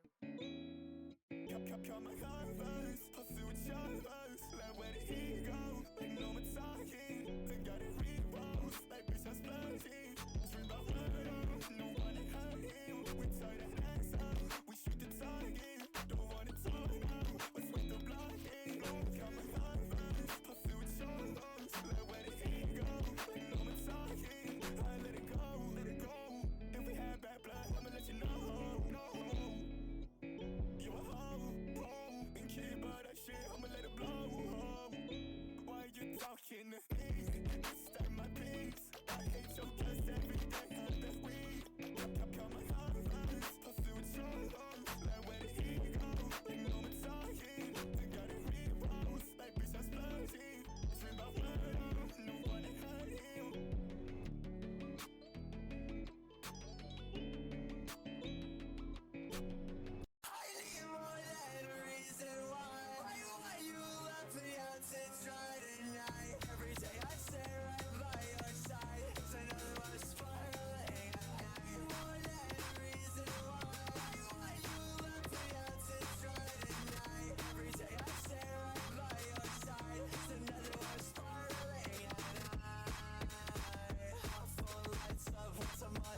Every time I'm terrified, like I can't tell what the fuck you want. Keep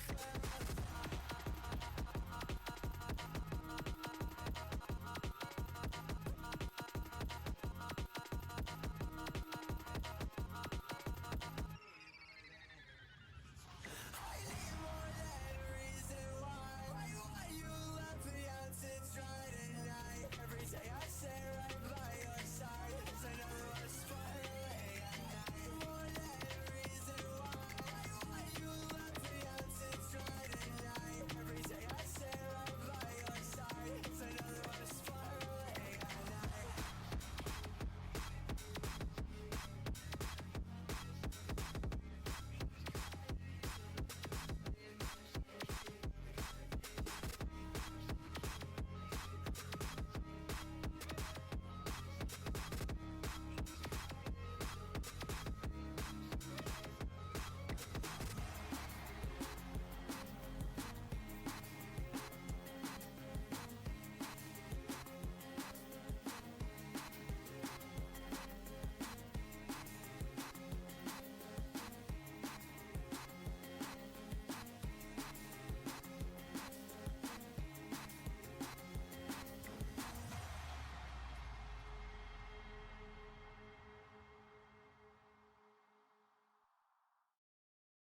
Eyeglasses approve this message.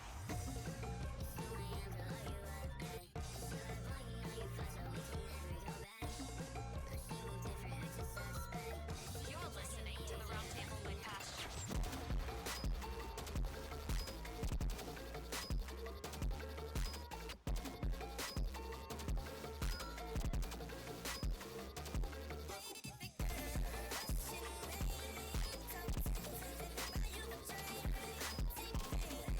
Don't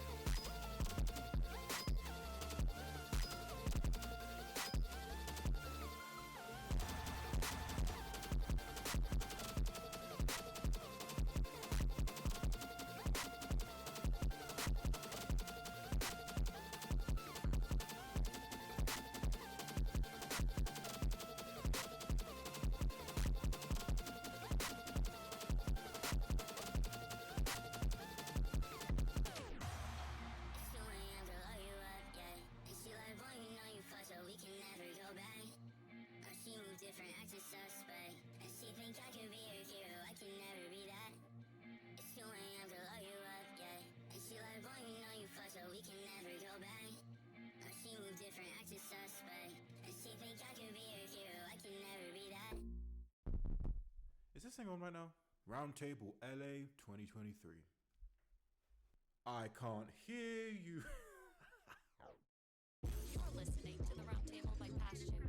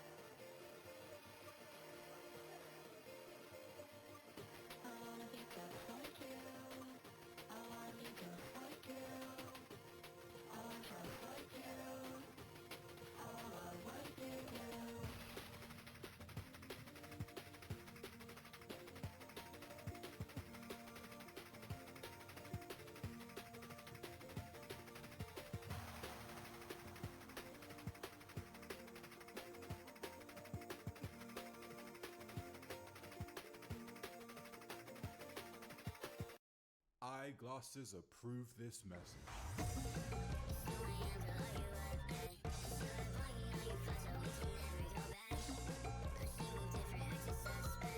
You're listening to the Roundtable by Pasture.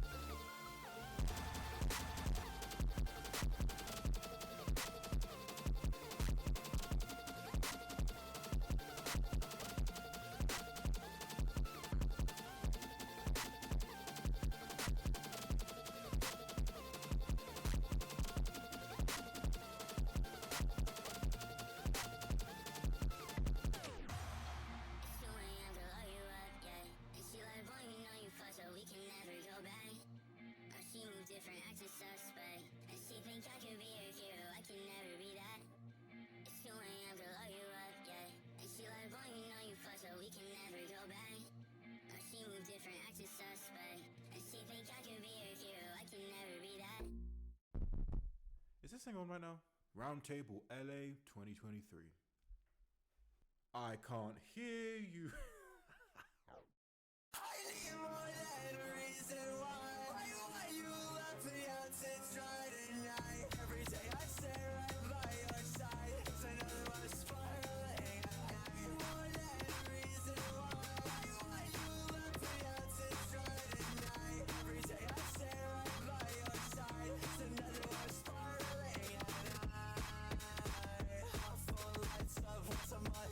Every time terrified.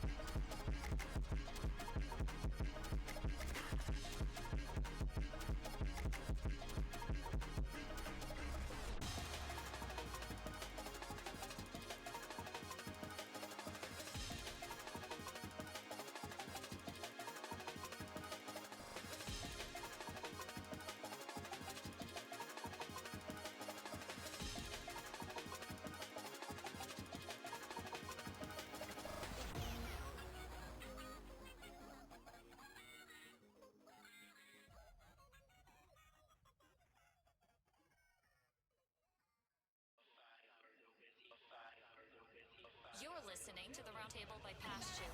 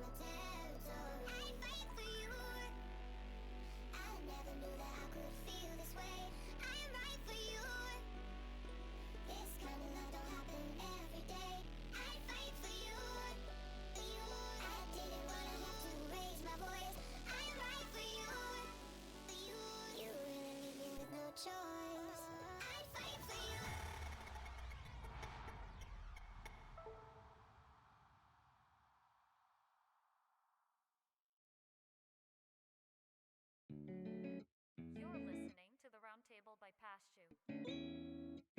Come my converse, pursue with your like where did he go? Like no one talking, they got it reroll, like bitch I'm splurging. Dream about murder, no one to hurt him. We tie that ass up, we shoot the target. Don't wanna talk now, let's wait the blocking.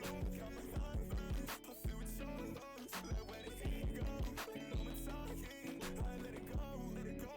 If we had bad blood, I'ma let you know, no.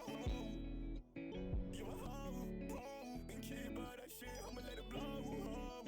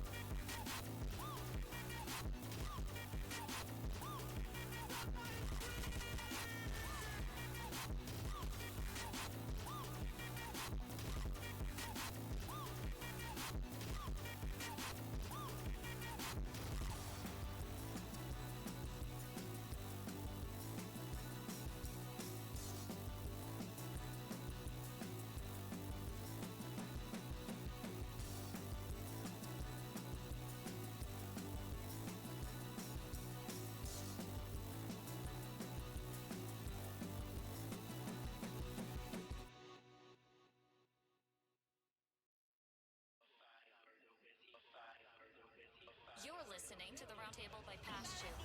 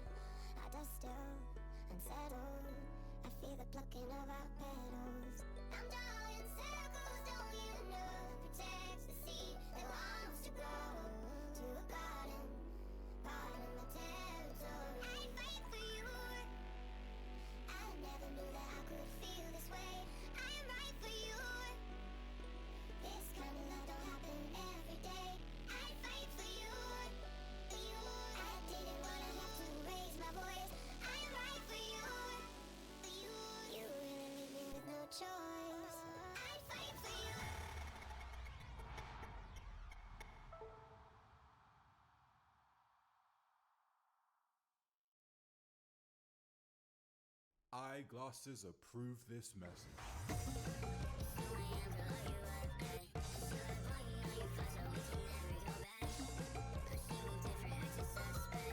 You're listening to the Roundtable by Past You.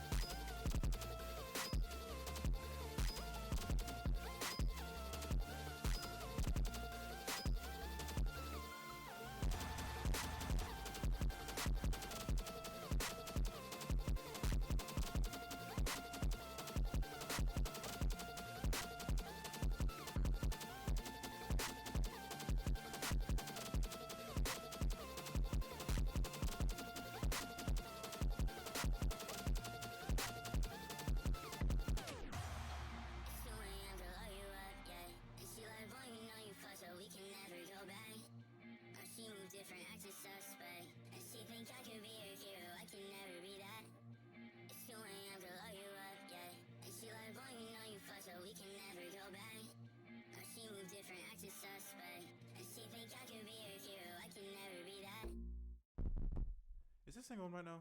Roundtable LA 2023. I can't hear you.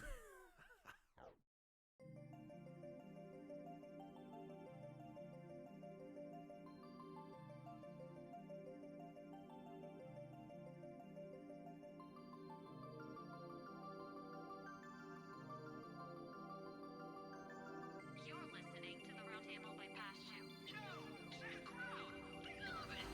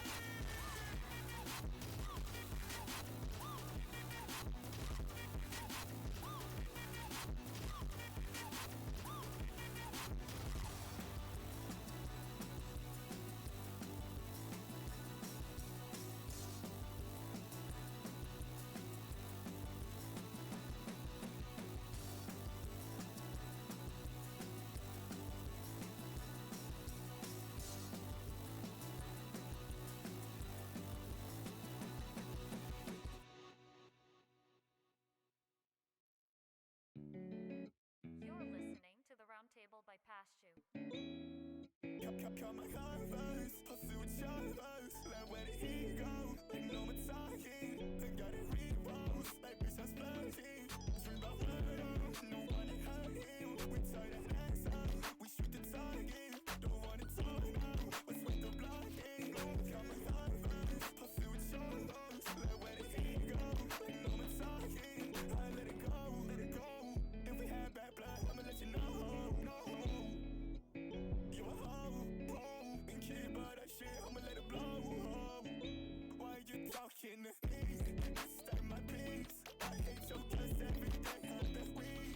Got my converse, I see what you're on. Like where did he go? Like no more talking. I got it re-rolls, like bitch I'm splurging. Dream about murder, no one to hurt him.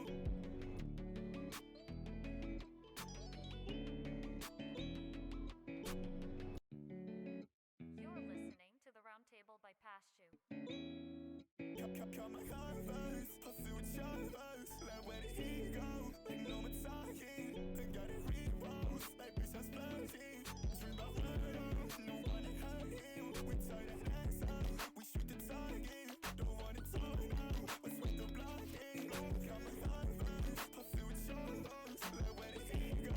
Like no more talking. I let it go, let it go. If we had bad blood, I'ma let you know. No. You a hoe, and keep about that shit, I'ma let it blow. Why you talking to me? Stay my peace. I hate your guts every day of the week. Got my converse, I see what you're on. Like where did he go? Like no more talking. I got it re-rolls, like bitch I'm splurging. Dream about murder, no one to hurt him.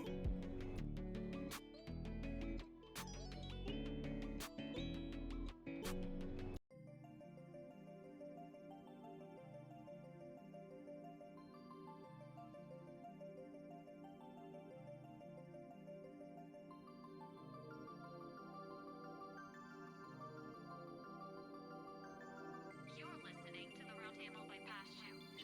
Sick crowd. Love it.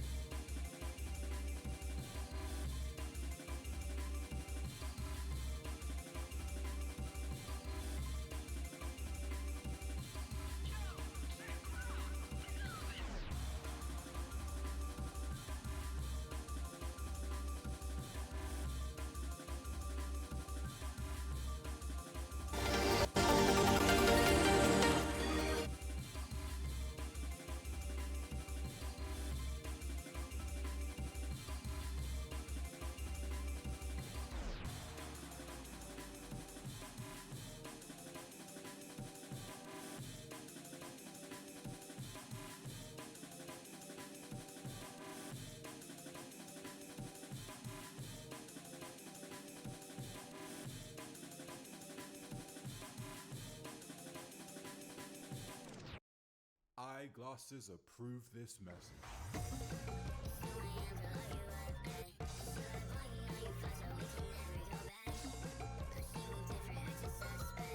You're listening to the Roundtable by Past You.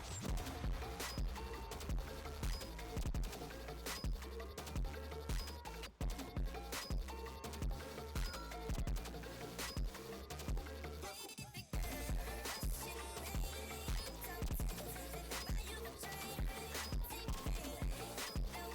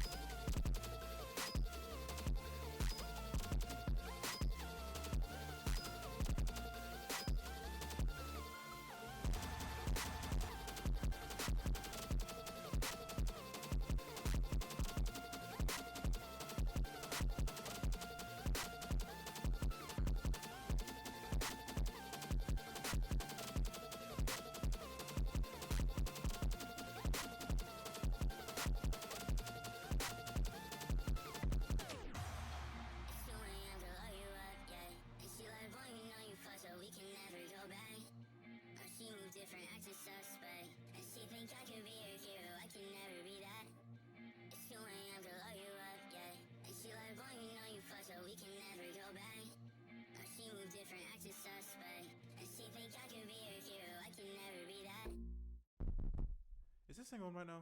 Roundtable LA 2023. I can't hear you.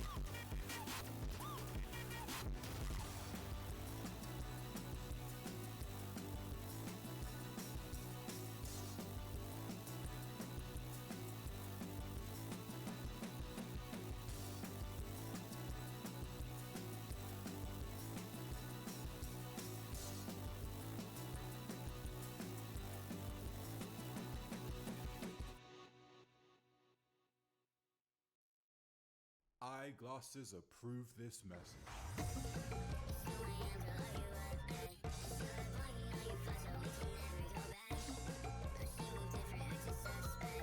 You're listening to the Roundtable by Pasture.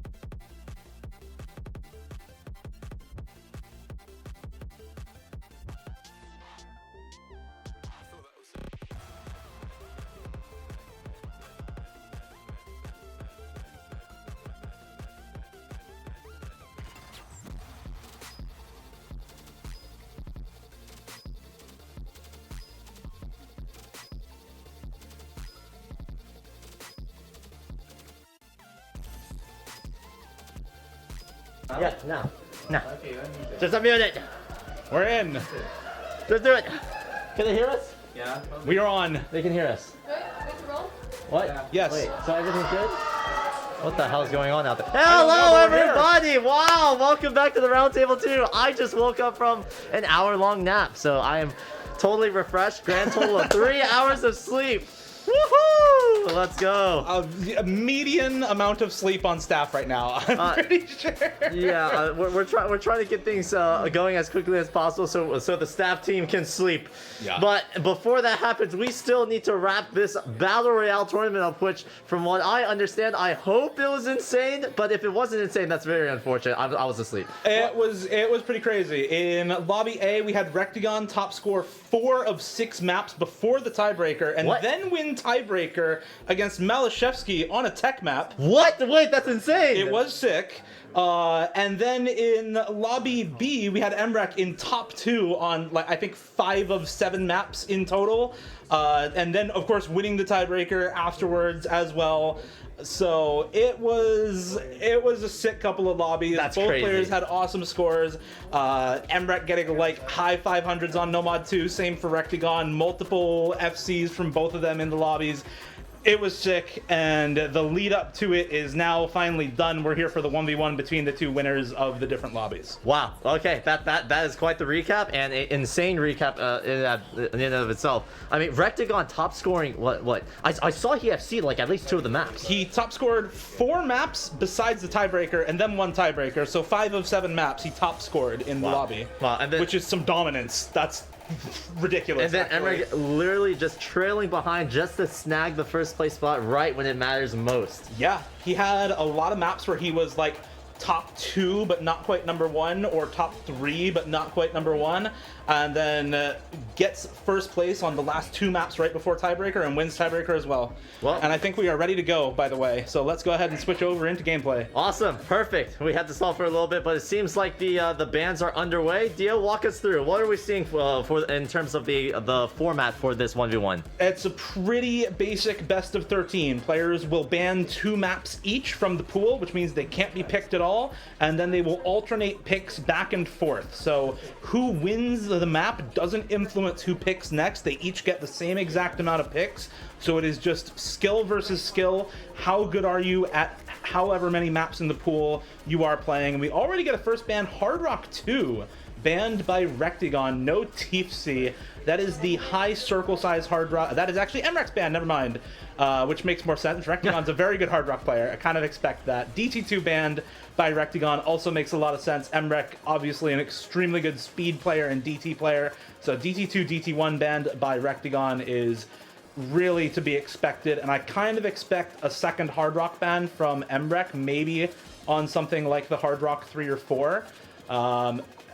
We'll see exactly what he wants to go with here, but that's kind of what I expect. Maybe the low approach rate hidden map as well.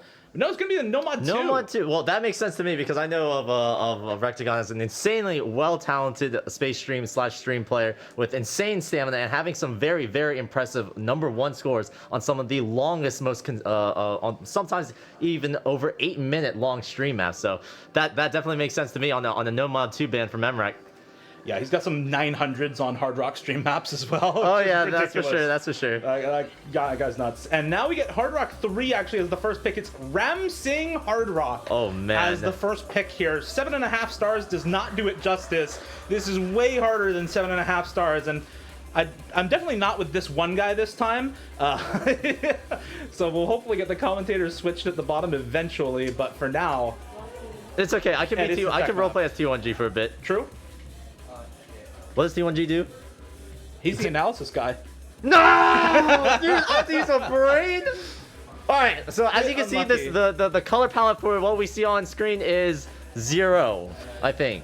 Yeah, I think we're seeing studio mode. No, it's the wrong one. Wait, okay, hold on. No, technical difficulties. Please bear with us. Thank you. Hopefully we'll get this sorted as soon as possible, get back to the gameplay, be able to see exactly what's going on. Luckily, this is mostly intro for now. Okay, early lead to Rectagon, 70k to 55k. We do actually see score on screen. We do not see gameplay for now, but it's looking like a pretty solid lead already for Rectagon. And the gameplay's flowing in, let's go! Okay, we got Rectagon. Probably a lot of combo breaks for Emrek. Rectagon breaking on the triangle 1/3 as well.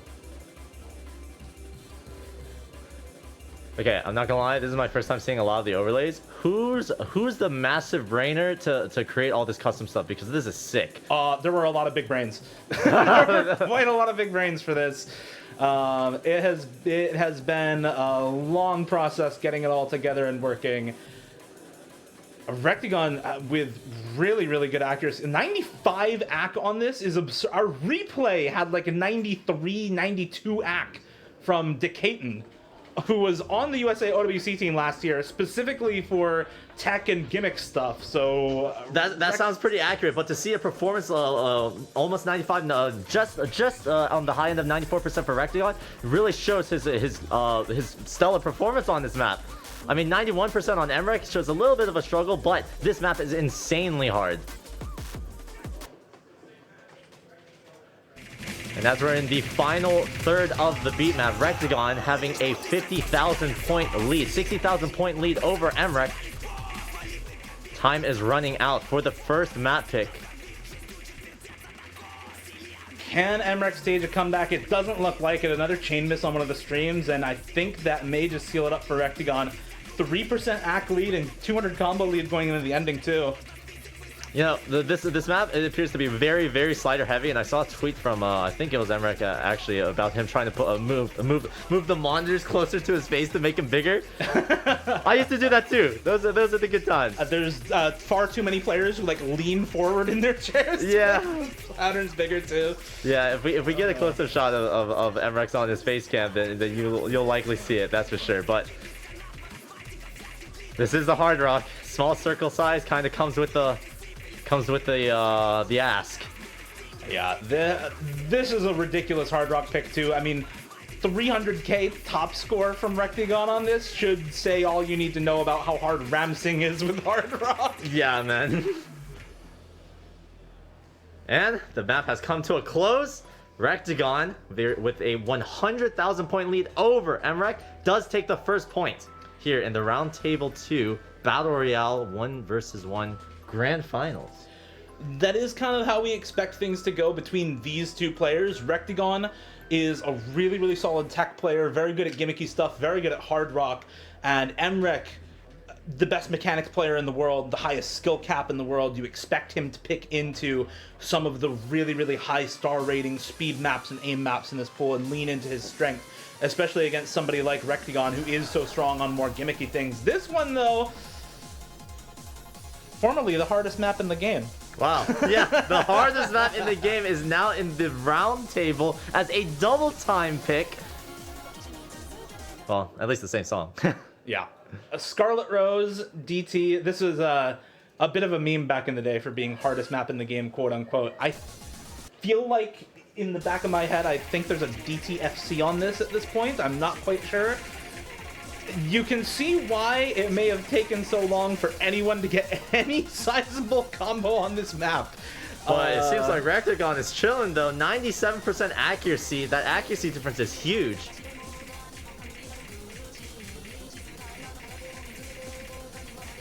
You know, I find this really funny that we're seeing this in this map pool because I still have a D rank no fail score from 2013 as my most submitted. Score. I still can't play this map. I would C rank this note mod. The reading on this is hard. It's so note dense. You have, this is 174 BPM after DT. I think it's like 360 something BPM. The absolute ridiculous patterning in this map speaks for itself. How are they both putting up such good scores on this? This is 97 AC, I think FC? No, slider break from Rectagon. A rank from MREC, 96 AC also. I mean, what are these two doing on this?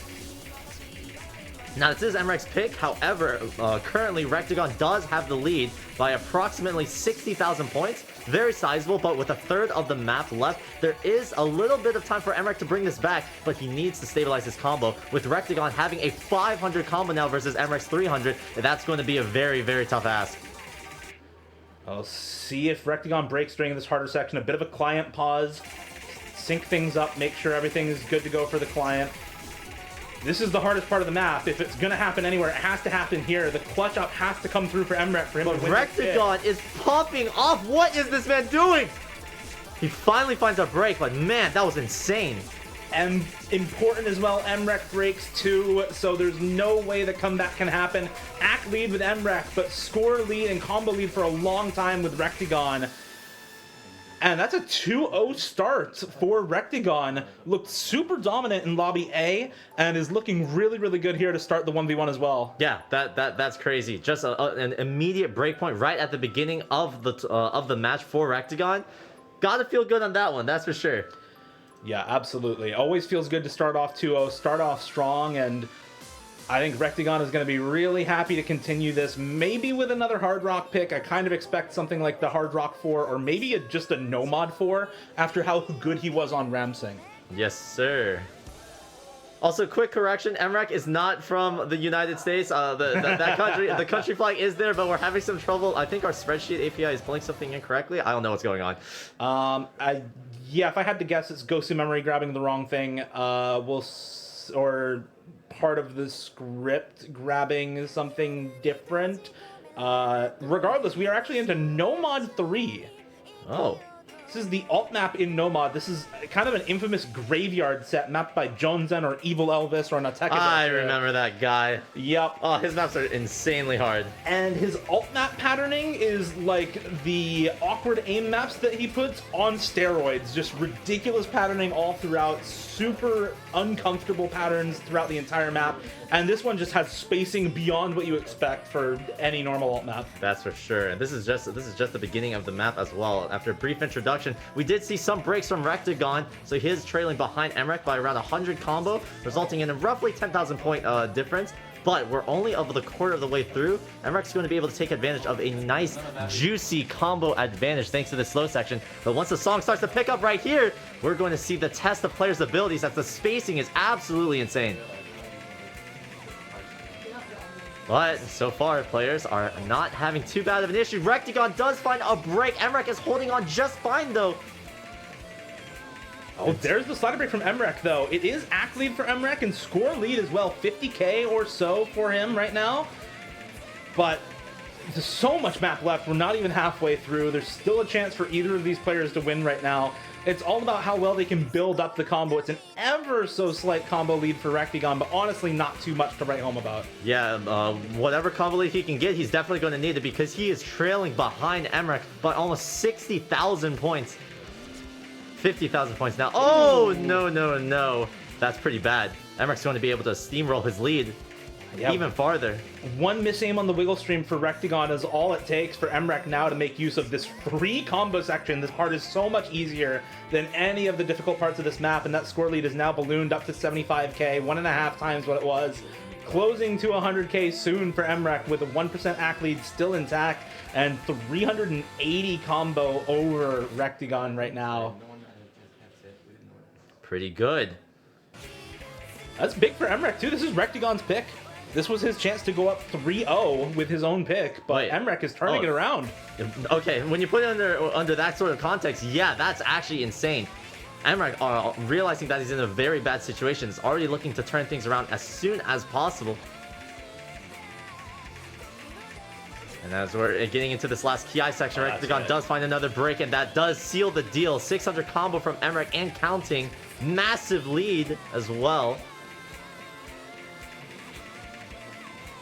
Yeah, that is going to be it for this map. Emrek turning it around really well. Does find the break at the end, but 500k on this map is absurd. That is such a high score for this pick. And really something else on this map. Rectagon, I think, would definitely be favored to win this most of the time, but such a good score for Emrek. And I feel like among gimmick skill sets, he is really, really good at alt stuff and rhythm picks. So this type of stuff, breakpoints on these sorts of maps are not unheard of for Emrek. He has the skill cap to make it happen and gets 500k S rank on that Nomad 3. Yep, very satisfying score from Emrek. And that pick is to be expected. 288 BPM, 8.5 star burst and stream spam. This is a speed map if I've ever seen one. Oh man. Yeah, this is really tough.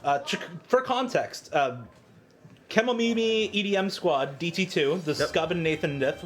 Chaconi did the replay for that. He got 99.73% AC on DT with Scorby 2. He got like 93 AC on this map for the replay. 93? Yeah. After getting 99.7 on the DT2. This map is extremely hard and extremely speed focused, and it's AR8 to boot, so the note density is so high on this. Okay, I'm just like taking a look at the patterns too. They're pretty old style as well. Sometimes really awkward to aim, so they can be definitely super tricky to play. We're starting to see some of those act drops. Rectagon 92%, Emrek 89%. Both players definitely struggling.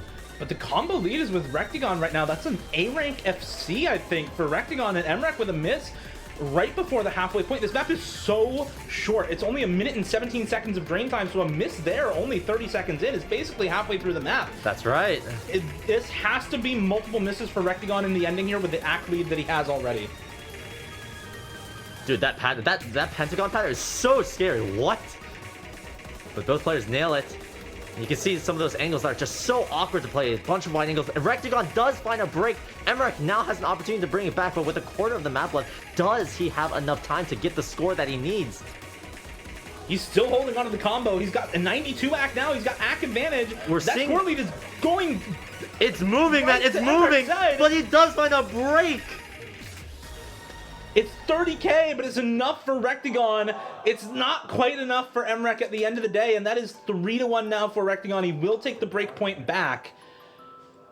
So 2 break points for Rectagon, 1 traded back by Emrek, but that is 3-1 for Rectagon off of a huge combo to the start of this map. Yeah, we're just trading break points at this point. That was Emrek's pick, and Rectagon just said, "Psych, not for you."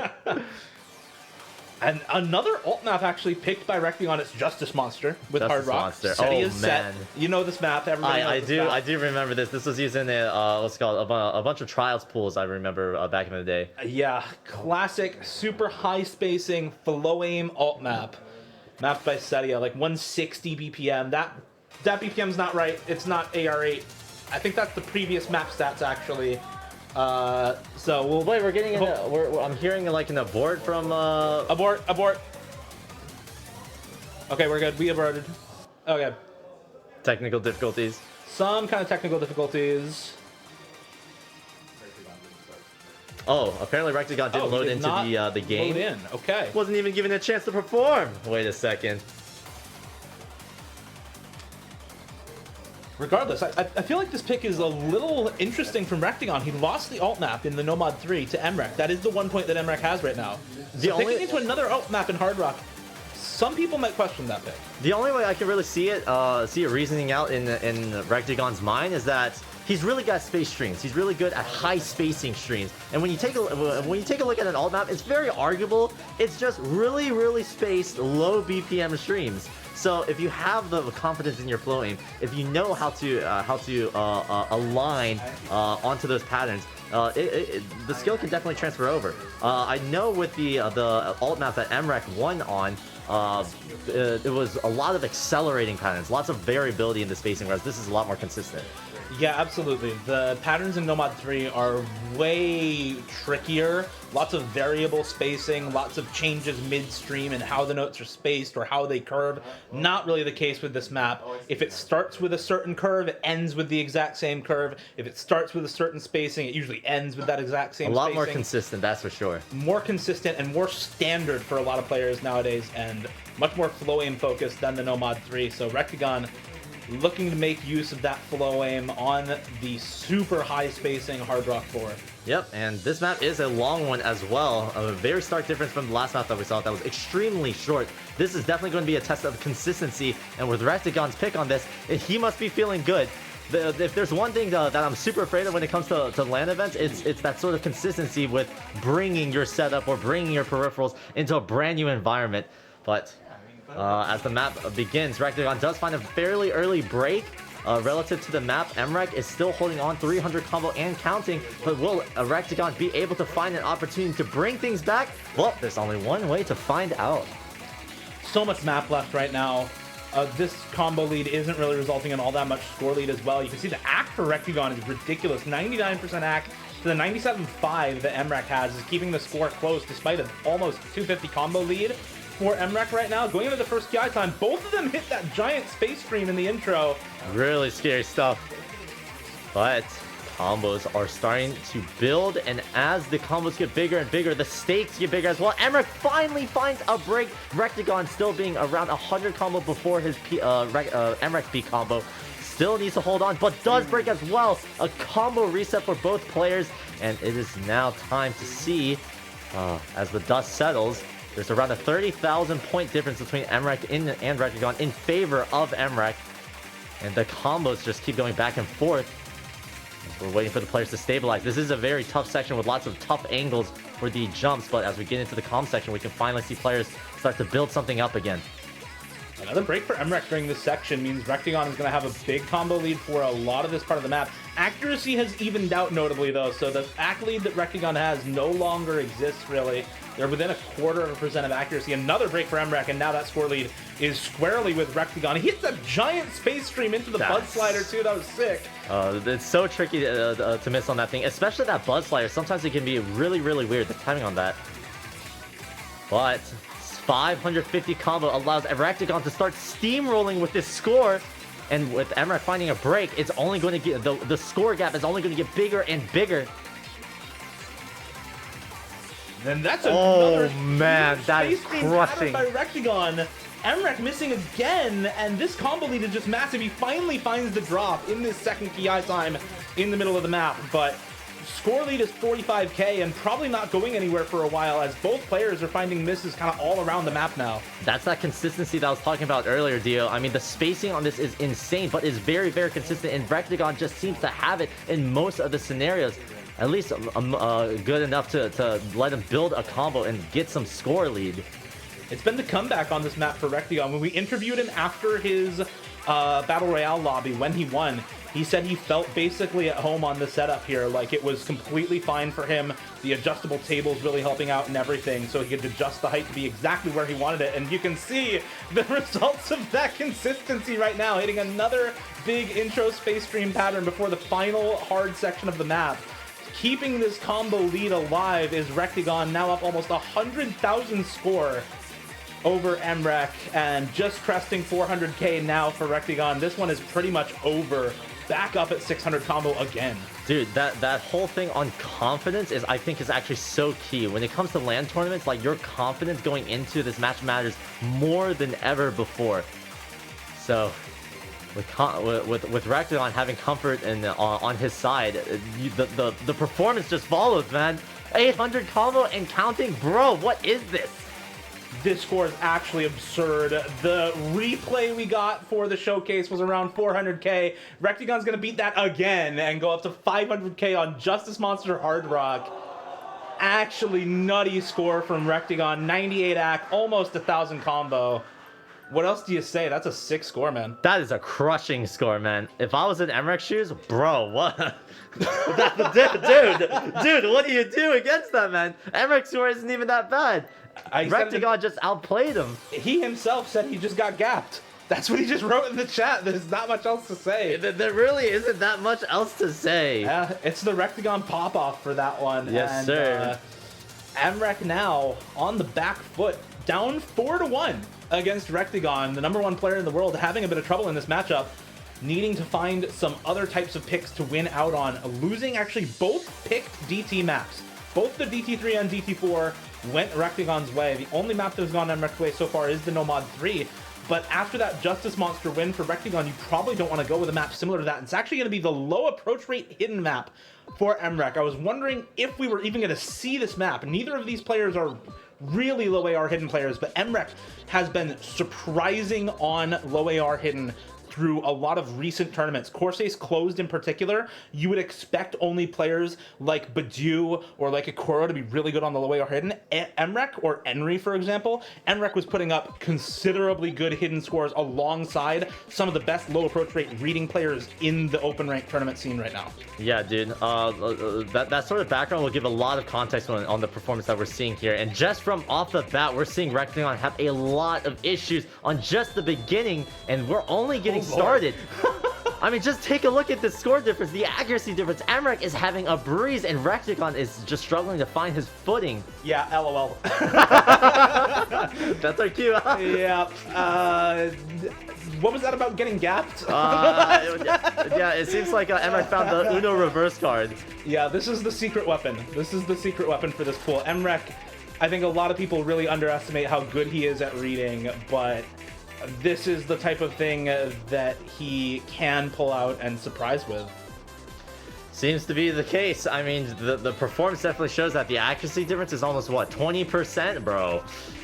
Yeah, 98% for Emrek is actually ridiculous. Our replay for this map was 300k. The players are just gapping the entire map pool team. How did he hit the wiggle stream right there? I mean, that's what happens when you're dealing with the best players in the world coming here to the Roundtable 2. And, well, as Rectagon is struggling to find his foothold, is trying to build up a combo. Looks like he's finding something, but as soon as he has it, he drops it. Emrek, on the other hand, has already done the damage, done the deal.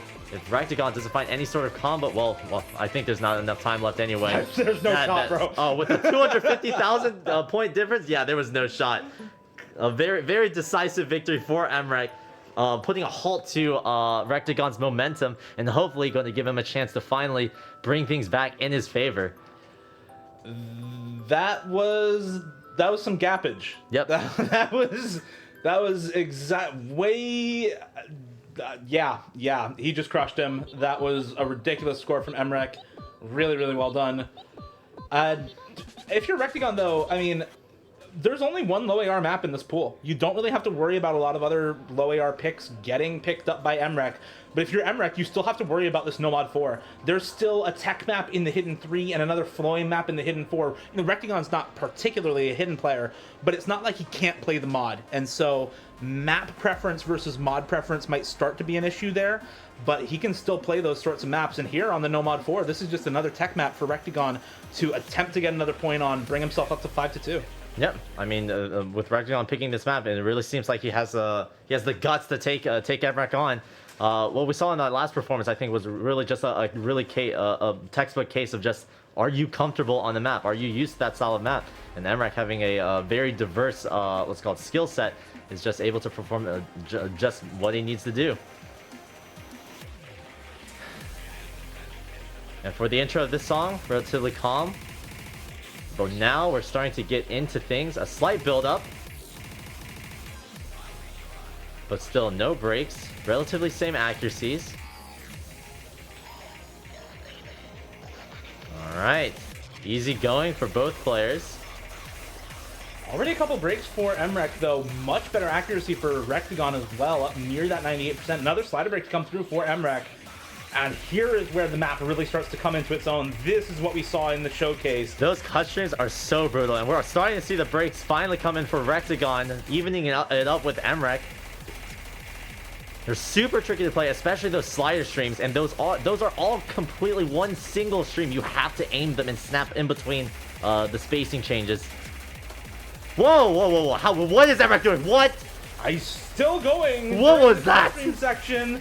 And this might be the break that Emrek needed during this 1v1 if he can hold through the next difficult section as well. I mean, there's some free combo right now, relatively free, I say.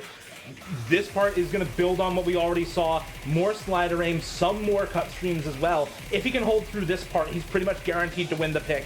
He'll have comboed through almost half of the map at that point, and you can't really expect anybody else to do that on a pick like this. Oh yeah, but Rectagon has also stabilized with a 350 combo and counting. If Emrek does end up breaking, Rectagon is prepared to bring things back in his favor.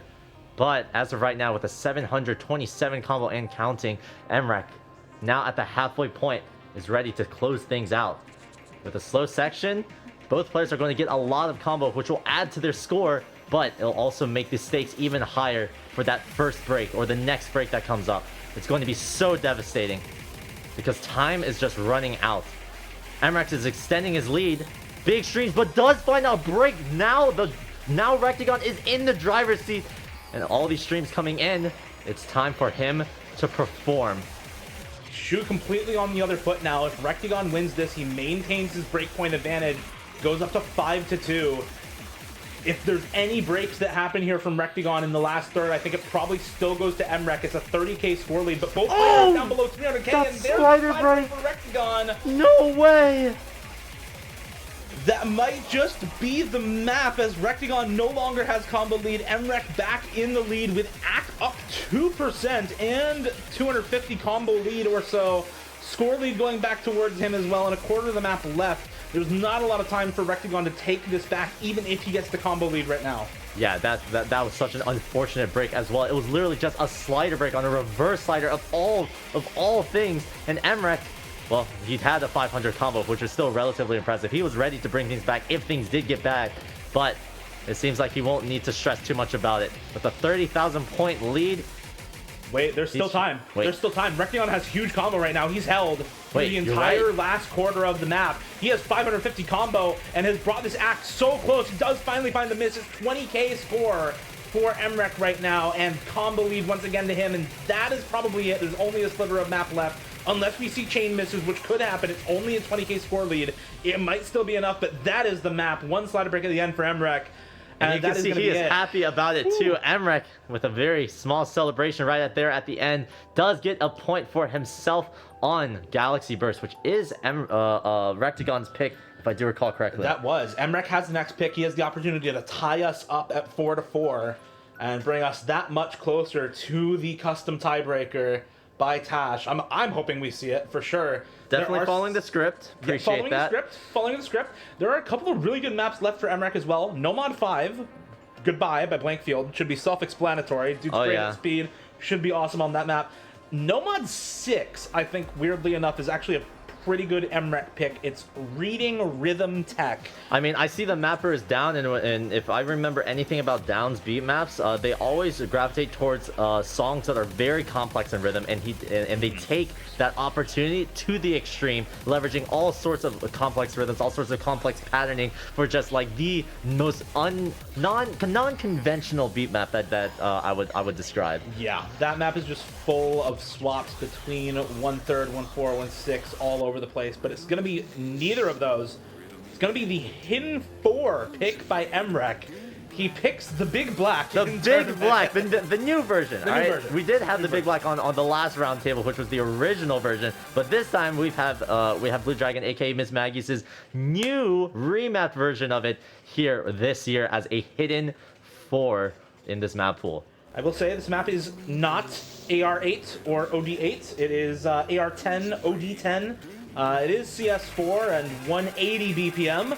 I think a lot of people should know what BPM Big Black is, so hopefully we can get those map stats at the bottom of the screen sorted out for the rest of the 1v1, as that's definitely not AR888. Oh, yeah. There we are. Wonderful.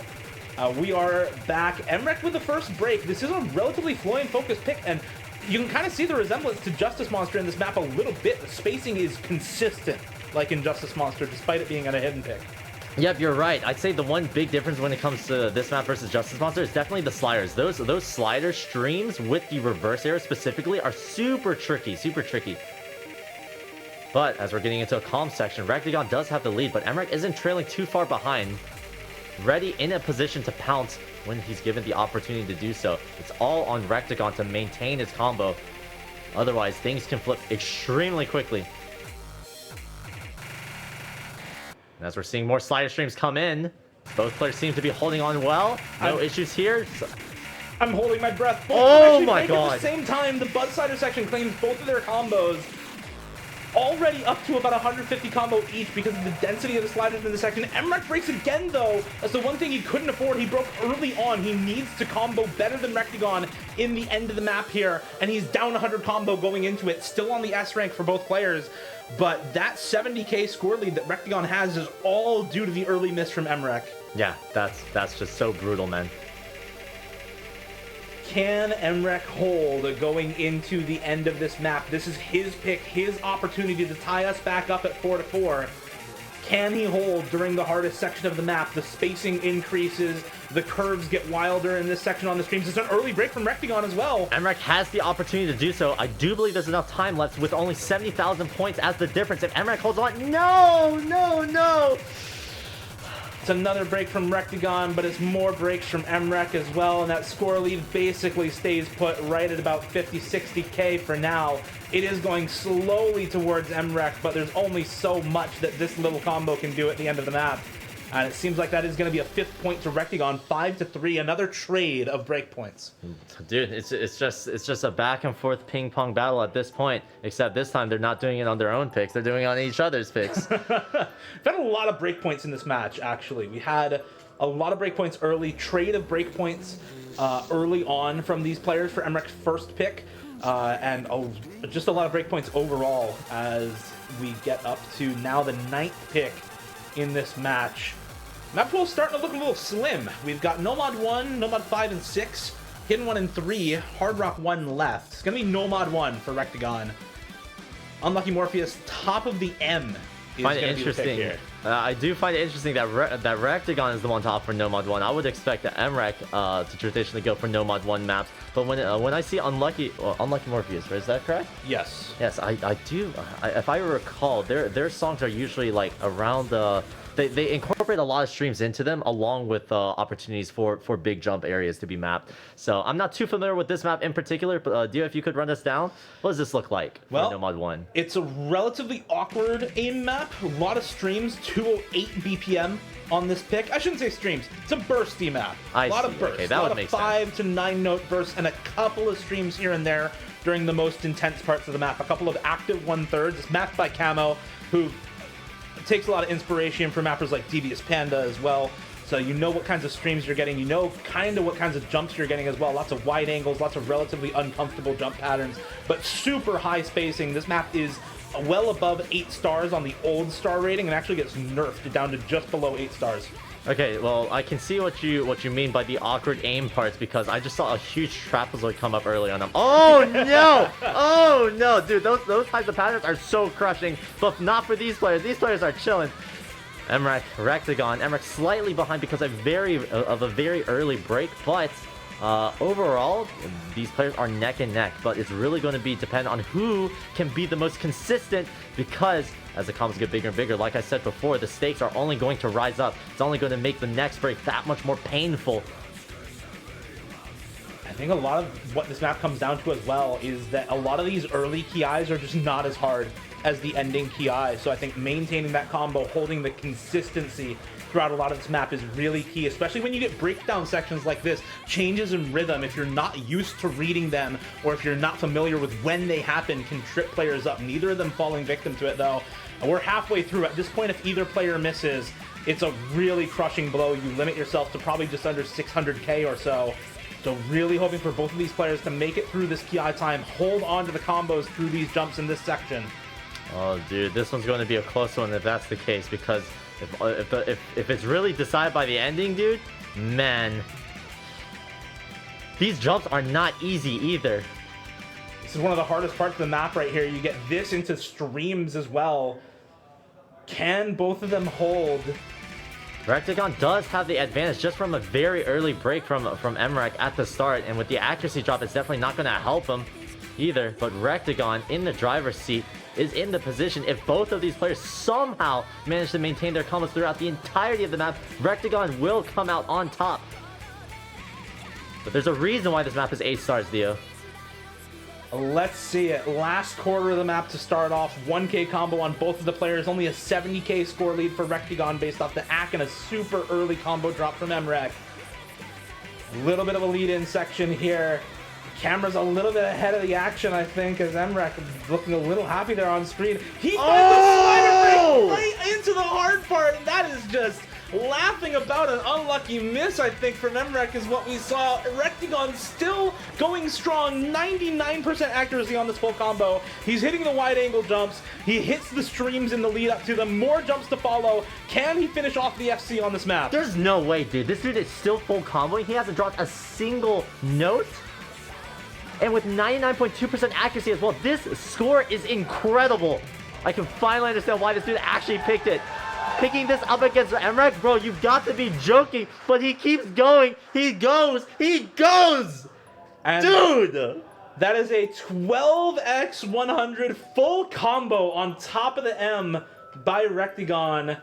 That is one of the best scores on the map. It would put him, I think, at probably around number 23 or so on the map. There are quite a bit of full combos on this, but it is so hard to pull that off in a tournament setting. Dude, when you only have one shot, dude, that's insane. The consistency. The consistency is the key part, man. And seeing that sort of spacing in a tournament level, dude, I would be I'd be shitting bricks. I think most players would. It's so hard to maintain that level of consistency at such a high star rating.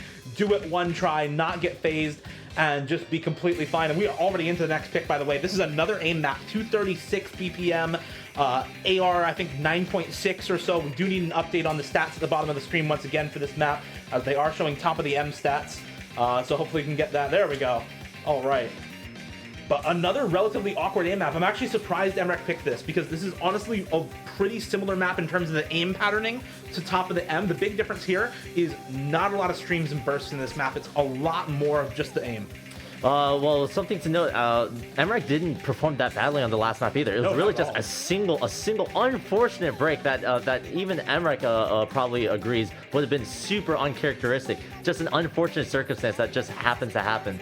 But as of right now, with Rectagon finding a break earlier, it is going to give Emrek that lead that he needs to finally claw things back in his favor.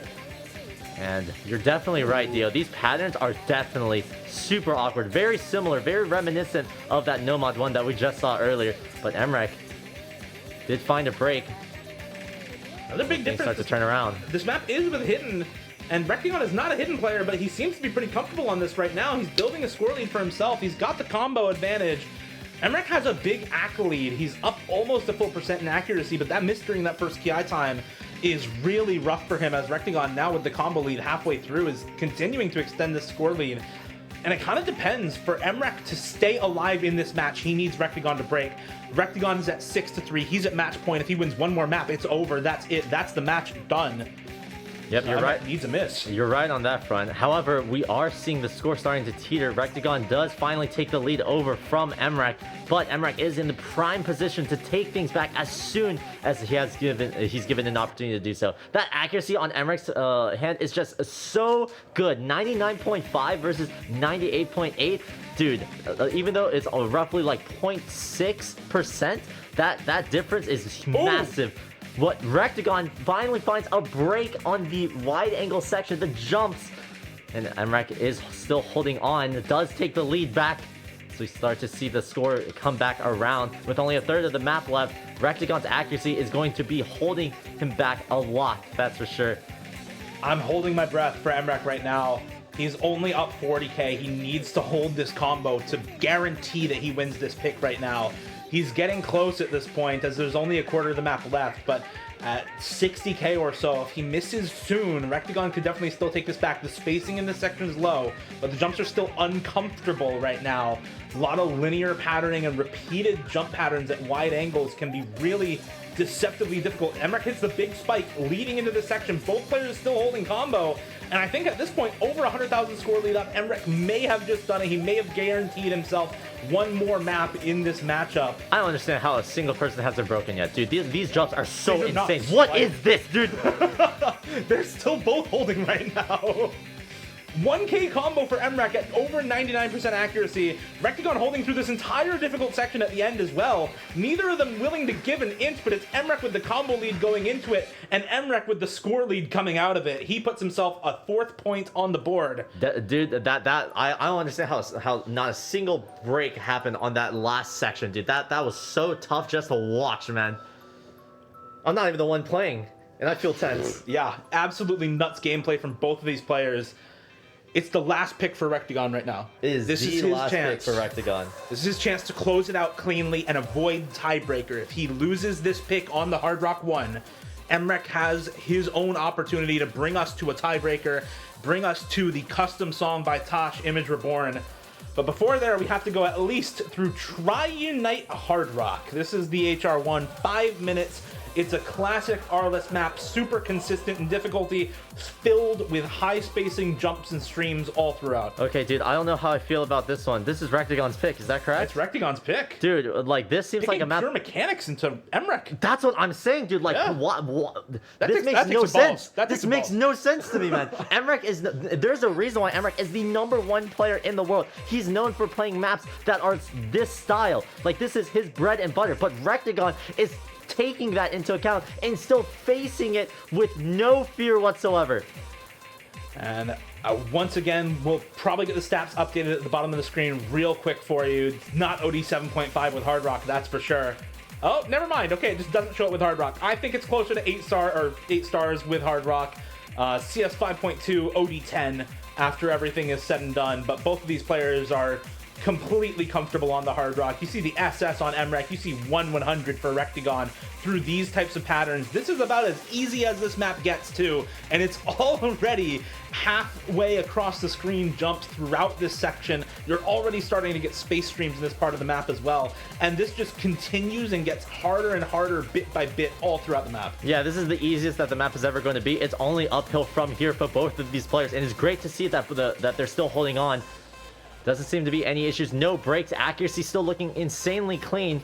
But one thing that I do want to note, when with the layout of the setup that we have going here, we have Emrek and Rectagon on opposite ends of the same table. If they really wanted to, they could look to the side and see each other and face each other. It was a very, very, very specific choice that we had going on here. That'd be something. Be like, yo, what's up? But anyways, as the map continues, we do find a relatively slower section. But once we get into the next KI section, the jumps are going to return, and it's that consistency that's really going to be tested here. Both of these players feel very, very confident just looking at their performance. But as of right now, literally just by a few percentage points, 0.2 percentage point in accuracy, Emrek is going to have a lead over Rectagon. Dude, our replay for this was like 950 combo and 400k. They're already at 200k. Both of them have like a combined 10 100s together right now. This is just absurd from both of them already. It's so tense. A third of the way through, both of them still holding the full combos. We're closing in on that halfway mark of the map where if you miss, your score just gets cut in half. And it becomes so tense because there's so many difficult sections approaching that for either of these players, if they happen to miss, if you have one little inconsistency in your gameplay, if you readjust your pen by accident, you lose everything here in this part of the map. And with this kind of spacing, you cannot afford a single error. Both of them still holding strong, 99.56 accuracy for Rectagon, 99.2 for Emrek halfway through. This is absolutely nuts. Dude, I am on the edge of my seat. This is actually insane. The stakes could never be higher. Emrek is looking at match point. It's one miss for Emmerich is game over right now, halfway through the map. This is a quote-unquote easier section of this map. You still see this kind of spacing showing up, even in the easier parts of this map. Both of them continuing to combo through. It's all act lead for the score lead on Rectagon's side right now. But that can change at the drop of a hat. It is effectively neck and neck between the two players. Oh my god! That might just be it. That may just be game. Rectagon continues to combo 2/3 of the way through the map. 99.6 accuracy for him on the FC, and that is probably gonna be the match. Dude, that was on the slower section of the map too. Maybe Emmerich just let his guard down or something, but dude, that is so crushing. Rectagon just almost got slow-sided, by the way. He almost missed on absolutely nothing going into a real slow section. Oh my god. That would have been something else if he missed like that, but he's not going to. He's going to hold on to the combo. He's going to be rewarded for comboing 2/3 of the way through the map with an entire free section, the only slow part of this song where you get truly free combo. That's correct. And as we saw in the slow section, not only did Emmerich break his combo, but his accuracy is just ruined, making things even worse for him.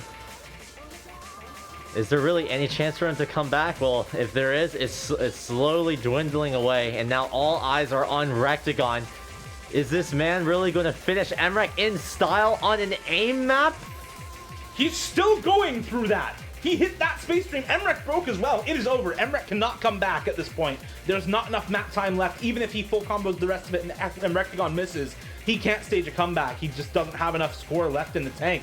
But Rectagon is still going 99.6 accuracy. He's oh my god! Note and slider breaks. But this is an S rank on Tri-Unite Hard Rock in tournament. He's playing out of his mind right now. This score is absolutely incredible, Dio. I don't understand how Rectagon is able to pull this off in a LAN setting.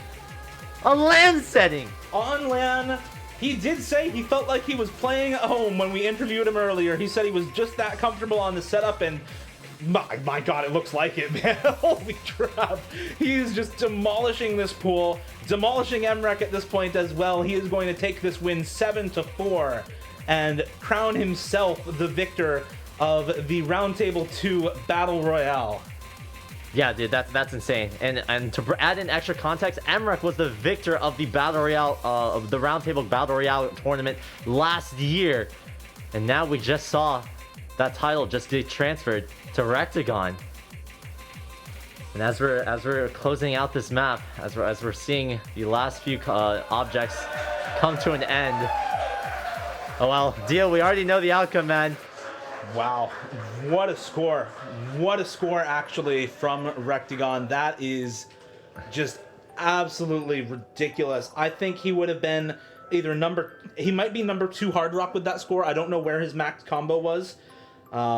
He's pretty close to number 2 Hard Rock with that score on Tri-Unite, and what a way to finish things off. Yeah, dude. Just with a show of complete control over his own destiny with that last pick. I'm just shocked, bro. I have there's just no way, bro. Like up until the halfway point of the map, they were both holding combo. They were both completely stone cold concentrated. But when the slow section hit for Emmerich, it wasn't even that complex of a pattern. Just a regular like stumble, a fumble, a slip up. And that's all it takes on a map like that. That's why they call it a consistency map. You have to be rock solid for 5 minutes if you want to be able to win that phrasing. If you want to be able to win a map like that.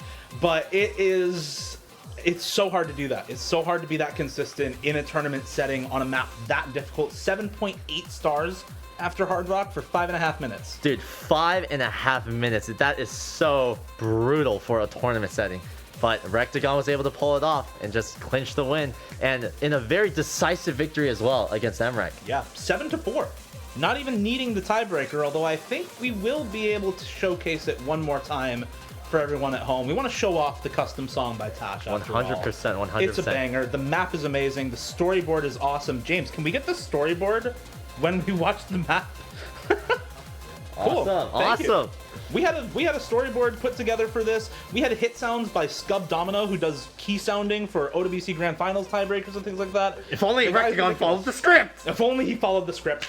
But regardless, we're going to be able to see it anyway. Hopefully the players are both up for it, and we'll be able to see the song and the map. But regardless, Rectagon, I mean, just a nuts match, nuts performance from him. Yeah, that was... What more can you say? It's crazy, dude. Like what we saw from Rectagon is just absolutely insane. There were some multiple different scenarios when he picked a map that just made no sense to me.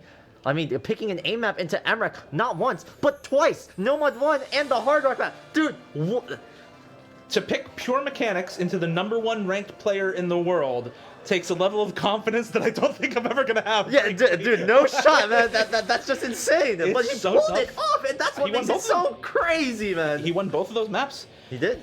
And now we'll see if he can win the tiebreaker too. We're in to Image Reborn by Tosh. This is meant to be the successor to Image Material. I hope it's as popular. Dude, well, I guess we'll see. I mean, Time will tell. Working with Tosh has been absolutely amazing. Getting to talk with them and the team, and finally get it to the stage where we actually have a map that's fully fleshed out with custom hit sounds, a storyboard. For this one, by the way. Dude, this is going to be a good one, that's for sure. Oh, double Hard Rock. Double what? What are these guys doing? Well, let's get a stats update on this one as well at the bottom, because this starts off at 7.94 stars. I don't know what it is with Hard Rock. Yeah, probably I have like no 8.7 stars or something. This is probably close to 9 stars with Hard Rock.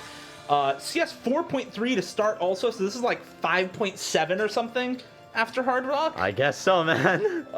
Yeah. Good luck to these two on this map. I think it's closer to 5.6, whatever. It's ridiculously hard. Map by Nymph, storyboard by Binary, hit sounds by Scub Domino, and gameplay by Rectagon and MREC on Tosh's Image Reborn. Map and song are awesome. This is one of the funnest projects I've had the pleasure of working on as one of the people working on the map pools the entire time here. It's been awesome to be able to work on this. Definitely. I'm glad we can finally get the chance to show this off to the public. Guys, this map will be available for everyone to download. Actually, it should be up right now. It's already up. Oh. Yeah, it's been on the website for like an hour and a half. Go download it. Go play it. Take no fail if you must. Definitely. Dude, this tiebreaker is tough. We're already seeing so many breaks coming in for both of these players. It could be just the fact that they finally like release that sort of energy, release that sort of pressure. They can finally relax. But still, that doesn't change the fact that this map is tough. And for some reason, they wanted to make it tougher with Hard Rock. That's just the attitude you have to have when you're the #1 player in the world or beating the #1 player in the world in a tournament match. Dude, I just want to say, like, Rectagon is on a killer streak. Like, his performance in the Roundtable is absolutely insane. But he's following this up after winning a North American tournament just recently versus Zudinator. Yeah. And Zudinator is also an attendee of the Roundtable. Like, that's just insane. Rectagon's on an insane streak.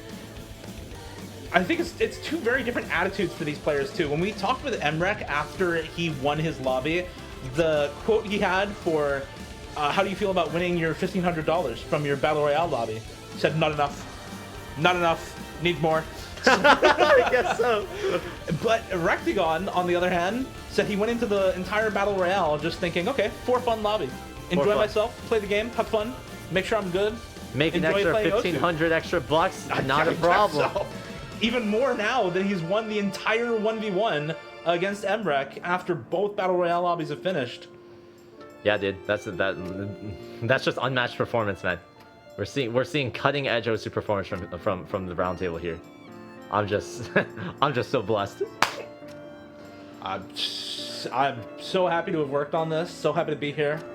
Happy to see the fruits of many months of labor. We started working on these map pools pretty much as soon as the qualifier tournament was over. So back in February, March of this year, it's been 4 to 5 months at least that we've been working on these pools, and it has been a lot of work in what for a project like this is a relatively short period of time, to be frank. That's for sure. Like the entire team, the map poolers, the tournament organizers, the staff, the storyboards, like everyone managed to come together to pull off something like this. Even last year, like all things considered, like was an absolute miracle. And I would still argue with the ambition that we had going into this project for the Roundtable 2, it was still absolutely insane that we're able to get things like this off. Alright, do they hit the diff spike? MREC does break on Hard Rock. Rectagon is still going. This is one of the diff spikes of all time in this map. He's hitting the space streams. And he okay, he finally does break on the Hard Rock through this section, but it's only one miss for both of them during that part of the map. That's nice. As we're getting into the last third or so of the beat map.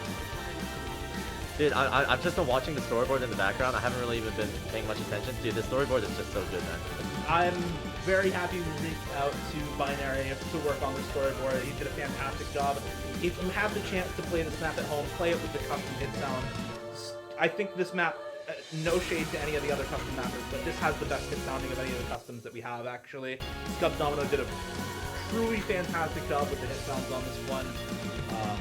Everything came out really well with this map. Yeah, this that's map for and sure. song just came out so well. Yeah, awesome project. Yeah, I can't wait to play this when I get back, that's for sure. Oh. Are you gonna 1v1 Reckion on Hard Rock with this when you get back? Hell no, bro! Man has 300k on Hard Rock on this map. I was expecting like 450k no mod or something from the players, not like 350k or 400k Hard Rock. Yeah, I don't get it. I mean, when it comes to Rectigon, it seems like this guy just uses Hard Rock as if it's no mod. Same thing with like Shigetora with Hidden. Yeah, it's ridiculous, and he has just been improving steadily over the course of now multiple years. You know, when he was tourney banned, Aaron and I were talking about this earlier.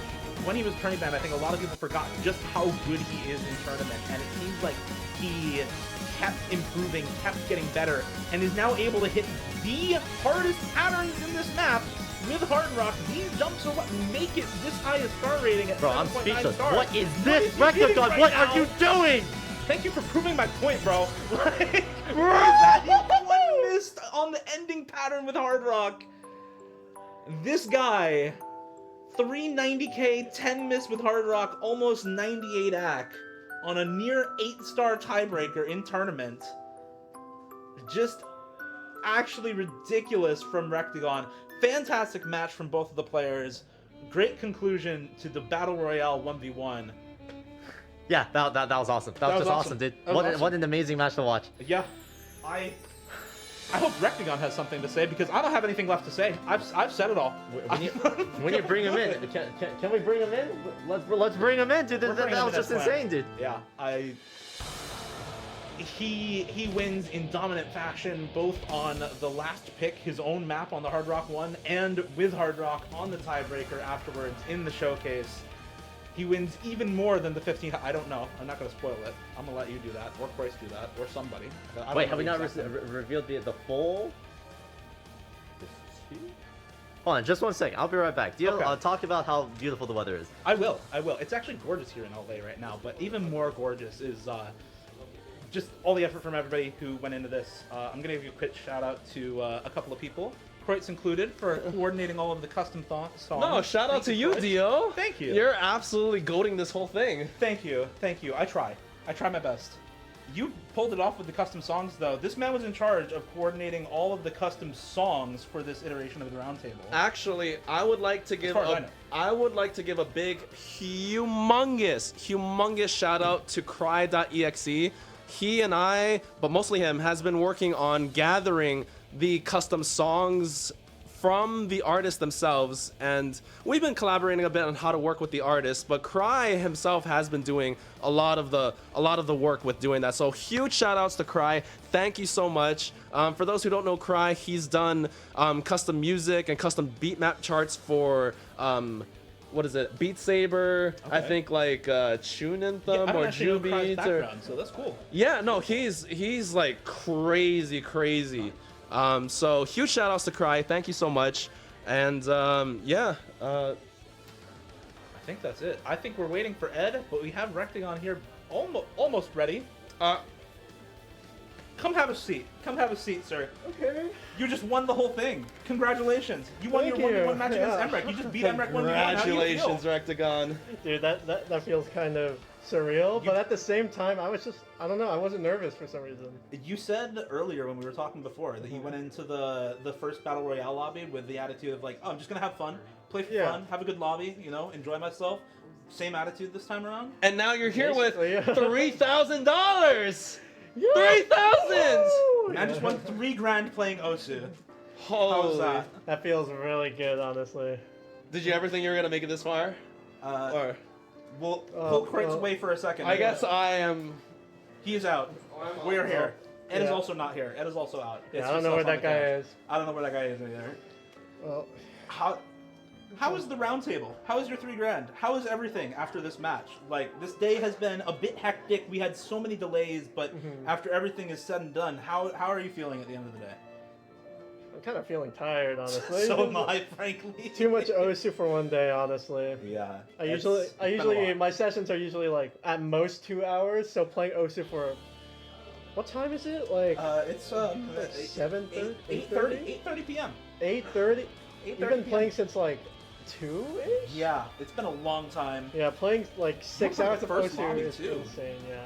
Wow. God.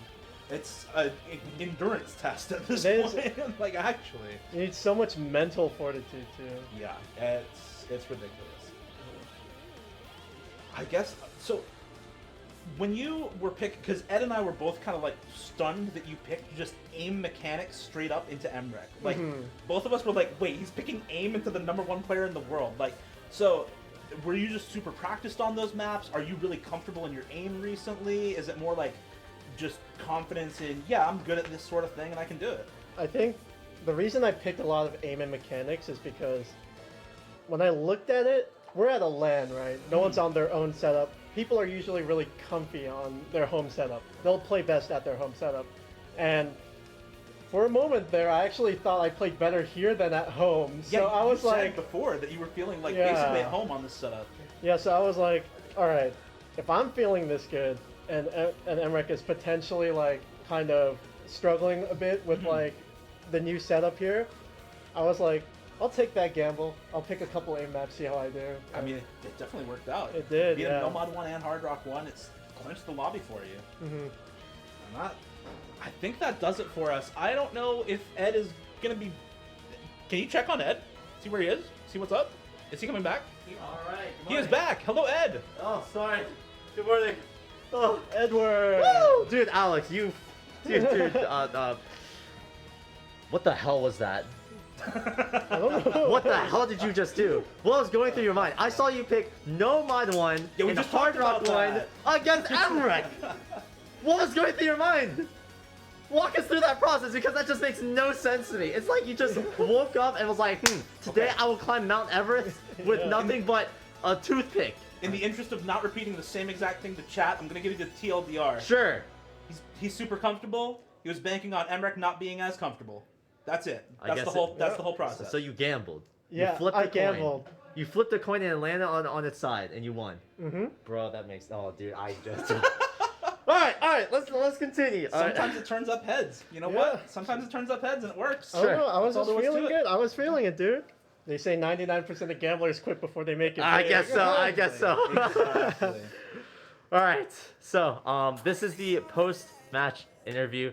Has Emmerich already come up just yet? Emmerich has not. Has not. Okay. All right. Well, it's great to have you here. Thank you so much for coming again. That was just insane performance thus far. I just want to get like a basic rundown, because at the beginning it seemed like you were going into it like crushing it. You were like popping up. You got your first breakpoint against Emmerich, and then things started to go like a little bit weird. Like you guys started trading breakpoints. What was going through your mind when every single map that you picked kept going the other way? I have no idea. Like I was like using like previous knowledge or like knowledge from like how the match was going, and I was like picking things similar to that of which I was doing well in, and stuff Emmerich was, and stuff I was kind of beating him on. But then at the same time, he was like coming back at me on those picks, and yeah, I don't know, it was a bit confusing. That sort of back and forth is like something that's just like rarely seen it when it comes to tournament matches. So I was like, wow, what is going on? Just to follow up that, is that something that you feel like kind of happens a lot when you have two like really good 1v1 players that are kind of well-rounded, kind of good at everything? Is it really tough to pick in those situations? Yeah, it is. Yeah. Like when you're like picking up against someone who has like maybe like one weakness, at the off chance two, yeah, your picks get a bit dire, and like, you just start like thinking in your head, like you start overthinking on like what picks to pick, or like oh, maybe I should like avoid that. Maybe let him pick that into me. Like so many things were going on in my head. So one thing that that I think we were talking about during the casting was how you previously mentioned that your setup playing that match, like I believe you said that it was like almost close to home. Is that true? Yeah, honestly, it felt better than home. I have no idea what was going on. I guess like I moved back and forth in college and I have to like switch setups, but like I think that helped me get used to like more like different setups. But at the same time, you guys had my monitor, like my exact monitor on hand. Really? Yeah, so I just needed the peripherals and the same desk height, and then I was set, honestly. Wow, dude. That's actually perfect. I guess it just worked out that way. That wasn't planned or scripted at all. Like what we're using here at the Roundtable is really whatever we have around the house. I can confirm. Yeah, we just used what was on hand. I'd show you guys what's going on behind here, but it's probably Yeah. It's crazy out here. Yeah, it's crazy. Setup was quick and it works. Yep. But unfortunately, I have to say that all the money went towards like pretty much the prize pool, the venue, and like the staff. So we actually didn't have a trophy until Mr. Shifty, one of our helpers, came through with this scuffed iteration. He's working on a second one, but a scuffed trophy for the Battle Royale a winner. So Rectagon, congratulations! Holy, You'll dude, get this is crazy. You'll get a different one, a less scuffed version, hopefully tomorrow. But thank you, Mr. Shifty. We were originally just going to shake his hand and call it a day. Honestly, this has its own charm. You Let's know? go! It's got like that. It's like a startup thing, you know, like. This thing's like the second iteration. Yeah, it's a homegrown trophy. It's event. 3D printed. But for the audience to see, it's like a 3D printed Roundtable logo. It looks sick. It does look sick. But for the the main event trophy, you'll see what it's supposed to look like. That's for sure. But for now, we'll give you this, and then when the actual one is finished, you'll get that up next. But also the winning prize pool. I was looking at the spreadsheet earlier, and I'm like, you know what? This needs to get more juice. So with you taking first place, you actually won $3,000. How does that make you feel? Pretty good. I'd feel pretty good too if that was me. That is insane, honestly. All right, what are you gonna do with that money? Probably for college or maybe get a nice car. Or I'm saving up right now, so. Good man, good man. All right. We'll see though. I'll probably save it though. Good man. That's what I would do too. I mean, let's be real. Like, in this economy, dude. This economy for real. That's no lie. All right, Rectagon, it was an absolute pleasure having you. Dio, do you have any closing thoughts or final questions for him? I was interviewing this man before you got here. Talked enough. That's awesome. we had a pretty good talk. Yeah, Really good sorry. chat. Yeah. All right, thanks for having me out here, dude. Thanks for coming out, man. Pleasure having you. Massive Rectagon. W. Dude, that was just insane. That was just insane. Is Emrek out there for an interview as well? You want me to get him? Yeah. Yeah, bring him in. Get this kid over here. Bring the kid in. Oh man, is it time to stand united? Please no. I don't want to get canceled, bro. It can't happen. Oh my god. All right. Well, as we're waiting for Emrek to make his way over here, ladies and gentlemen, I just want to give a huge shout out to all the people who are watching right now. Your support really makes this entire project possible. Thank you so much for watching. I know we've gone through so many knickknacks, some hiccups, issues, delays, but the fact that you guys are still here supporting us really does mean the world. Thank you so much for your support, and hopefully we can make the Roundtable better every single year as time goes on. So Let's hope for it. Seems like Emrek is here. Welcome, man. Welcome, Emrek. Dude, that was a match. I believe we were talking about it earlier with Rectagon about how like the map picks were just breakpoints on breakpoints on breakpoints. When you were seeing that happening, like when you were picking your maps and they just kept going the opposite way, what was going through your mind? I don't really know. Oh. That's awesome. That's okay. How about what's it called, those final moments? I think it's really interesting, at least from my perspective, seeing as with your your resume, your top plays, you're very well known for being a very high mechanics player. But in those last few moments, we saw Rectagon. I think it was his last 2 picks being just straight up aim. How were you feeling when you saw that happening against you? It's because Rectagon, like his setup there was utmost perfect. So it was like he was playing at his home setup. So he definitely had that advantage there because he had the like I said, his setup was basically perfect as it is to home. So he could aim like way, but like he was performing out of his mind. Yeah. So yeah. Did you feel that there were some issues with the setup that was holding you back? Well, not really. It's just that it's not my home setup, you know. Yeah. Nothing feels like home. Yeah. That's one way to put it. Like, you know, instead of getting like when I played Uta DT, I only got 84%, but if I was at home, I get 94%. Oh yeah. That's the issue that that always comes up when it comes to LAN performances, which is why like bringing all these people out here, bringing you out here, and still seeing like such insane performance overall is still like amazing to watch. It's an absolute pleasure to watch. Same issue I have when I play Uta DT at home. Yeah, it's just a casual Uta DT.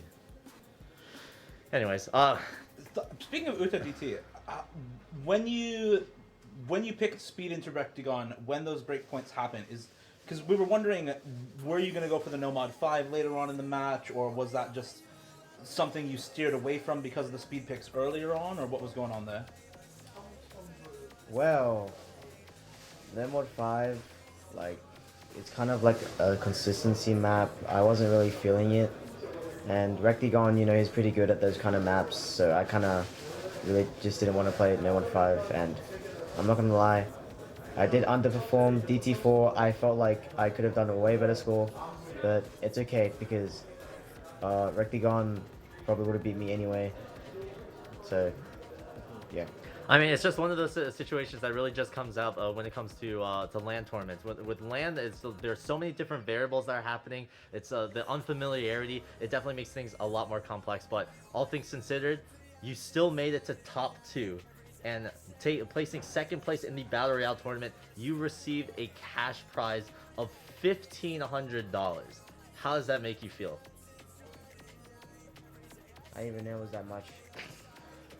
I doubled it at the last minute because if we started on time, we had like a bunch of like mini events that we were planning to like run and stuff, but then like we had ran into scheduling issues and then some other issues, so we kind of purged all the other events for the most. We still have one event coming after this, but actually you'll be participating in that, I'm pretty sure. But huh? Is that also dead? All right, never mind. Well, we doubled it. Hey, more money to come around, all right? What do you plan on using that money for? Investing in making millions of dollars. My man! Yes! Build an empire. Join the Osu house. Would you want to move to LA? Maybe. Actually, it's kind of weird me asking that. I forgot how old you are. Never mind, I don't want it.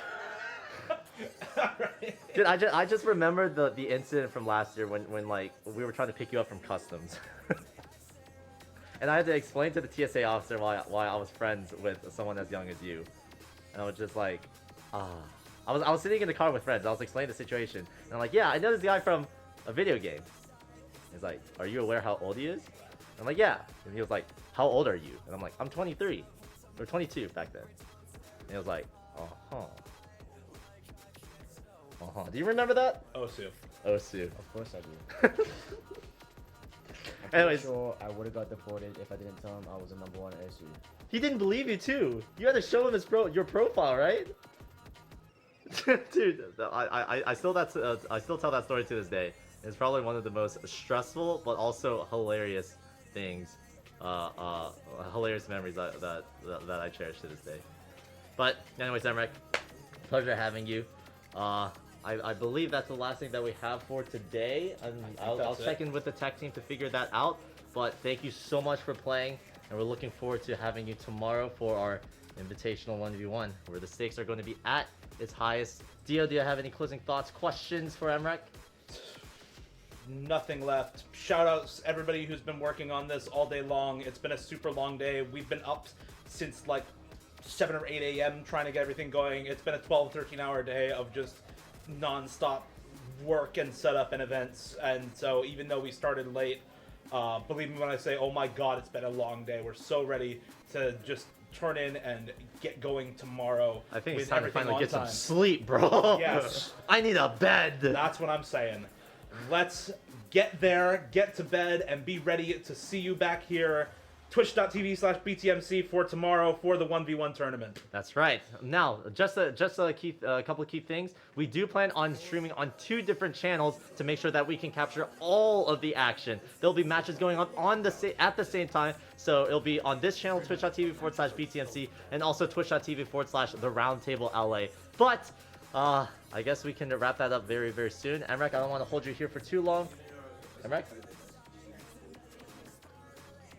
Bro is out. We go. Can we cut to a break for a sec? It's okay. I'm like, okay. Can I go? Oh yeah, you can go. You don't have to. You don't have to go, I guess. That's true. I want to go eat food. All right. Go eat food. Thank you, Emrek. Bye. Hey, you got $1,500 to spend on food, bro. I'm just saying. Congratulations. Pretty good. All right.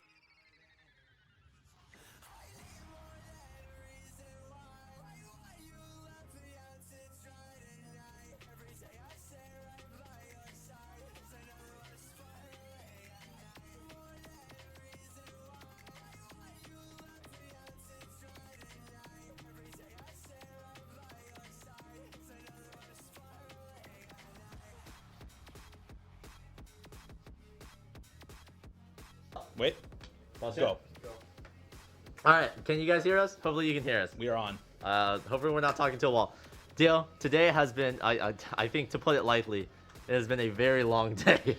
This day has just continued from last night during setup, bro. We got here and started setting up yesterday, and then we went to sleep for a few hours, got up again, kept setting up until the moment we started stream, and then we did the whole broadcast. It's been a day and a half, literally. Yeah, that's true. That's pretty true.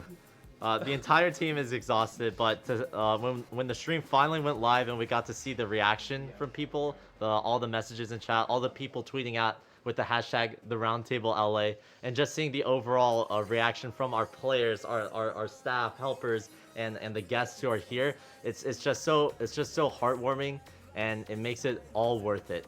So for those of you out there watching, thank you so much for watching. The Roundtable will continue with day 2 tomorrow, so be tuned in for that. We most likely will have some delays in order to make sure all the staff can actually sleep, but we will keep you guys updated at the Roundtable LA on Twitter for all of the latest updates, so be sure to follow that on Twitter. If not, I heard that Twitter is on fire, so we'll likely look into contacting the r/Osu Game mods to hopefully figure something out, but you'll hear it from us eventually, that's for sure. So, guys, thank you all so much for your support. Like I said, you guys really make this project possible.